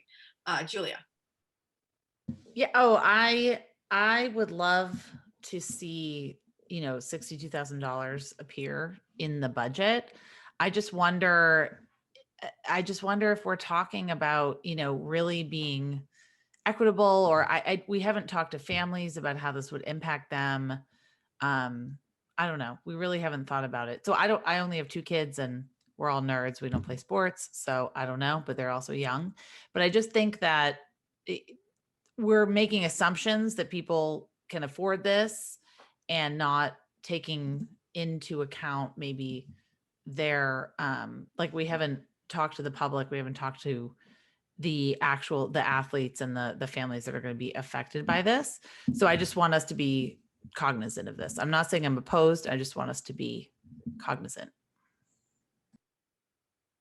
I mean, I think we actually spent a lot of time talking to the public about this 2 years ago, right? When the decision was made to, or it was voted on that we actually put more money in the district, contribute more, and it was a pretty devastating hit to a large chunk of our community, right? 73% of before last year, 73% of our students were participating in athletics of some sort. So, it was a hit that was felt, throughout most of the families at our district, not all, but most.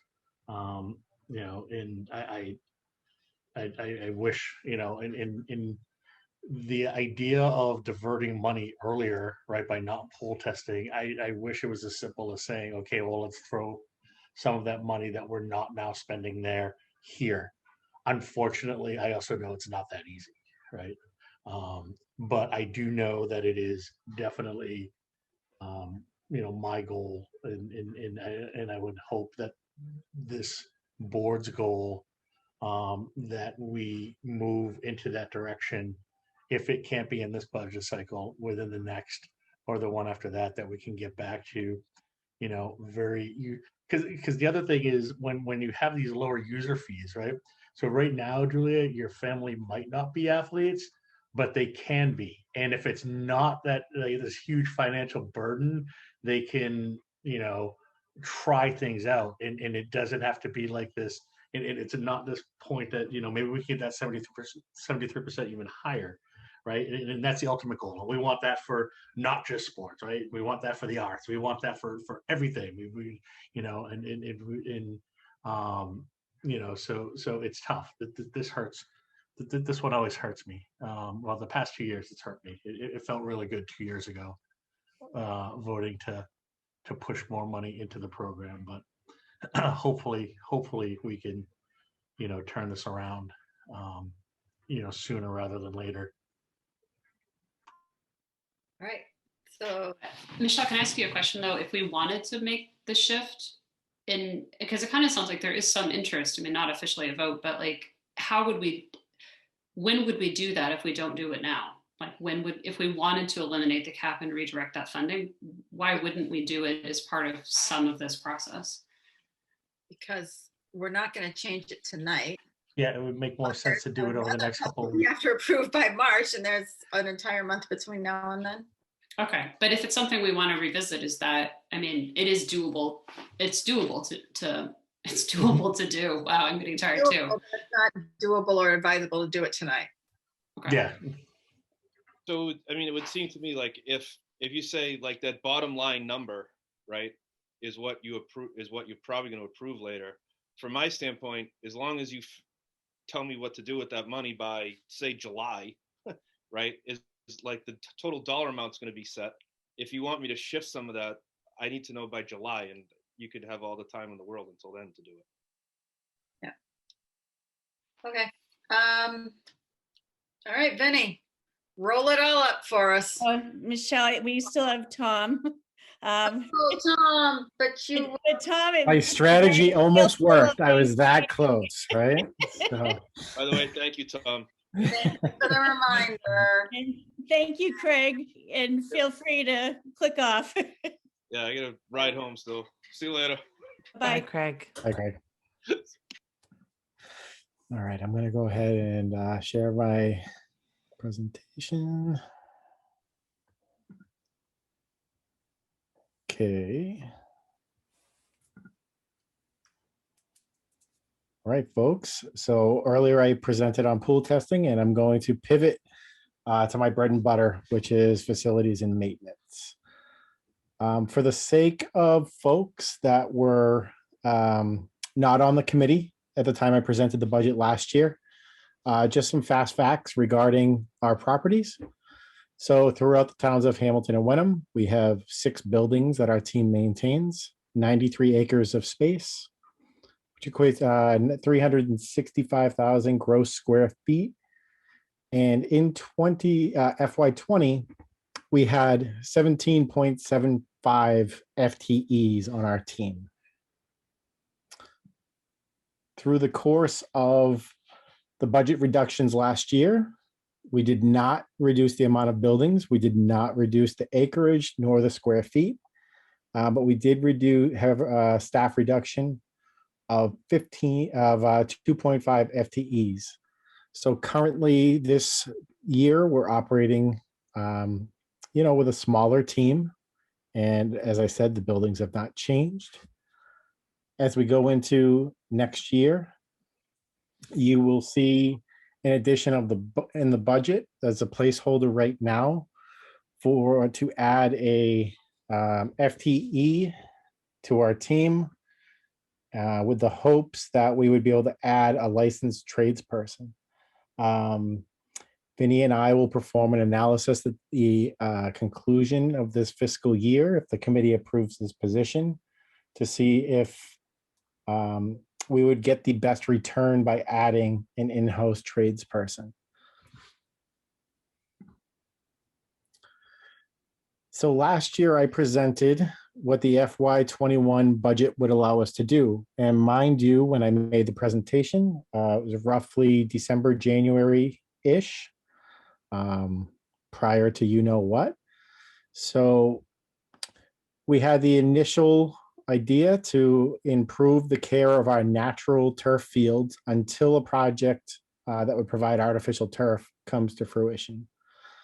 You will see a red X over the items that we had to defer in order to fund many of the projects I presented over the summer when it came to HVAC response and other COVID-related items. Of course, safety, functionality, and life cycle, those are things that we have to maintain. So for example, if a circulator pump dies on a boiler, that's nothing we can defer. We have to heat the buildings. If we have an issue with a motor starter that has to be replaced, we can't sacrifice or defer that. One thing that we did defer in the budget was some of the aesthetic improvements. And by aesthetics, I would classify that as keeping up with the Joneses, right? So a lot of our properties on the exterior and interior are a bit tired. I had grand plans to improve some of the landscaping at our properties and to add paint where it was needed and just make other quality of life improvements. Part of our preventive maintenance program, suffering a staff reduction of 2 maintenance techs, and also the diverted money towards COVID expenses, really threw a wrench, pardon the pun, into our plans for the improving preventive maintenance. Now, we still do preventive maintenance on some of our large ticket items, such as elevators, fire alarms, sprinkler systems, other life safety systems, roof inspections. So we're still performing preventive maintenance on key infrastructure, but some of the timelines are extended. And one thing we were able to accomplish this year, partly because it went hand in hand with some of the COVID response, was standardizing our cleaning operation and our products. So historically, schools tended to like certain products or have relationships with certain vendors, and they, so there was a mismatch across the district. So we've standardized all of our cleaning products, paper products, and soap in order to take advantage of, economies of scale. And this slide is going to look similar because it's my plan that if our line items in contracted services and supply lines stay the same, that we can get back on track with some of the plans that I began to roll out last year to the committee. So hopefully when I report back next year, you will see green check marks across the board and no X's. So in summary, the significant increases to the facilities and maintenance DAC throughout the district is the $65,000 increase in the account. We call it the 44220 salary account that would provide an additional maintenance staff member. And then a $7,500 increase in what is a new account in the budget, which, a lot of Vinnie's hard work was reclassifying expenses that come up, as we find them. So this would be related to our, our Alice program that we currently are under contract with. So that's a new expense because that is a new account that was paid for out of another funding source in prior years. So in summary, before I take questions, the staff members listed here, part of our team, have been integral to what I feel has been a challenging year for custodial and maintenance services, but everybody on this list has stepped up to the challenge. So a special thank you to Mark, Trish, Chris, Mark, Terry, Bob, Chris, Jonathan, Fred, Phil, Drew, Mike, Bob, Frank, and Bobby V. So with that, I'm happy to answer any questions that you may have, and I'll do my best to answer them. Okay, first of all, is it like a rule your name has to be Bob or Bobby or like that? It was funny that Prerequisite, yeah. Yeah, so that's great. Do people have questions for Tom? First hand gets to go first. Peter gets to go first. And then what, reverse alphabetical from there. Just a quick question. I know you are standardizing your purchase of cleaning products, looking for best deals. How about when we buy material? I know we buy a lot from Yankee Pine, which is one of the more expensive places to buy materials. And I don't understand why we weren't buying from Home Depot or Lowe's. Yep. So I can't put my finger on any purchases that we've made from Yankee Pine this year. I can say that the majority of the purchasing and procurement that I do are from either statewide contracts or national procurement contracts where we get to take advantage of those economies of scale, right? So, plumbing, for example, you'll see FW Webb on invoices who have a state contract. You'll see Home Depot who have a state contract. So, I look at that stuff and certainly we take advantage of some of those blanket contracts that we're able to get better deals on. Great. Thank you. You're welcome. Michelle, did you have anything?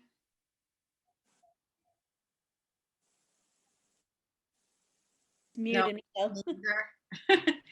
I'm having a problem. No, I'm good. Thank you. Julia? Oh, I just had one really quick question. Because it seems like, and we love the grants. We love people that give us grants. We celebrate them.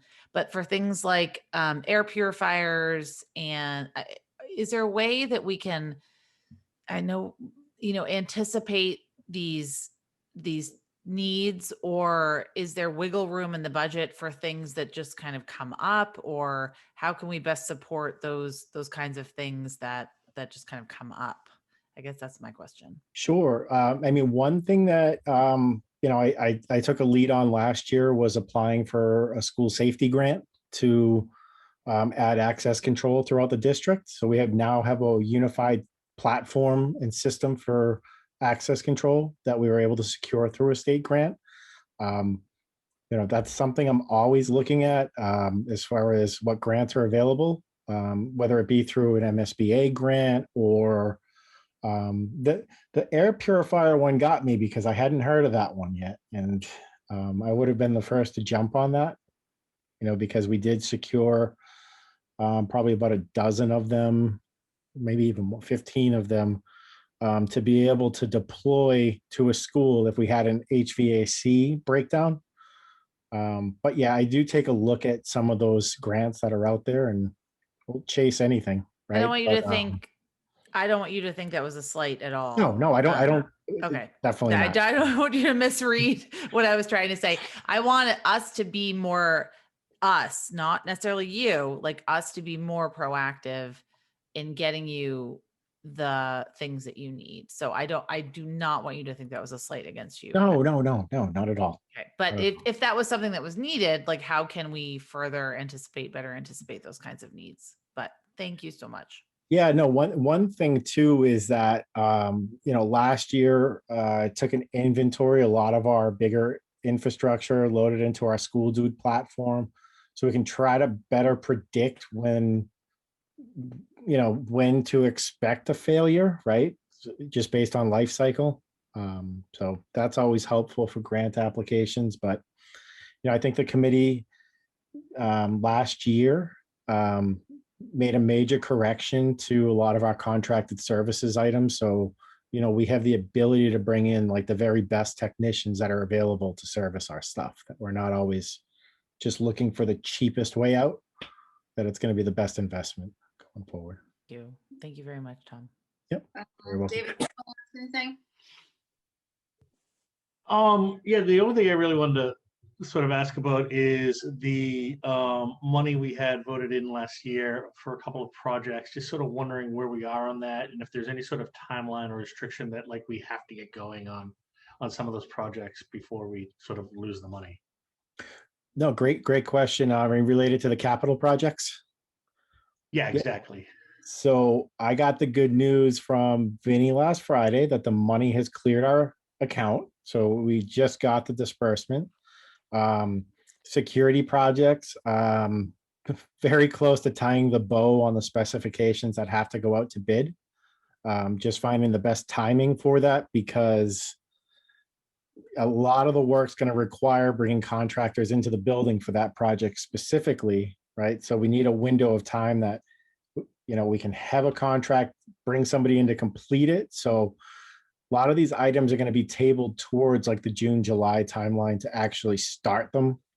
But a lot of the pre-work is being done now, so we can have, bid packages ready to go, contracts ready to go for when the kids leave school for the summer. That's awesome, because I think it's important to sort of remind everybody out there of like all the balls that are in the air at any given time here, right? In that, like, in addition to your work, your day-to-day work of keeping the district running, the new things that just pop up because of COVID, that we're also looking at long-term projects and capital projects and capital improvements, all simultaneously, right? In that we're not operating in a vacuum here, and there's a lot going on, especially in regards to facilities and operations. So so I'm just curious about that, but we don't have to worry about that. And then the updated did we group the updated usage to the field usage study into the school plans, or it was the capital plan? That was a separate project under the capital budget. So that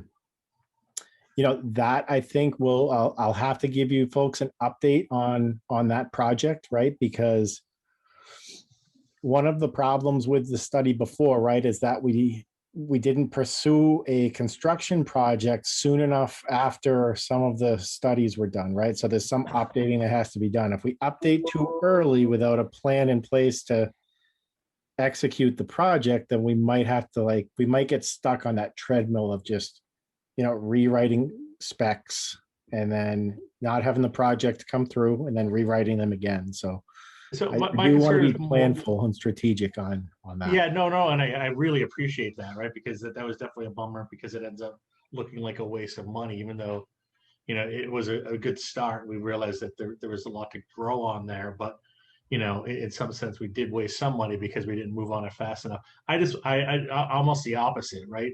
Is there things that we need to do to get started to make sure that, that money that's allocated doesn't get lost somehow, right?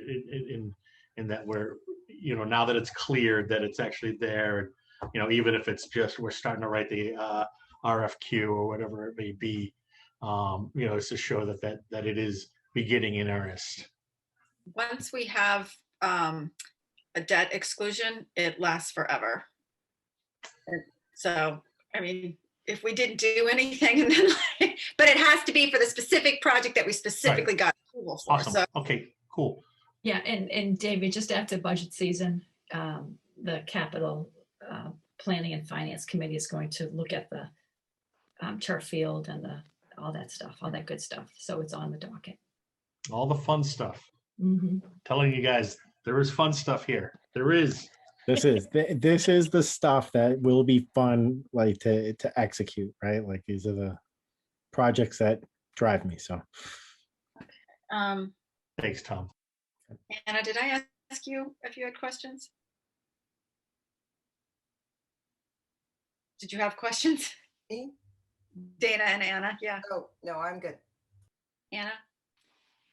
So first of all, thank you, Tom, for everything you do and all the hats you wear, including social media manager, among other duties as assigned.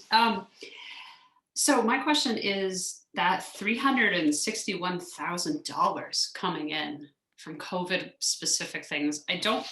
Is there any place on our budget, and I'm thinking like PPE or things that are directly COVID related, is there anything that we can use that money for that's in the budget now that could be, allocated to something else? Because I don't actually know that PPP is in here as a line item, but I know we bought a ton of it. So from where you're sitting, what are you thinking we can do with that $361,000? well, I think I may punt on this one because I think that's a bigger decision, right, than just facilities. Because I think that 361,000 isn't just restricted for facilities. Well, I just Right. thinking COVID, I know it's going to be COVID related. I'm asking you, is there any part of your particular budget that you could see that kind of a la Julia, I know that the family just donated, these purifiers and other things. Are there pieces of equipment that as this pandemic moves and shifts that we could use that money for that would help alleviate, I'm just thinking ways, that's a lot of money that's now coming in that I'm curious to know what we're going to spend it on. Sure. I mean, one thing, of course, these would be decisions that would be hashed out with the entire leadership team. But one thing that I see on the horizon could be additional furniture purchase, right? So we were able to use some of the appropriation from the capital budget vote to purchase the desks. We secured the quantity to return us to the current model that we're in right now, right? So, even if down the road CDC recants their recommendation of 6 feet and they say, okay, 4.5 feet. Totally, if we're going to put more seats in a classroom, we would need the actual furniture to go with it, because we did transition away from group tables at the elementary level and even at the middle school level. So that would require, additional furniture just as a basic, right? That's something I see coming down the road. And potentially, if, we had a situation where in a particular space, say you needed a plexiglass barrier, right? If that was going to be something there are things that as the plan evolves, there may be additional costs that come up that are facilities related. So other than that, I don't really have any questions. It seems very modest given what we do and how much we do and how much acreage you literally cover. So. Yeah. All right, Benny. You have a good team. Thank you. Thanks, Tom. You have 3 on base and you're up. Mary Beth's actually going to queue it up. So Okay, thank you. You want me to do the slide deck, Vinny, or are you going to put it up? I can certainly put it up if you want me to. Yeah. Sure, either way. I can pull it off the agenda. If you've got it, that'd be helpful. Yep.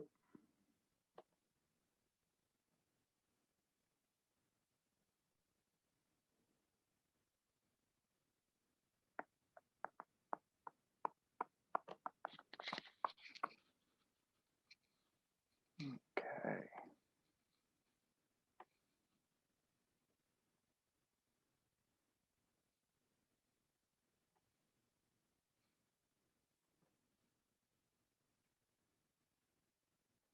Can you guys see that? Yes, we can. Thanks. There we go. Well, thank you guys for meeting tonight. We're here to present the superintendent's tentative FY22 budget as of February 3rd. It is going to be me and Mary Beth presenting it tonight. I think this one is you, Mary Beth. Yeah, and this slide you may recognize from previous meetings, but just as a reminder that a budget is a series of decisions that talks about a district's values, its priorities, and its goals, all trying to be contained within the financial constraints of what's possible.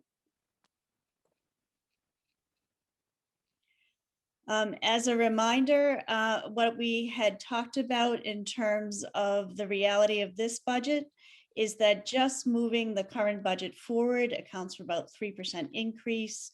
We know that Chapter 70 is not going to be finalized prior to the budget process, so we make assumptions related to that.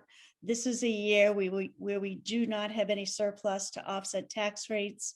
And one of the things I know everybody has in the back of their head is that we have looming facility issues that are going to need to be addressed, and that will have fiscal implications for our towns. One of the things that we did want to point out in addition to presentations is just the list of assumptions that this budget is built on, because there are a number of different factors that we do not yet have clarity on. And so this budget can continue to move back and forth depending on what occurs. So again, what we have budgeted and the assumption is that Chapter 70 will come in at about 95% of fiscal 21 actuals. And part of the reason we're at 95% is that enrollment question continues to be out there. Our transportation reimbursement is budgeted at 90%. Circuit breaker is budgeted at 90%. So if any of these numbers move up or down, our budget's going to move up or down. We are assuming level funding of entitlement grants. That's like Title I and IDEA and Title IIA. We did this slide a couple days ago where we were assuming no SOA funding, and now we're getting word that there may be SOA funding. We have built in assumptions for contract negotiations. We have built in assumptions about staff and faculty who are on leaves and may return. And that we are anticipating, and this budget is built on the assumption that students will be back to school fully in person in the fall. So for example, if we were to find out from the state that we were to be responsible for providing a fully remote program next year, that is not in this budget and would have implications in terms of funding.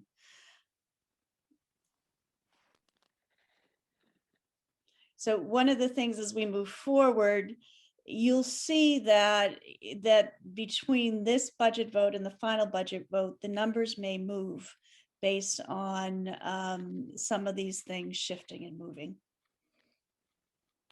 I'll just jump in and add that we had made this a couple of days ago when we assumed that there was no SOA funding, but the state has recently published Chapter 70 numbers that did include it, but based on the vote tonight, we don't exactly know where that stands since it was had a no vote. We might lose that funding, but we have to obviously confirm what the end result of that vote might be.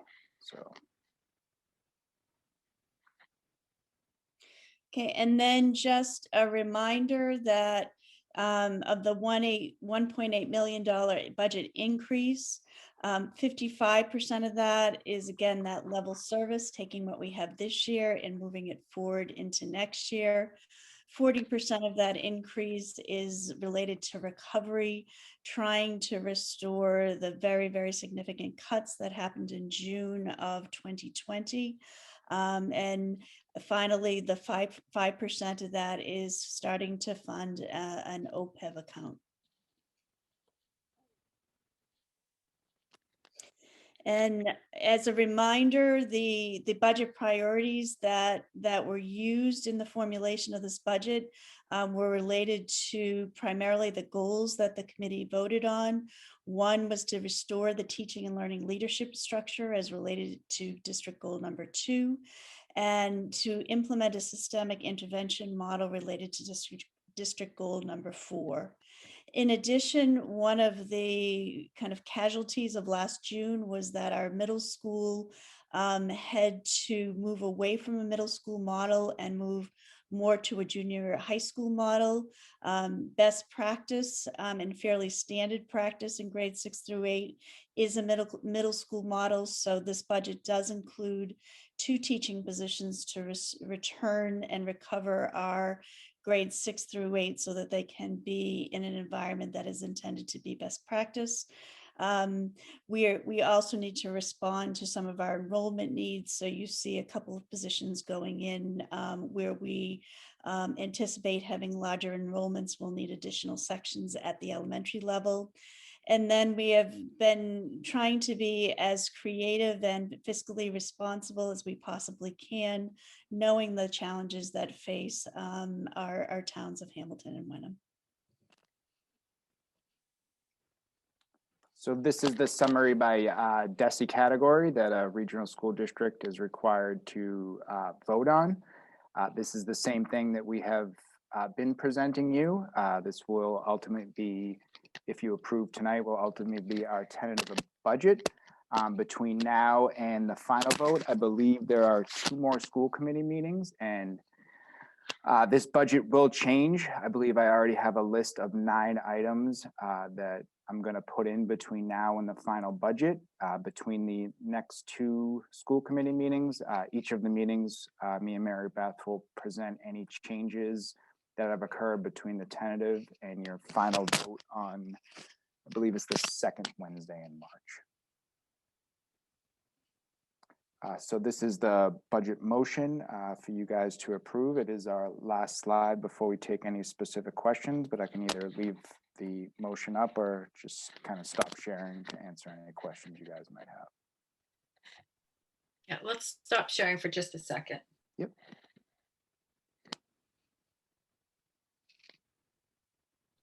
I had a question, but Michelle actually helped me out with that because I got nervous when I heard about the 90% for both transportation and circuit breaker. Just after talking with Brad earlier, I was like, wow, that's a bold prediction. But then she corrected me what they actually meant, because they apparently only had one ear working at that time. But yeah, because Brad's talking about the 75%, whatever, but it's 90% of what we received last year versus 90% of the expenses that we expect to be in. Okay. So it's going to be, that's actually a little bit, I don't want to call it conservative. No, that's okay. Conservative is good. We're hedging our bets. The state's going to be their usual selves. And so that's good. So the process for approving a budget is we have to approve this tentative budget, send it to the town so that they have something to sort of work with to build their budgets.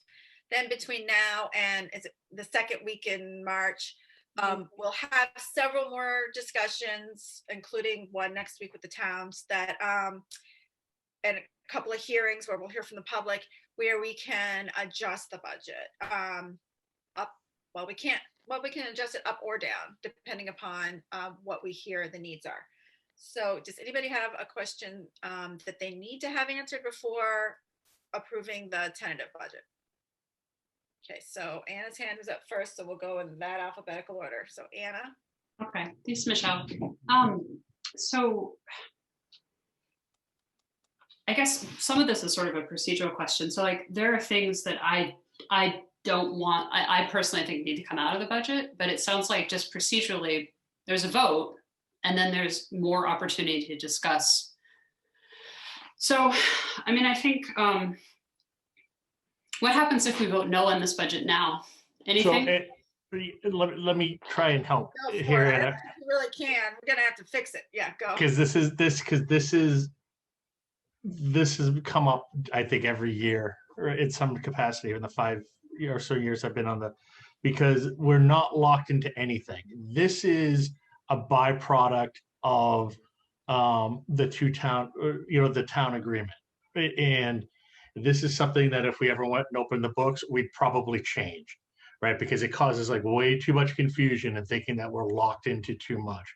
This is, now granted, they've done a ton of work, right? So this is actually, it could be a fully passed budget if that's what we chose, but this is to just give all the other boards in town a number and like some working documents to go with so they can go and do what they need to do on their end. And then, we have now this month of really, and this is what I was talking to you about the other day, this like crunch time that we're in, that like even in the best case scenarios, right? This month is just say goodbye to your family, right? Because this is where we go in and we really start, crunching those numbers, moving 10,000 from here to there. This is the time to do it. But what we're voting on tonight is just that round number. So- and it can change, and it usually does. So I guess my question is, like, at the subcommittee level, we've hashed this out for quite some time. Like we've talked, I think we've gone through the line items at least 3 or 4 times, and I've had a lot of questions there. None of that's reflected in any of this. Like, where does that criticism go? Because I mean, I think high level, as everyone knows, I think this is too high. I don't think it's passable. I would like to see us cut it in places. Do we do that as an entire committee now? Is it at the full committee level? Does it have a subcommittee function? Like, how do we actually go about making any of those recommendations and actually having it change in an actual way? It would be helpful if the subcommittee can come with recommendations, but ultimately the decisions are made here. If the subcommittee doesn't have consensus, then we'll do it here. The subcommittee makes the recommendations and then we bring it to the full committee. If the subcommittee can't get to consensus, because based on our last couple of meetings, I'm not sure that we will get to consensus. I mean, we might. I don't know. I'm a wild card there. I know you didn't want to put down your cards last time. So I guess that's my question, is if we can't reach a set of recommendations that the 3 of us agree to, do we bring Then it? you're doing a school budget, I think, is the best description, right? Unfortunately, it's a good question though. It's a really, really good question. It is, and that's this isn't easy. Sorry. Well, so that's my question. Like, I want to have this conversation as a full group. I want to put the cuts that I would propose in up at the right time. If now is not the right time to talk about it, I can respect that it's, there's a process and we have to go through it. But I'm finding it hard to figure out when is that right time, because I brought them up in subcommittee, nothing ever changes. Now we're here, you're asking for a vote, nothing ever changes. Like, when do we discuss anything we want to change? If you brought them up in the subcommittee and they didn't change, then that means there was no consensus, right? No, but we didn't vote. I don't think we voted. No. There was no vote. There was lots of discussion. Right. So there was no consensus. So there would be nothing to But there's change. no, yeah, but I mean, I don't think there was like 2 against 1. It definitely wasn't like that. There was just no consensus. So do we need to have consensus? Do we need to do like 2 people? That's the question I think we're asking. Here's the hard part. We haven't had a functioning finance working group in a very long time. And we still don't, because I'm on there and I refuse to vote yes or no on anything. There used to be a functioning system in which there was 3 people and they would make a recommendation. They would have crunched some numbers before this even came to us here, and there would have been some consensus done and stuff like that. I think the problem is that we don't have consensus. The 3 of us we also don't really know what our roles are, and that might be just I don't think that we actually know are we supposed to be literally voting like, yes, we want to make this cut, no, we want to make this? We haven't don't wanna had make this cut. long-term members on the committee because serving on the committee is quite difficult. For those who think it's easy, it's not easy. It's very difficult. So we've been burning through committee members, and this is one of the results of that. We don't really have a long established process that allows us to work efficiently. So that is, Mary Beth wanted to answer something. Yeah, or actually ask a clarifying question. One of the things I hear is that there's a concern that the budget number is too high. Is there, in districts that I've worked in the past, typically the way that is handled is that there is a number given to the leadership team and saying that we think this number is too high. We want you to come back to us with suggestions about how to lower it, or it's you never have a budget situation where, oh, you're not spending enough. It's almost always cutting it. Is that the process that has been used in the past, or would that be different from previous experiences with the budget? Yeah, so I can just shed a little light based on last year's experience. The initial budget that was presented to the subcommittee was over 13%. And we went back to Julie and Vinny and said, okay, give us 3 variations of this, super low, medium, and high. And in the discussion with Julia and Anna, at 5.02, there's not a lot of, we didn't have the great variance as we did in the last year's budget, So Vinny and Julie came back to us with, I think 11%, 9%, and 6%, and showed us the drastic cuts. We talked about that the last meeting, but again, and this might just be my takeaway, that because we were dealing with 5.02, there wasn't a lot to cut there. Well, I don't. Yeah, so in the past, part of what, because what would be helpful, and I think that ways that we can be supportive of the committee, is that if the committee is feeling like this number is too high, we can come back to you with scenarios around here. But I think, excuse me, I'm sorry to cut you off. Maybe It's okay. Go but ahead. I'm sorry, Anna, I didn't hear you talking. That's okay. But I think what Julie and Anna were talking about earlier too, was that we don't have a consensus. So I think there's some room to cut it a little bit. Anna's, 10 degrees away from me, and Julia is doing a nice job of But it's not even, making I wasn't given No. anything to vote on. We're not even talking about voting, just talking about where we think a budget should be. So let's talk about that. So let's talk about, do we feel that this percentage is where we as a committee are comfortable, or do we feel like it needs to be cut down by 3%, or it needs to be cut down to, let's talk about that, I guess. Okay. That's helpful, because I think that's sort of where the subcommittee is stuck. So, I think what Michelle has described is accurate. I think, just put up that slide with the percents on it. Do you have the slide that shows the total budget percent and then maybe the assessment percentages, so we can just have that fresh? Yes. Great. So part of my frustration or / question is I actually feel like I've been asking for variations on a theme for a while.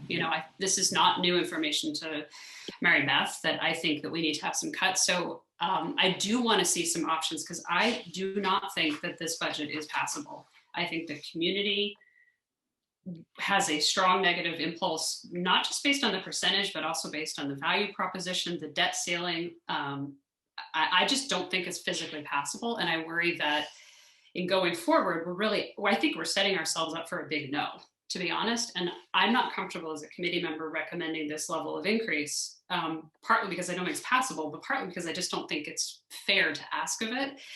I guess the question I have, and this is sort of the higher level question that we got stuck at, is I understand that Mary Beth's curriculum sort of restructure has a lot of merit. I understand the high level idea. I keep coming back to my fundamental position that I don't think we can afford it. And so what I would like to see is for example, could we keep the curriculum directors in place? But if we cut the instructional coaches, which I know Mary Beth really, really wants, I'm not saying that it's a bad idea, but I'm just real dollars and cents. I think there's 3 at the elementary level and 1 at the middle school, and they're like $95,000 each. So that's like $400,000 that we could potentially cut. That seems like a variation that I would like to see us think through.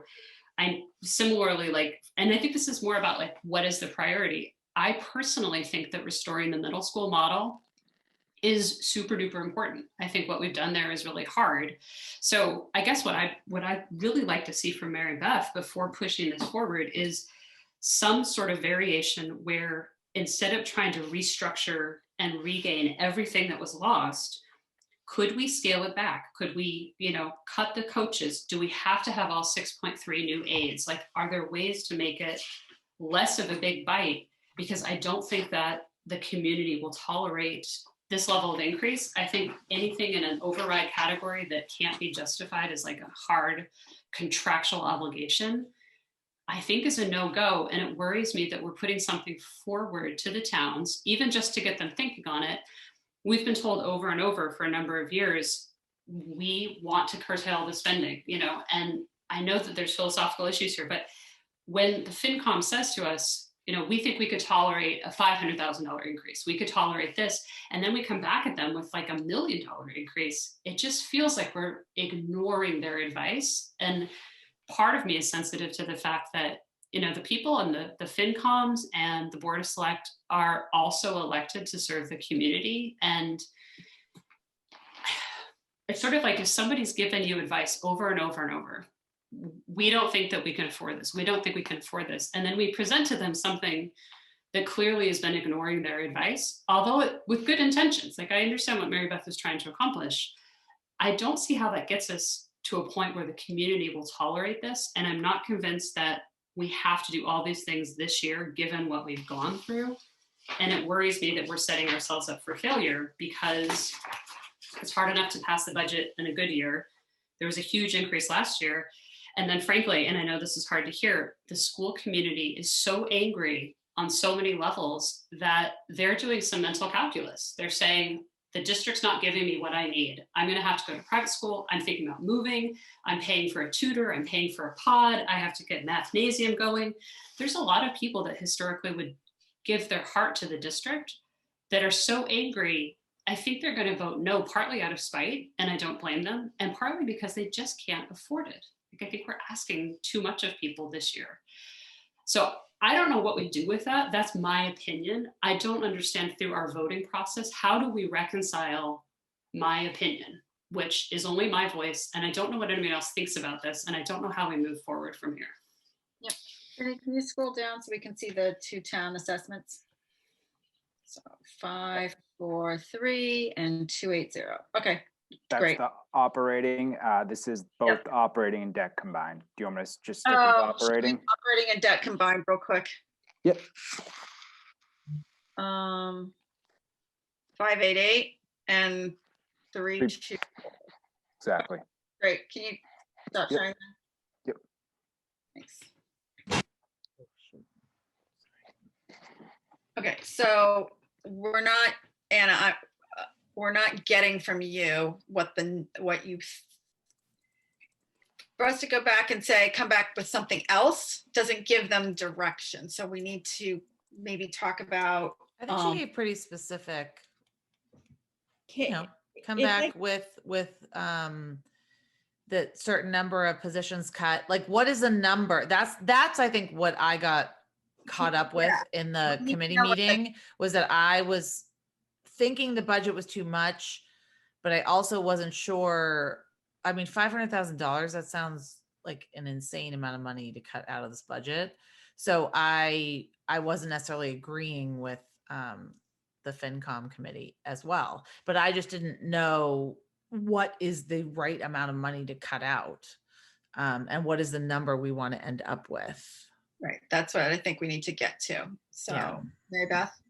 Yeah, I was just going to offer, and again, what's helpful for me to be able, and our team to be able to respond to you, is to have a number in terms of this is where we want to come in at. And then we would come back to you and we would say, here's, knowing what we know about how the district runs, how education runs, this is what we would recommend if you want to hit that number. And you can take our recommendations or not, but I do think that it behooves the committee to hear from their leadership team what they would do with this budget if it is the collective direction from the committee to reduce the budget. Let us know how much you need us to take out, and we will let you know what our recommendation is about how you take that out. Right. I wouldn't say that we direct what gets taken out. We direct the amount that gets taken out. Peter, and then Dana. I just wish we would hear from the leadership committee before we saw this to see what, to justify, this budget. Because again, the budget reflects our values, our priorities, and our goals. And I wish we'd hear from the leadership team before this to get more insights into the budget. I do have questions like this 12%, 12.5% increase in administration. I guess I'm trying to understand what that number is, because it says it goes from 6.94 to 7.47. Is that one person's salary? No, Vinny explained that last time about that it's actually a shifting of positions from one place to another. And we did hear about the leadership from the leadership team 2 meetings ago. And tonight. Yeah. Well, I mean, I think and the night before, but yeah. Yeah, Vinny, can you remind us of what the shifting of those positions were? So without actually knowing what specific line you're talking about, I believe it's because we moved the K-5 reading specialist coordinator from the elementaries to the central office, because now they're over 3 elementary schools, so you have to report them as district-wide. Yep, I see. And are we bringing back this 40% recovery? Are we bringing back the TAs and teachers and? And that's the thing I'm questioning is, can we actually afford that much recovery? I want to make sure that Dana gets to talk. I have a couple other questions, but Dana has been very patiently waiting, and I want to acknowledge that. Yep. Thank you. I guess I'm. Oh, sorry, Peter. Peter, go ahead.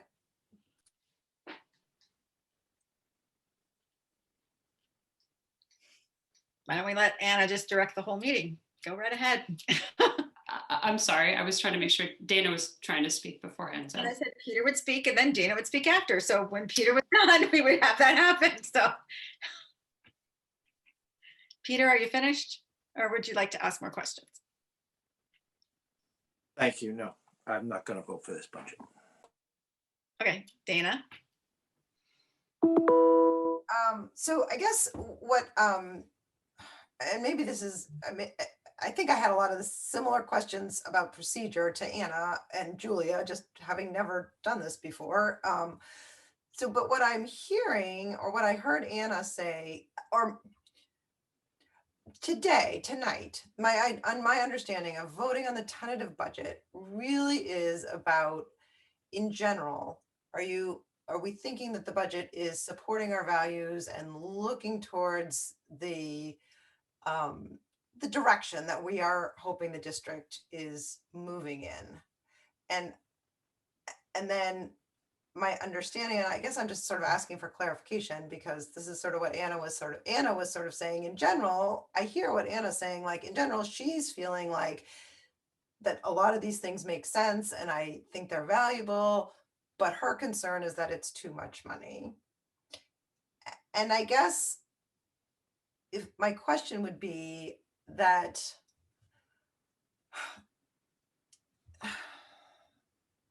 that would be of, I'm not trying to put a vote on Anna, but I'm just sort of saying that sounds like you would vote then for this tentative budget with the understanding that like, we're going to come back? Because it doesn't sound like we really have consensus about whether people think that this is the right, like, we don't have a consensus about what the budget number is to ask. Because wouldn't we need, as a whole committee, need to come to say, we want you to see what this would be at 4%, say, instead of, is that right?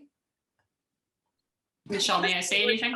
To get to, we're trying to say, so maybe we should vote on if we think this is the right level. And then if we know this isn't the right level, then we can vote to give some direction on what level. That's what I was sort of asking, is that like, are we trying to come to consensus on what we would want to ask Mary Beth and Vinny to do or to present to us? Is that what? Well, in one way we could do it is we could vote for this to be the tentative budget, and because tentative is what it is, and then vote a direction for them to come back with a, some, because whatever you want to call it.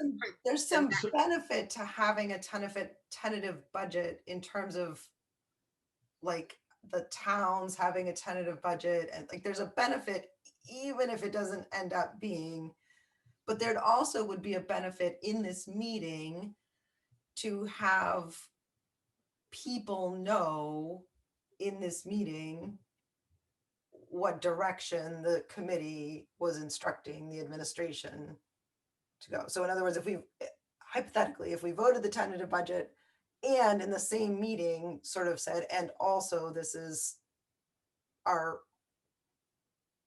request of the, or I don't. Yeah. Michelle, may I speak? Yes, and then we're going to have a motion to approve this tentative budget, and then we'll follow that up with motion of some sort of direction. Okay, so I have a question for Vinny, and then another comment to make. So Vinny, I've asked you a couple times to try to figure out where are we going to have to get to avoid that override? Because I think that that's going to be the sticking point, is at what level do we hit that? And now if it's unavoidable, if contractually, if something is happening, it's unavoidable, then I think my position would be, we have to be able to justify in a bomb-proof way what it's there. So for me, in terms of giving direction of like how much to look to cut, it would be really helpful to know from the town side, like what does that mean? And I think we've talked about that a couple of times, but I don't know if we really know that number. So it's hard for me to say, cut $400,000 or $500,000 or whatever, because I don't know what that number is. That's not Vinny's number to calculate. We do know a range. Because the town could decide to give all of enough. Wenham had the ability last year to not have an override. They could have given all of their increase to the schools and then had all the override on their side. Hamilton has that in their control. So the towns have just traditionally taken what they need and then push all of the additional increase over to the schools. It's all within the town's control whether there's an override on the school or not. Granted, 5% increase is more than the 2.5%, but it going to an override and being called a school override is 100% in the town's control. Okay, so I mean, I guess that said, and this is where I think going back and actually heeding the advice of the Board of Select and the FinComs. That's one town. Okay, but still, like, I guess, I think that, I do think we should, I think at some level, and I don't know if this is what Peter's trying to get to or not, but like, I would have loved to have seen us get to that point sooner, or at this meeting have had some of those options. But before we get to that, there is something I want to say that's really important that doesn't involve changing the bottom line. And this is a follow-up to what Olivia said, what I've motioned, what we've talked about. There's over $200,000 of professional development in this budget in different places. It's lurking here and there. So I move that we commit to unconscious bias training as part of our fiscal year 22 professional development budget. I How the second. professional development budget is spent is an operational issue under the control of the superintendent. If you would like to allocate money to the school committee to put that forward, you could do that. I'm not asking that. I'm moving that we commit to spending some of the money that's already in the budget for that purpose, which is something we've already committed to with our resolution. It's something that's an important value set. We have over $200,000. I don't understand why we as a committee couldn't say this is an important value for us to spend some of that 200 grand on this year. That is my motion. I'm asking that we direct some of that money to that purpose in this budget cycle, a formal motion. And I am telling you that that is not within the authority of the school committee to tell the superintendent and the finance person how to spend the money. It's within our discretion as school committee members to establish the money and then to provide them feedback on how it could be spent, but it's not us to commit. So if you want to make motions that say what and how the district is going to run, we don't need to have a superintendent and director of finance or assistant superintendent. Because you're taking away their authority to do their job to lead the district. So let me ask this, Mary Beth, would you be willing to commit to spending some of our professional development money on unconscious bias training this budget year? So here's what I would say, that yes, I can see PD money being spent that way next year. Here's the way that I think it makes sense to do that. As Michelle was saying, you're committing the money for PD, but one of the ways that you can ensure that some of that money goes towards PD is around your district goals, right?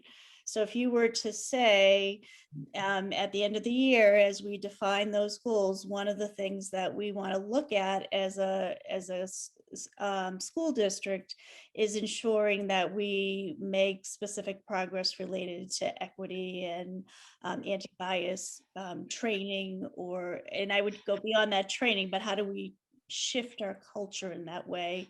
And what I would say is there's money there, right? And part of what happens then, we look at our resources, we look at our goals, and we say, okay, how do we use those resources for our goals? One of the things that's also been worked on and is part of this overall curriculum instruction is the formation of a professional development committee. And so to say to them, here's a district goal we're working towards, right? Design something that is going to move forward around that, and then use funding for that. So there's funding there. The other piece that I think you need is a district goal that says it's important that it gets spent and that there's money spent in pursuit of that particular goal. So this is where I would argue the resolution that we already passed, that MASC anti-racism resolution, the letter from Olivia was right. We have already affirmed that as a district goal. We all pledged to it and said that this is something we're committing to. So this is where I'm a little flummoxed that we can't direct a particular kind of allocation, because I think that resolution already did so. And I also, just as a point of order, I don't understand why this is even remotely controversial. That troubles me on a really profound level. So I don't understand, we've already affirmed this as a resolution. We voted on it to direct the district to do it. So I'm simply saying, can we make good on what we've already asked and voted to do?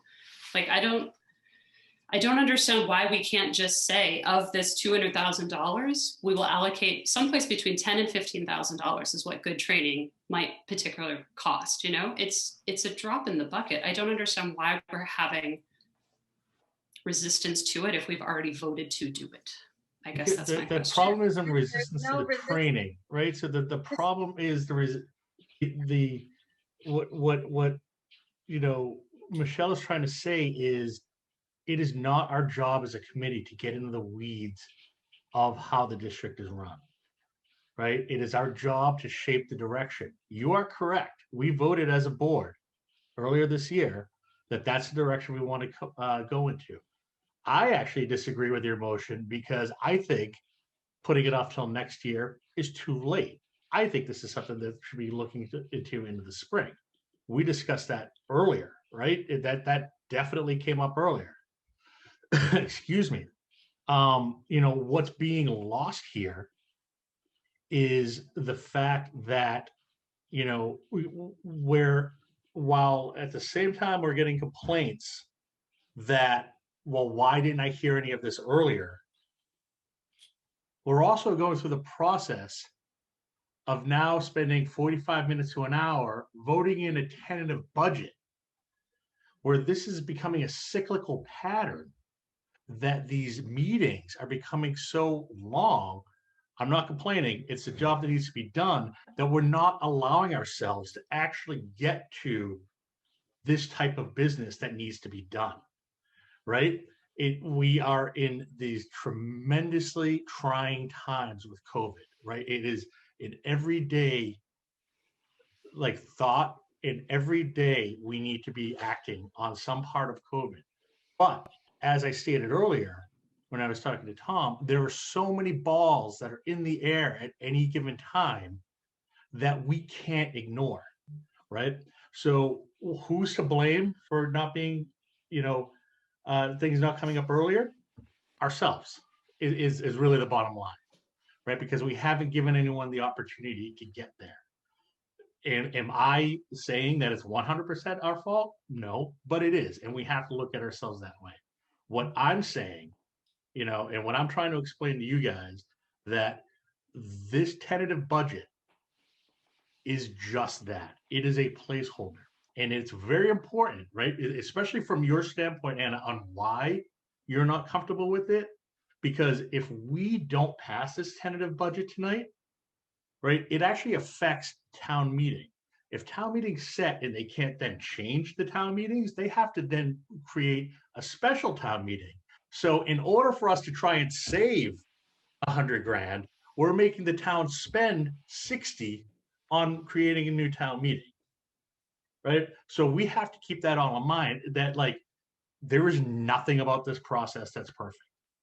There's nothing about this process that's perfect. This tentative agreement, this tentative budget has been nothing but a pain in the butt. Michelle Bailey will tell you, every year we go through some sort of, because no one wants to be locked into this. This isn't the final budget. I'm telling you right now, Vinny doesn't want to be locked into this budget right now. But this is the work that's sort of been done that needs to be done to get to that next stage. And like I said, this is now the crunch time of when we make those decisions. Excuse me. You know, and because, and you know they're difficult, right? Because it's coming up in your subcommittee that you can't come to a consensus. But, you know, think about it this way. It doesn't need to necessarily come out to a consensus if you know, you're very passionate about, even if they're voted against you, when it comes up to the bigger, you know, to the bigger board for the actual vote for approval, there might be 3 others that agree with you that weren't in your subcommittee, that, you know, then the budget gets moved that way, right? So it's you know, we have to keep moving forward for the sake of the district to keep running, right, and the towns to be able to actually operate. And there's nothing I can tell you right here that's going to tell you you're going to feel 100% satisfied at the end of this. So right? And like the thing is, no one on this call is. And that's just sort of, that's the part that really sucks about this process. So, you know, in any type of budget at this level. So how do we, so first of all, First, we're going to have a motion to approve the tentative budget, and then we're going to have a motion on what kind of direction we want to give for the next step. So what happened to my motion about the bias then, that Julia seconded? Does it just go into a black hole? It was not seconded. I seconded it. I didn't hear. So sure, we can vote on it, but it's not within the jurisdiction of the school committee, and it's not actionable. So we can certainly vote on it, but neither one of those things are, it's like when we voted on the 3 to 5 thing in Wenham. It's not actionable because it's not within the authority of the school committee to direct how professional development is spent. It's within the school committee to set a goal and to then measure and hold the superintendent accountable to meeting a goal, but it's not within our authority to direct how individual line items are spent. We don't say, go buy the blue tables, go and to, Super Joe's hardware store to buy this. We do not direct where the money goes. I'm not saying, but it wasn't a motion to a specific vendor, like buying a piece of paper. It's a concept that we've already affirmed. Certain item, and we are not in that. That is not in our realm of authority. Then I would argue everything we did in that anti-racism resolution was indeed performative. If there's no way for us to make it actionable, those are just totally empty words. I believe in the meeting after that, one of the things we said is that we need to take this into our goals and figure out what we're going to do with it. Unfortunately, because we have COVID right now, and because we have so many people criticizing us over every detail, and we have to rehash it and rehash it and rehash it, we don't have time to set goals yet. So when we can have agreement about trying to work as a team and set some goals, which is what our next workshop is going to be about, we can start to have more authority around that. But until then, we can't. So I'm hoping we can pull together as a team and build some shared vision and goals. When is the workshop? The 23rd. And that's when we would maybe identify a new goal or review We the are going to district talk goals. about the process of setting goals. Okay. We probably will not have time to set the goals themselves. That's usually more of a longer period type meeting. And it usually happens at the end of the school year because you're setting them for the next school year. Okay. Well, I still second the motion. Unfortunately, Even if it's just performative, Yeah. I think it's important. That seems to be our way, Julia. It's a performative gesture. So, So, Anna, that's very snide. It's very snide. And I would hope you'll go back and watch and hear the tone of your voice, because it's very snide. I am one of the most open people. I'm very transparent. I am very much for everything you stand for. And at every turn, you make it look like I'm evil and bad, and I'm not. And so I really would hope that you would think about what you are doing to the community, to this committee, and to me personally when you make snide remarks like that.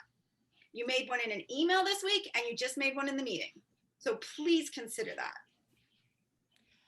So, I think we're off track. Dana. Yeah. I think we're off track.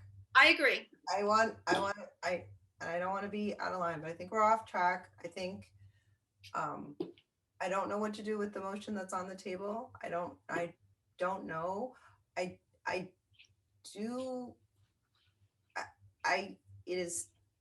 think we're off track, and it's difficult to, I think there's been a lot of generalizations being made about people, and when one is sitting quietly, it's difficult to listen and be lumped in with, I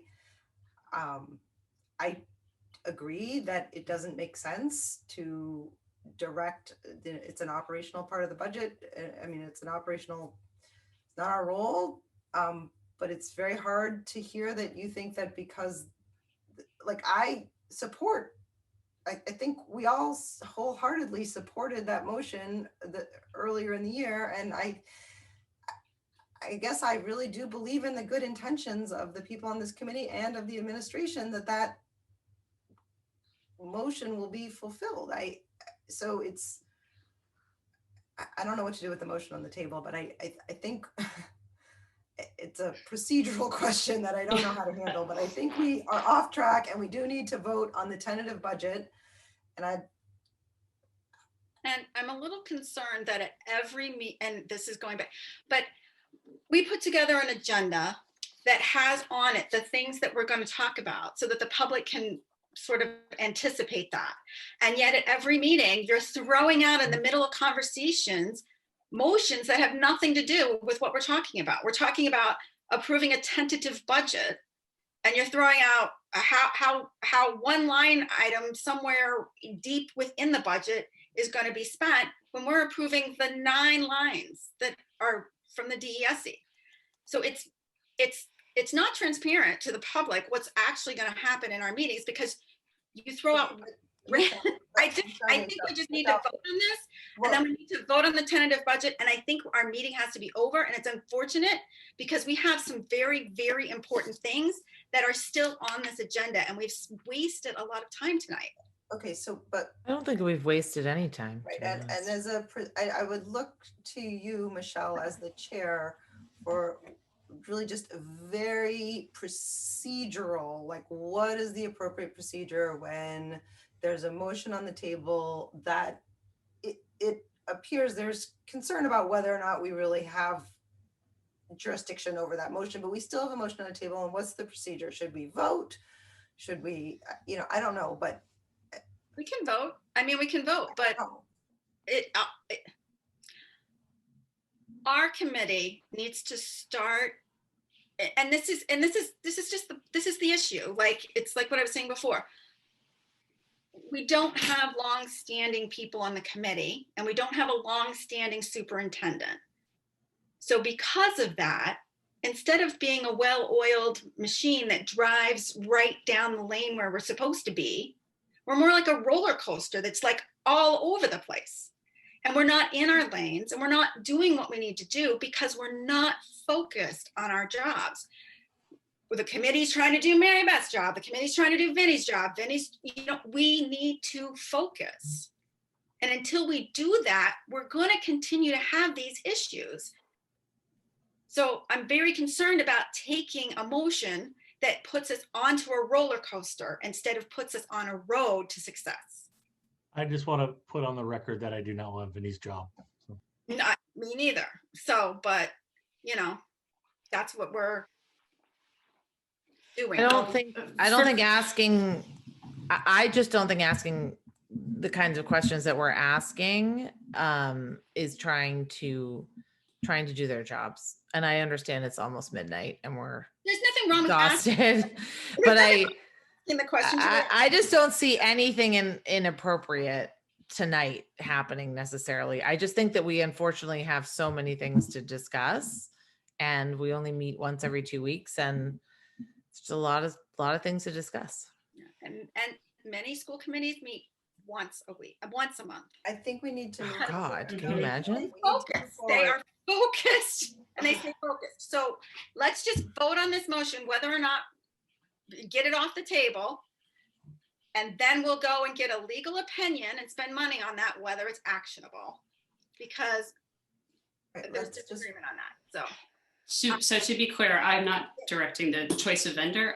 My motion was I move that we commit to unconscious bias training as part of our fiscal year 22 professional development budget. That was what I said.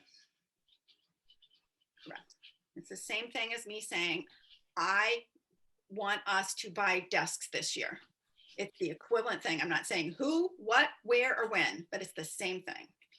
Noted. So, David. No. Peter. Wait a minute. What are we voting on? Voting on whether or not to tell the superintendent how to spend $20,000. Okay, that's what I thought. But my question is, you just said if we vote on this, we're going to have to spend money to have a lawyer to review to see if this is.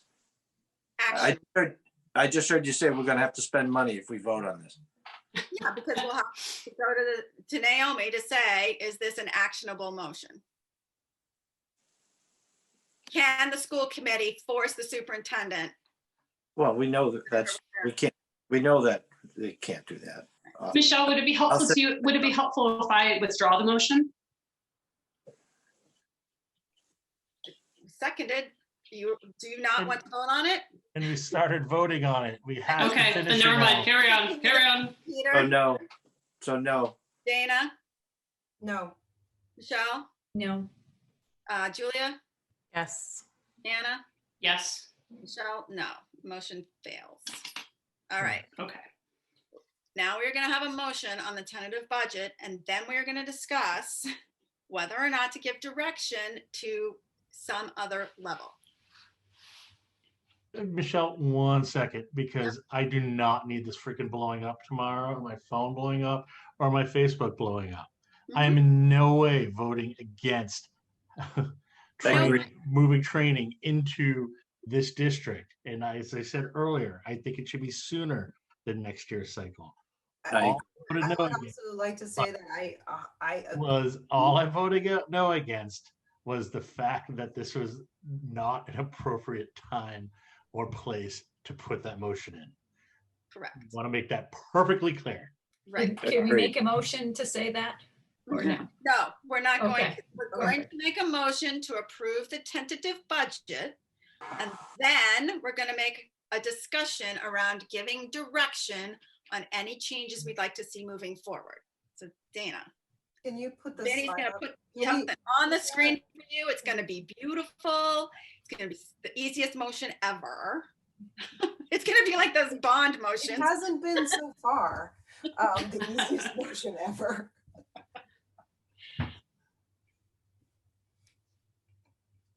I move that the Hamilton Wenham Regional School Committee approve the tentative FY22 general fund expenditures budget of $37,652,010. This amount includes general fund operating expenses after offsets in the amount of $37,076,516 and general fund debt service expenses in the amount of $575,494.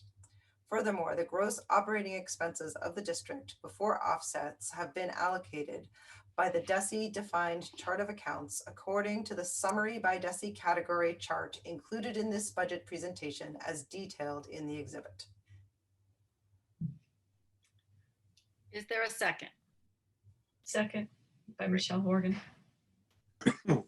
Okay, so an affirmative approves the tentative budget and allows it to be sent to the towns. Whatever, a no vote means we will continue working on this budget tonight. Michelle Horgan. Yes. Anna. Yes. Leah? Yes. Peter. No. David. Yes. Dana. Yes. Michelle Bailey, yes. That's 6-1. Okay, now I'm going to ask if the committee would like to reconvene on, what is today, Friday evening. No, I can't do it Friday. Monday. I'd prefer we just keep going. Okay. Great, let's go. So Monday the 8th. Okay. Okay. I mean, we're coming up on midnight, nearly 6-hour meeting. How much more time do you think we need? Well, my guess would be 2 hours. Oh. But to finish the business here. I still have lesson planning to do, papers to correct. I don't think we've got 2 more hours here. Really? Let's just move forward and then we can always stop in a few minutes. So at midnight, I'm going to start asking you to vote to continue the meeting in 30-minute increments. So, all right, so capital planning, how do you guys want to proceed with having the discussion? I would recommend that we, like we did last year, ask for 2 other budgets, and you guys can speak up to 2 other budgets that represent 4.5% and 4%. And what would that do to the budget? If what line items would look like? Could we do it as a 4 and a 3? Go a little bit farther?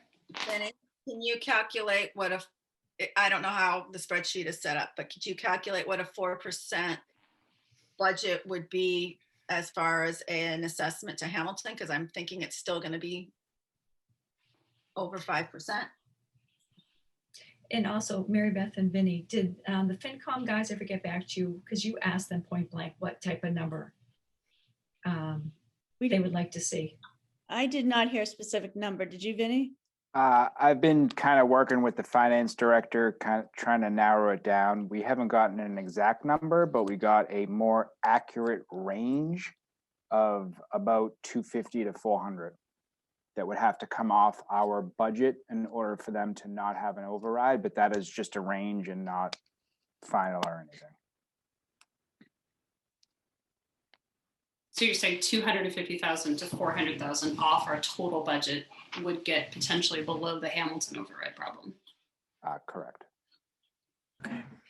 As a preliminary number for now. Okay. It could change if their budget changes as well.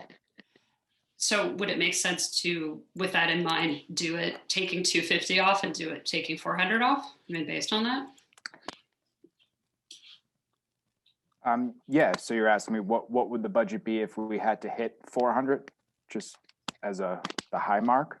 I think so. I mean, that would be, I mean, I don't know if that's really going to be enough. I still think we might have an issue, but I would be curious to know what that looks like if we if that's the direction we're getting from towns, that might be getting us close to the range or it might be avoidable. I'd be curious to know what that looks like.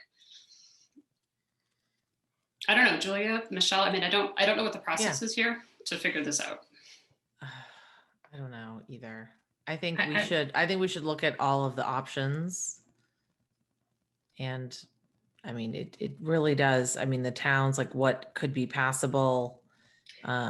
I know that any cut is like a cut to the bone. So yeah, I wonder if we did a series, if we did something where at like 4.45 now, if we did 4%, 3.5%, 3%, would that be helpful information to the committee? So My concern with that is that you're creating 4 budgets, right? You're creating 4 budgets. So not only do we not have the time for that, but if we put out a 3% budget and we make that public knowledge and we decide we want to go with the 4% budget, it's going to be really hard to sell that 4% budget. Yep. Right. So this is that sort of tricky spot, and we have to be careful what we wish for here. So, Vinny, if we took 400,000 off, what would we be at? I mean, if that's the highest end of the Hamilton kind of range, what did that look like? Yep. So I'm talking just in terms of a net budget, because that 400 grand could be expenses or it could be revenues, whatever gets them below their mark. So from a net operating budget perspective, it would be about a 3.2% increase to get below that threshold. That's too low. Yep. And I mean, why did you say that's too low? So this budget right now at 3%. At 4.4, right? So this budget at 4.4 doesn't even get us back to where we were pre-COVID, right? So that's something to be, as we're so concerned about getting everyone into school right now, right? We have this sort of thought about trying to get to where this district was pre-COVID. This 4.4% budget doesn't even get us there. So that just to sort of start to put things into perspective a little. So that's right. I guess I appreciate having this conversation, and I think it's important conversation. And I have to fully admit that I was a little stung by some emails and some chats saying it's obvious that I don't care about children, and that was a very difficult for me to hear. Our budget document is a policy document, and I'm on this committee because I care about children. And I understand Anna's concern about whether or not this budget is going to pass. But I am really hesitant to present a budget that is, we're going to be entering into a year where we need to support the children that have just gone through the most difficult year ever. we need to fund the year so that we can support them, so that when they come back, I mean, all the things we hear, I mean, like, yeah, there are real mental health challenges. There are going to be learning gaps. This has been incredible. And it is painful to not at least advocate for the things that we really need to support the students in our community. And I'm not opposed to hearing what it would mean to cut this tentative budget. I'm not opposed to hearing that or looking at that. But I think we need to make sure to keep in mind that this is a policy statement. This is a statement about our values. And so I totally agree. I just think we can't. Thank you. This is the discussions that we have been having in our subcommittee meetings. And this is why we can't come to a consensus, because you have your values and then you have the realities of the financial situation everybody's in. But what Dana is saying is that public education is the foundation of our society. And we as a community value our education. And I was very, please don't roll your eyes at me. I've had 4 teenagers in the house. I'm lucky. I have the benefit of seeing what this district has done for my family. I have 4 well-educated children that are about to become, or some are functioning members of the society. I see the value of it. Dana does. We understand. You can't put a price on that. And I'm sorry, and I said this in the meeting, I am sorry if parents are upset. They should be upset, but it's a pandemic. And for them to not support public education is throwing the baby out with the bathwater. You can't do it now. So that's my 2 cents. And that's, again, why we couldn't come to a consensus, because we have just different views or different thoughts of where we are right now. Benny, can we get back to the number thing? 250, what's that percent? What do you mean by 250? Sorry. If we did a reduction of $250,000, what percent would that be?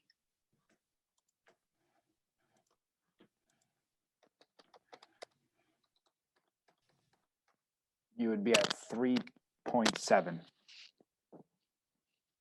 Anna? I think the problem that we're having here is that I just don't think we can afford the things that we need.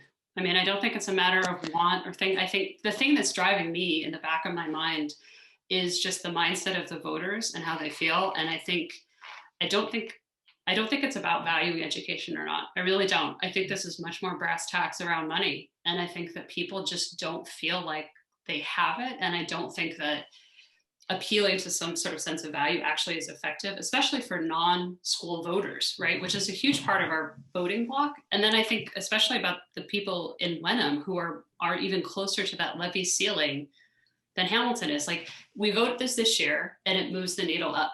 And then we get to next year and we have the next round of like, well, we still haven't recovered yet. And we have our new contract. And then we have this with that. Like, these towns are approaching $25 per 1,000, which is literally where the state cuts you off and says, we're sorry. And I just feel like I feel like, as much as I, of course, value public education, and I, of course, wish that we all could just spend any money that we have, like, we don't have the money to move it forward. And I think going into the towns to ask them to do it, I feel like we're shooting ourselves in the foot, not just this year, but even the next year still. Like, what are we going to do next year when we've moved the needle and it's $23 per 1,000? And then there's the next new thing that we need. Like, there has to be like a reality check that's not about who does or does not value education, because I don't think this is about values. I think this is about pocketbooks and reality. And that's what I'm trying to say. I'm not judging anyone's values. I just don't think it's passable at that level. I really don't. Michelle Horgan? So just getting back to what Dana said, this is a policy. So we as a committee have to agree upon this policy. And then it's up to the voters to make that decision. We don't know. We all hear from people in the community, but we don't know the whole community. We're hearing certain pockets of people. We don't know the whole community. We create the policy And then it's up to them at the ballots to decide whether or not to support it. And if they value education or if they don't, or if they're more concerned for the pocket, and I respect that. I respect that 100% because of my jobs in the community. I understand and respect that. But it's up to us, like Dana said, to make a policy as a group, pass it, and then give it to the communities to support it or not support it. Yeah, I'm not even, I mean, I'd be willing to see what a $250,000 cut would be, but I'm not even sure that I could support that. I think it's important also to just sort of note, right, as we're wrapping up, and I do think that we do need to wrap up, right, because, but it doesn't matter what our ask is. Our budget will not pass if we cannot get together and sell it to the community, period. If we give them money back, it won't pass if we can't get together and sell it. So I'm telling you, it doesn't matter, right? For the first 4 years, Michelle will tell you, I said our job, right? And this year I've been sort of giving the other way a little bit more than I have in years past. But our job is solely to do what's in the best interest of our district. That's what we're voted in to do. Excuse me. While it is a goal of our committee to work and coordinate with the other town boards, it is actually our job and duty to make sure that we're doing what's best for the students in our district. Excuse me.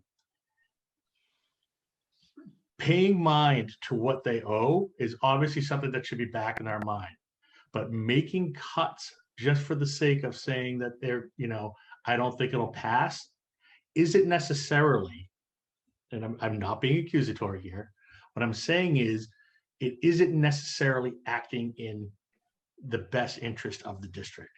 This is where I said there's no easy answer here, right? This is where you're never going to be happy. But I think if it was someone, I think actually everyone here, but I am talking to you a little bit more specifically on with someone with such strong opinions and moral integrity, right? That sometimes you just have to, that's the horse to ride on, right? And I understand and I appreciate, the idea of coming back and thinking about this fiscally and financially from a town perspective. But, let's be realistic. We all know who gets hurt when cuts are made in education, right? And it's never the top of the heap. It always ends up trickling down, and it's not anyone's fault, right? I'm not being accusatory in any way, but I'm saying we need to make sure that we're doing our best to take care of everyone in all of our kids, all of our neighbors' kids, at the end of the day, our property value, right? Because they're definitely reliant on the strength of our schools. And, that's what lets me sleep at night when I have to make these tough votes, knowing that I'm raising my own taxes, beyond the point where it's comfortable. I call my taxes my summer house, because if I lived in Gloucester, I'd have a summer house with the money that I pay in taxes to live in Wenham. But I mean, I just think that if you need something to help you get through this, that if you think about it that way, like I said, it's not perfect. It's not going to make you feel better and be like, all right, let's go. But I think it does help swallow the bitter pill a little bit more. So I just ask that you guys consider that. Can I say something? Yeah, I think that's incredibly helpful, actually. If you see that really kind of shifted my perspective on a lot of things. If you see the North Star as what's best for the district, because I'm I'm a lot like Anna. I like to see what's best for like what's feasible, what's realistic, what's morally correct. Like but I think thinking with that like laser focus, almost like what's best for all the kids, what's best for the district, I'm kind of willing like to fight a little bit more now. So I don't know. So thank you. Dana? I guess I want to speak to both Anna and Julia. Oh, Julia, I don't know you very well, but but I think one of the things I hear or I want to raise up is that, Anna, I see you. This is such an important conversation because I think when we come to a budget agreement, when we have the committee votes and have a budget, you, Anna, are going to be a powerful voice in talking to the community. Because you are, right? And so, because not only your community communication, but also your deep knowledge and understanding of the budget, right? Like you're going to be a big asset. So I think, like to David's point, like the big picture is like, it's really important that we not only come to consensus, but then that we are able to then communicate out to the community. So I think the important thing is like, what's really going to be helpful right in this moment? Like, and if Anna, if you who made the motion about the, like what would really be helpful to see, like in terms of the budget, like, is this conversation come to you and said like, okay, this is the number that would really be helpful for me to see? I mean, I appreciate the diplomacy everyone's talking through right now. Like this is the kind of meeting that feels good to be in. So I appreciate that we're sort of here. I think even though I do agree with David, you know, our purpose is about the kids in the schools. We don't live in a vacuum, you know, like we're not apart from the town. We are the towns. And I think that there has to be some measure of recognition to the guidance we're being given by our partners. You know, the FinComs are our partners. They're our neighbors. The select boards are our partners and our neighbors. And ultimately, actually, I think the better strategy for me is that not only do we, the school committee, love the budget and sell it, if we could get the FinComs and the Board of Select to also love the budget and sell it, okay, now we have a winner. Like that's when the community will come together to support people. And I think that if we go into this knowing, and we've already been told by the Boards of Select and the FinCom that they think we're high, I mean, you're having a hard time convincing me that this budget is where it needs to be. We haven't even gotten to the other people who not only should theoretically be our partners in the broader community, they will actively say, no, you know, this is not something sustainable. Because again, they're also elected to serve the community. Like we're all in one big capital C community together. So I think trying to sort of subdivide into the school community from the Hamilton community, the Wenham community, like this is where we all come together. And I would like to see us have a little bit more of a sort of homage to those partners. I also do think, and you know, I'm not trying to stir the pot for the sake of stirring. There are so many families who do feel so frustrated with the district that they've invested alternate capital into other things and they've lost faith in us. And I don't know that unless we actually change course about getting kids back to school and showing them what we could do and working harder for the kids, I guess right now my feeling is I'm trying really hard to fight for the kids right now this year to help them with these mental health issues, to help them with their learning. To me, the best way to get our budget passed is to restore confidence in our school district by actually really trying to get the kids back. That will help us earn the trust of the community that historically has supported the district. Because if we don't do that, then there are families that as much as they love public education, if they're weighing the costs and saying, you know what, my kid is really far behind and I don't have confidence in my district. So no, the money I would have spent on my tax increase, I'm going to pay for a tutor. I'm going to pay for mathnasium. I'm going to go out of district. Those conversations are happening in a large enough number that it makes me very nervous to move forward here. So that's part of it too. Like all of those voices are valid. And I'm trying to get to the point where the school community loves the budget, the select boards love the budget, the FinComs love the budget, the seniors who have always been here for years. I want everyone to love the budget and feel like it's a reflection of the community's values as a cohesive, holistic group. That's my goal here. And I don't think that starting off at a point we know is high and we've been told is high is going to get us somewhere. I don't think it's about values. I think it's really about. Anna, I have to push back on that. You are not the only person on this committee. I'm not saying I was. I didn't say I was the only one. I said that's my perspective. You're the only one on this committee who's pushing to get kids back in school. And that is not true. Every single person. She didn't say that. She said that she's been working really hard to get kids back in school. She never said she was the only one, though. I agree. She implied the rest of us are not. And the truth of the matter is we all are trying to get kids back in school within the constraints that we have. We have buildings that were built and we cannot make them any bigger. We have staff that is here that we made an agreement with. And we're our word. So we're all trying to get kids back in school. And I'm hoping that the parents can understand that we're doing the best that we can to get kids back in school with the resources that we have been given.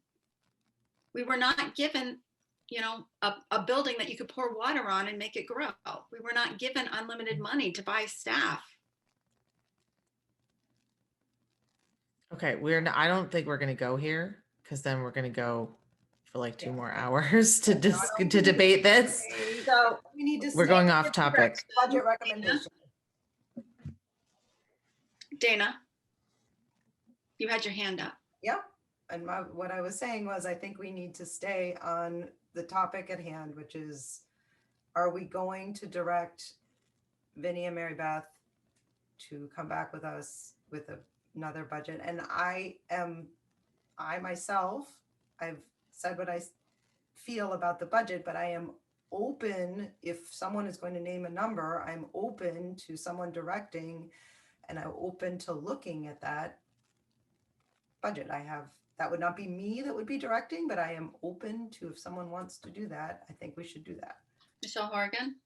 If we know that our contractual obligations put us at 3%, I would suggest that we look at 4% and 4.5% budget increase over last year. And in that, and just and in 4.48 right now. But also, so you're saying, but also I'd like to see what. That's what I'm saying. We're at 4.5. Yeah. But what would, with those decreases, what are we losing? What services are not we able to provide to our students? Yeah. So look at 4%. Mm-hmm.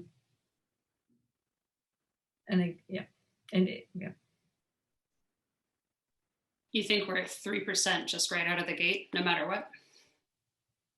Yes. So Yeah. could we do 3.5 and 4 if we're already at 4.5? Could we do 2 clicks down, a 4 and a 3.5? But then I think to David's point, we're giving too many options, potential options. And we will not be providing a Hamilton Wenham education. That's my personal opinion. At 3.5% or even 4%, we will not be providing a Hamilton Wenham education. And if I, Michelle. Yeah. Yeah, I just wanted to jump in. I do want to echo an earlier comment by Dana that, I have concerns about where students are going to enter next year. And if there is and what we have put forth with the 4.45 is not an over-the-top budget. This is not all kinds of additional resources. This is the minimum of what we need in order to service these kids. So particularly coming off of this year, I do have concerns about going much lower than we already are I am happy to take direction from the committee and come back to you with whatever number you decide. But I will share with you that I do have worries, particularly next year when we really don't even know yet what we're going to face, how we ensure that we have really strong programs in place for kids when they return. And to do that, we need the positions that we have put forth in the budget. So Michelle, why don't you make a motion? I make a motion that we, the school committee, direct Superintendent Banyos and Assistant Superintendent Vinnie Leone to look at this budget, tentative budget again, with possibility of reducing it to 4% and 4.5%. I did it backwards. Does that sound right? Yep. Okay. Nope. Is there a second on that? Second. Oh, there's a second. Okay. So, Go ahead. I think we're already at 4. Yeah. We are. Okay. It's 4.45, yes. So how Yeah, does- we that's why already I'm are at that. seconding. So we have the budget and then we would have the 4% budget. 4%, right, okay. Peter, what do you think about that?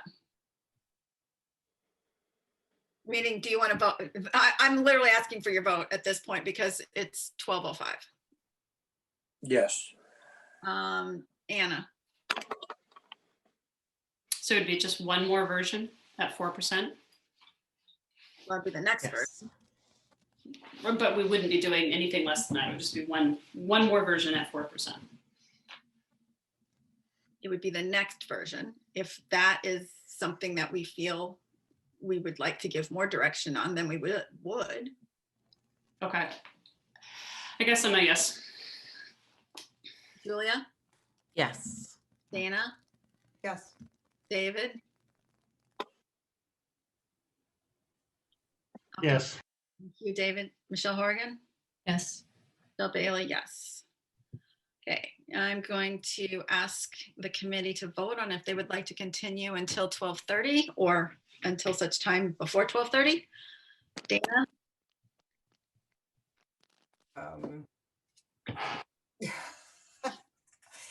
Yes, if other people are willing to do that. okay. All right, I'll ask someone else. David, are you willing to do that? What did you ask me? Well, sure, I'll ask you. How about you? Julia, would you? Yes. David, Yes. Peter, What's left? Vaccination planning, enrollment. we have an executive session that really is kind of timely, so I think I would go straight to the executive session and then come back to those things, but we'll see. Okay. Sure, yes. Anna, Always. Michelle Horgan, Yes. Anna doesn't sleep. Michelle Bailey, yes. Okay, so, all right, so now what's left on this agenda, Mary Beth? Should we move to Can- executive session? Well, yeah, can vaccination planning be an email? For sure.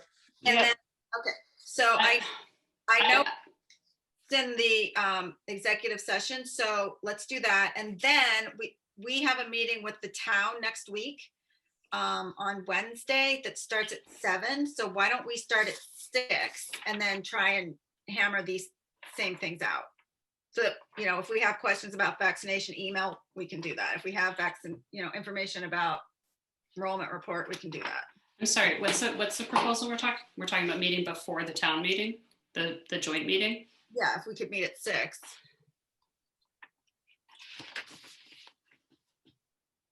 I can't speak for everyone else. That sounds good because right now it's not the I got a request if we could go to the vaccination planning because the public health nurse has been on here No. this Oh, hour wow. to be part of that. Oh my gosh. Oh my God, really? So why don't we honor that? Yes. Oh, geez. Then we'll see what we have for the executive session. Go. Oh my God. So if you would like to promote Mary Beth Ting, And by the way, this is not being taped now, so this won't be on TV. So the only recording of this is now on Zoom. So we're gonna have to get this over to the TV station later today. It is still recording. We went too late. Oh, There's poor more Mary important Beth. things on Oh TV. my gosh. Oh my God, Mary Beth. Beth, you get Oh my God. definite bonus points. Oh my goodness, you're still standing. Oh my gosh. No, I'm sitting. I am sitting.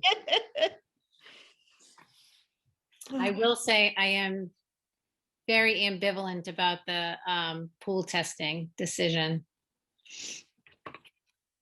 We did see on a public health side a number of individuals who were identified because of someone who tested positive through a pool test outside of our community that then touched our community and a number of individuals. So, having had that very personal experience, I was prepared to think, this could be really beneficial. I had real worries about the logistics and how we could roll it out. So, I support the decision wholeheartedly. I didn't know how we could do it, but particularly around like after April vacation, because a lot of the schools aren't necessarily doing it. Private schools aren't necessarily doing it, weekly, like the state is suggesting. That is totally appropriate to me at colleges like Gordon College, where there's communal living. Our students are not communal living outside their household. Anyway, Mary Beth, did you get any sort of update from my colleague in Hamilton? Is there something that, because there's been a lot of discussion and thinking and planning that I'm not ready to fully roll out before you? No, I have not, and Tom I can double check with Tom. What I was planning on sharing is just what the state is sharing at this point, but I know that there are many conversations going on, and you can probably add some meat to the bones there, Mary Beth, around where we are related to the state piece. So I can pull up those slides quickly and just go through them, and then whatever you have as latest information, I'm sure. Yeah, I really don't want to keep you. I know everybody's super tired and it's been a tough, long night. So I know that the state is very well aware of how many are really interested in seeing K through 12 faculty and staff vaccinated quickly, but they were moved below the higher mortality populations. I hate to be blunt, but they've been moved below people who are dying at a greater rate for vaccination. So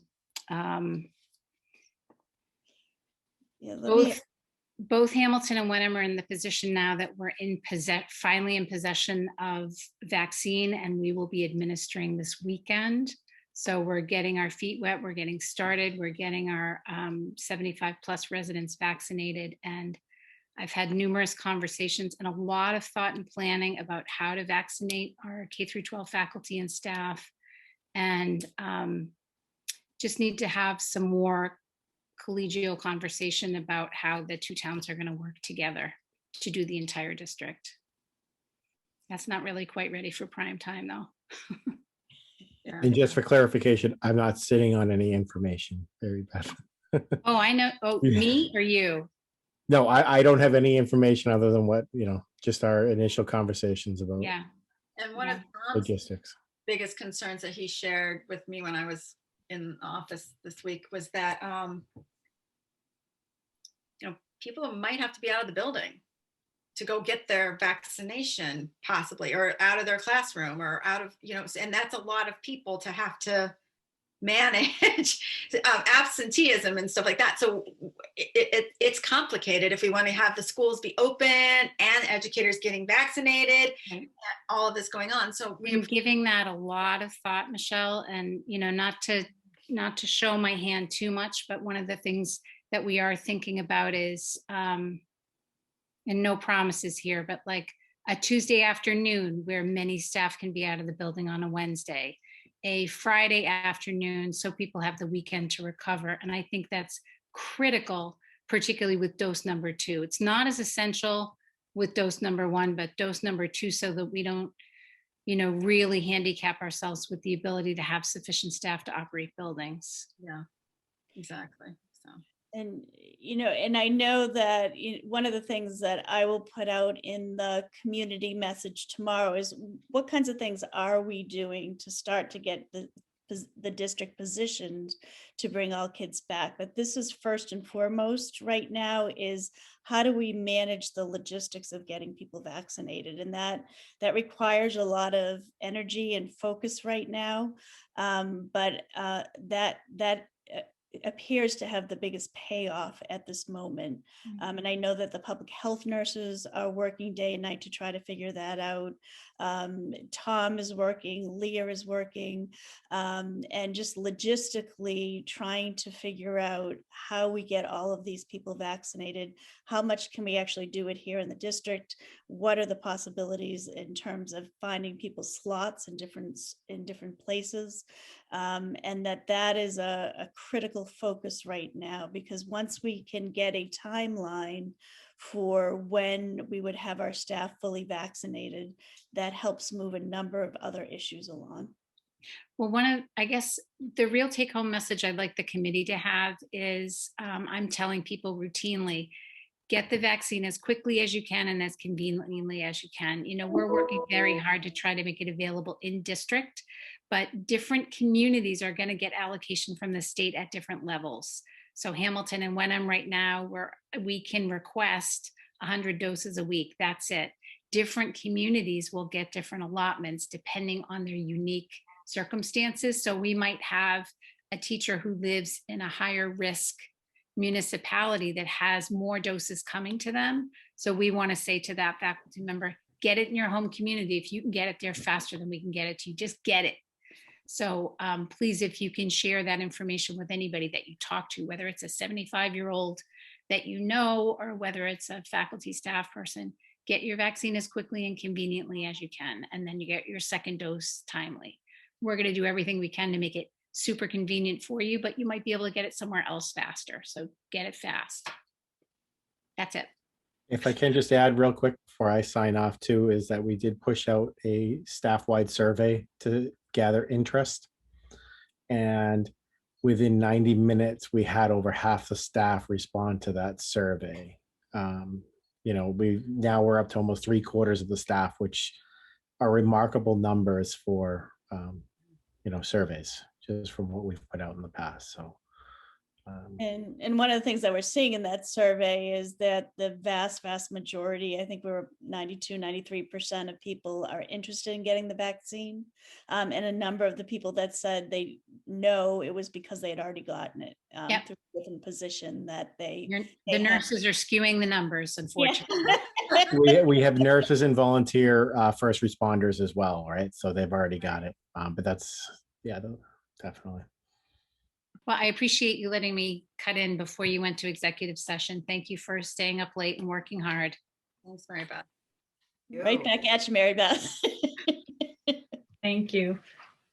Get some sleep, everyone, eventually. Have a good night. Bye-bye. I move that we vote to adjourn into executive session for purpose number 2, to conduct strategy sessions in preparation for negotiations with non-union personnel.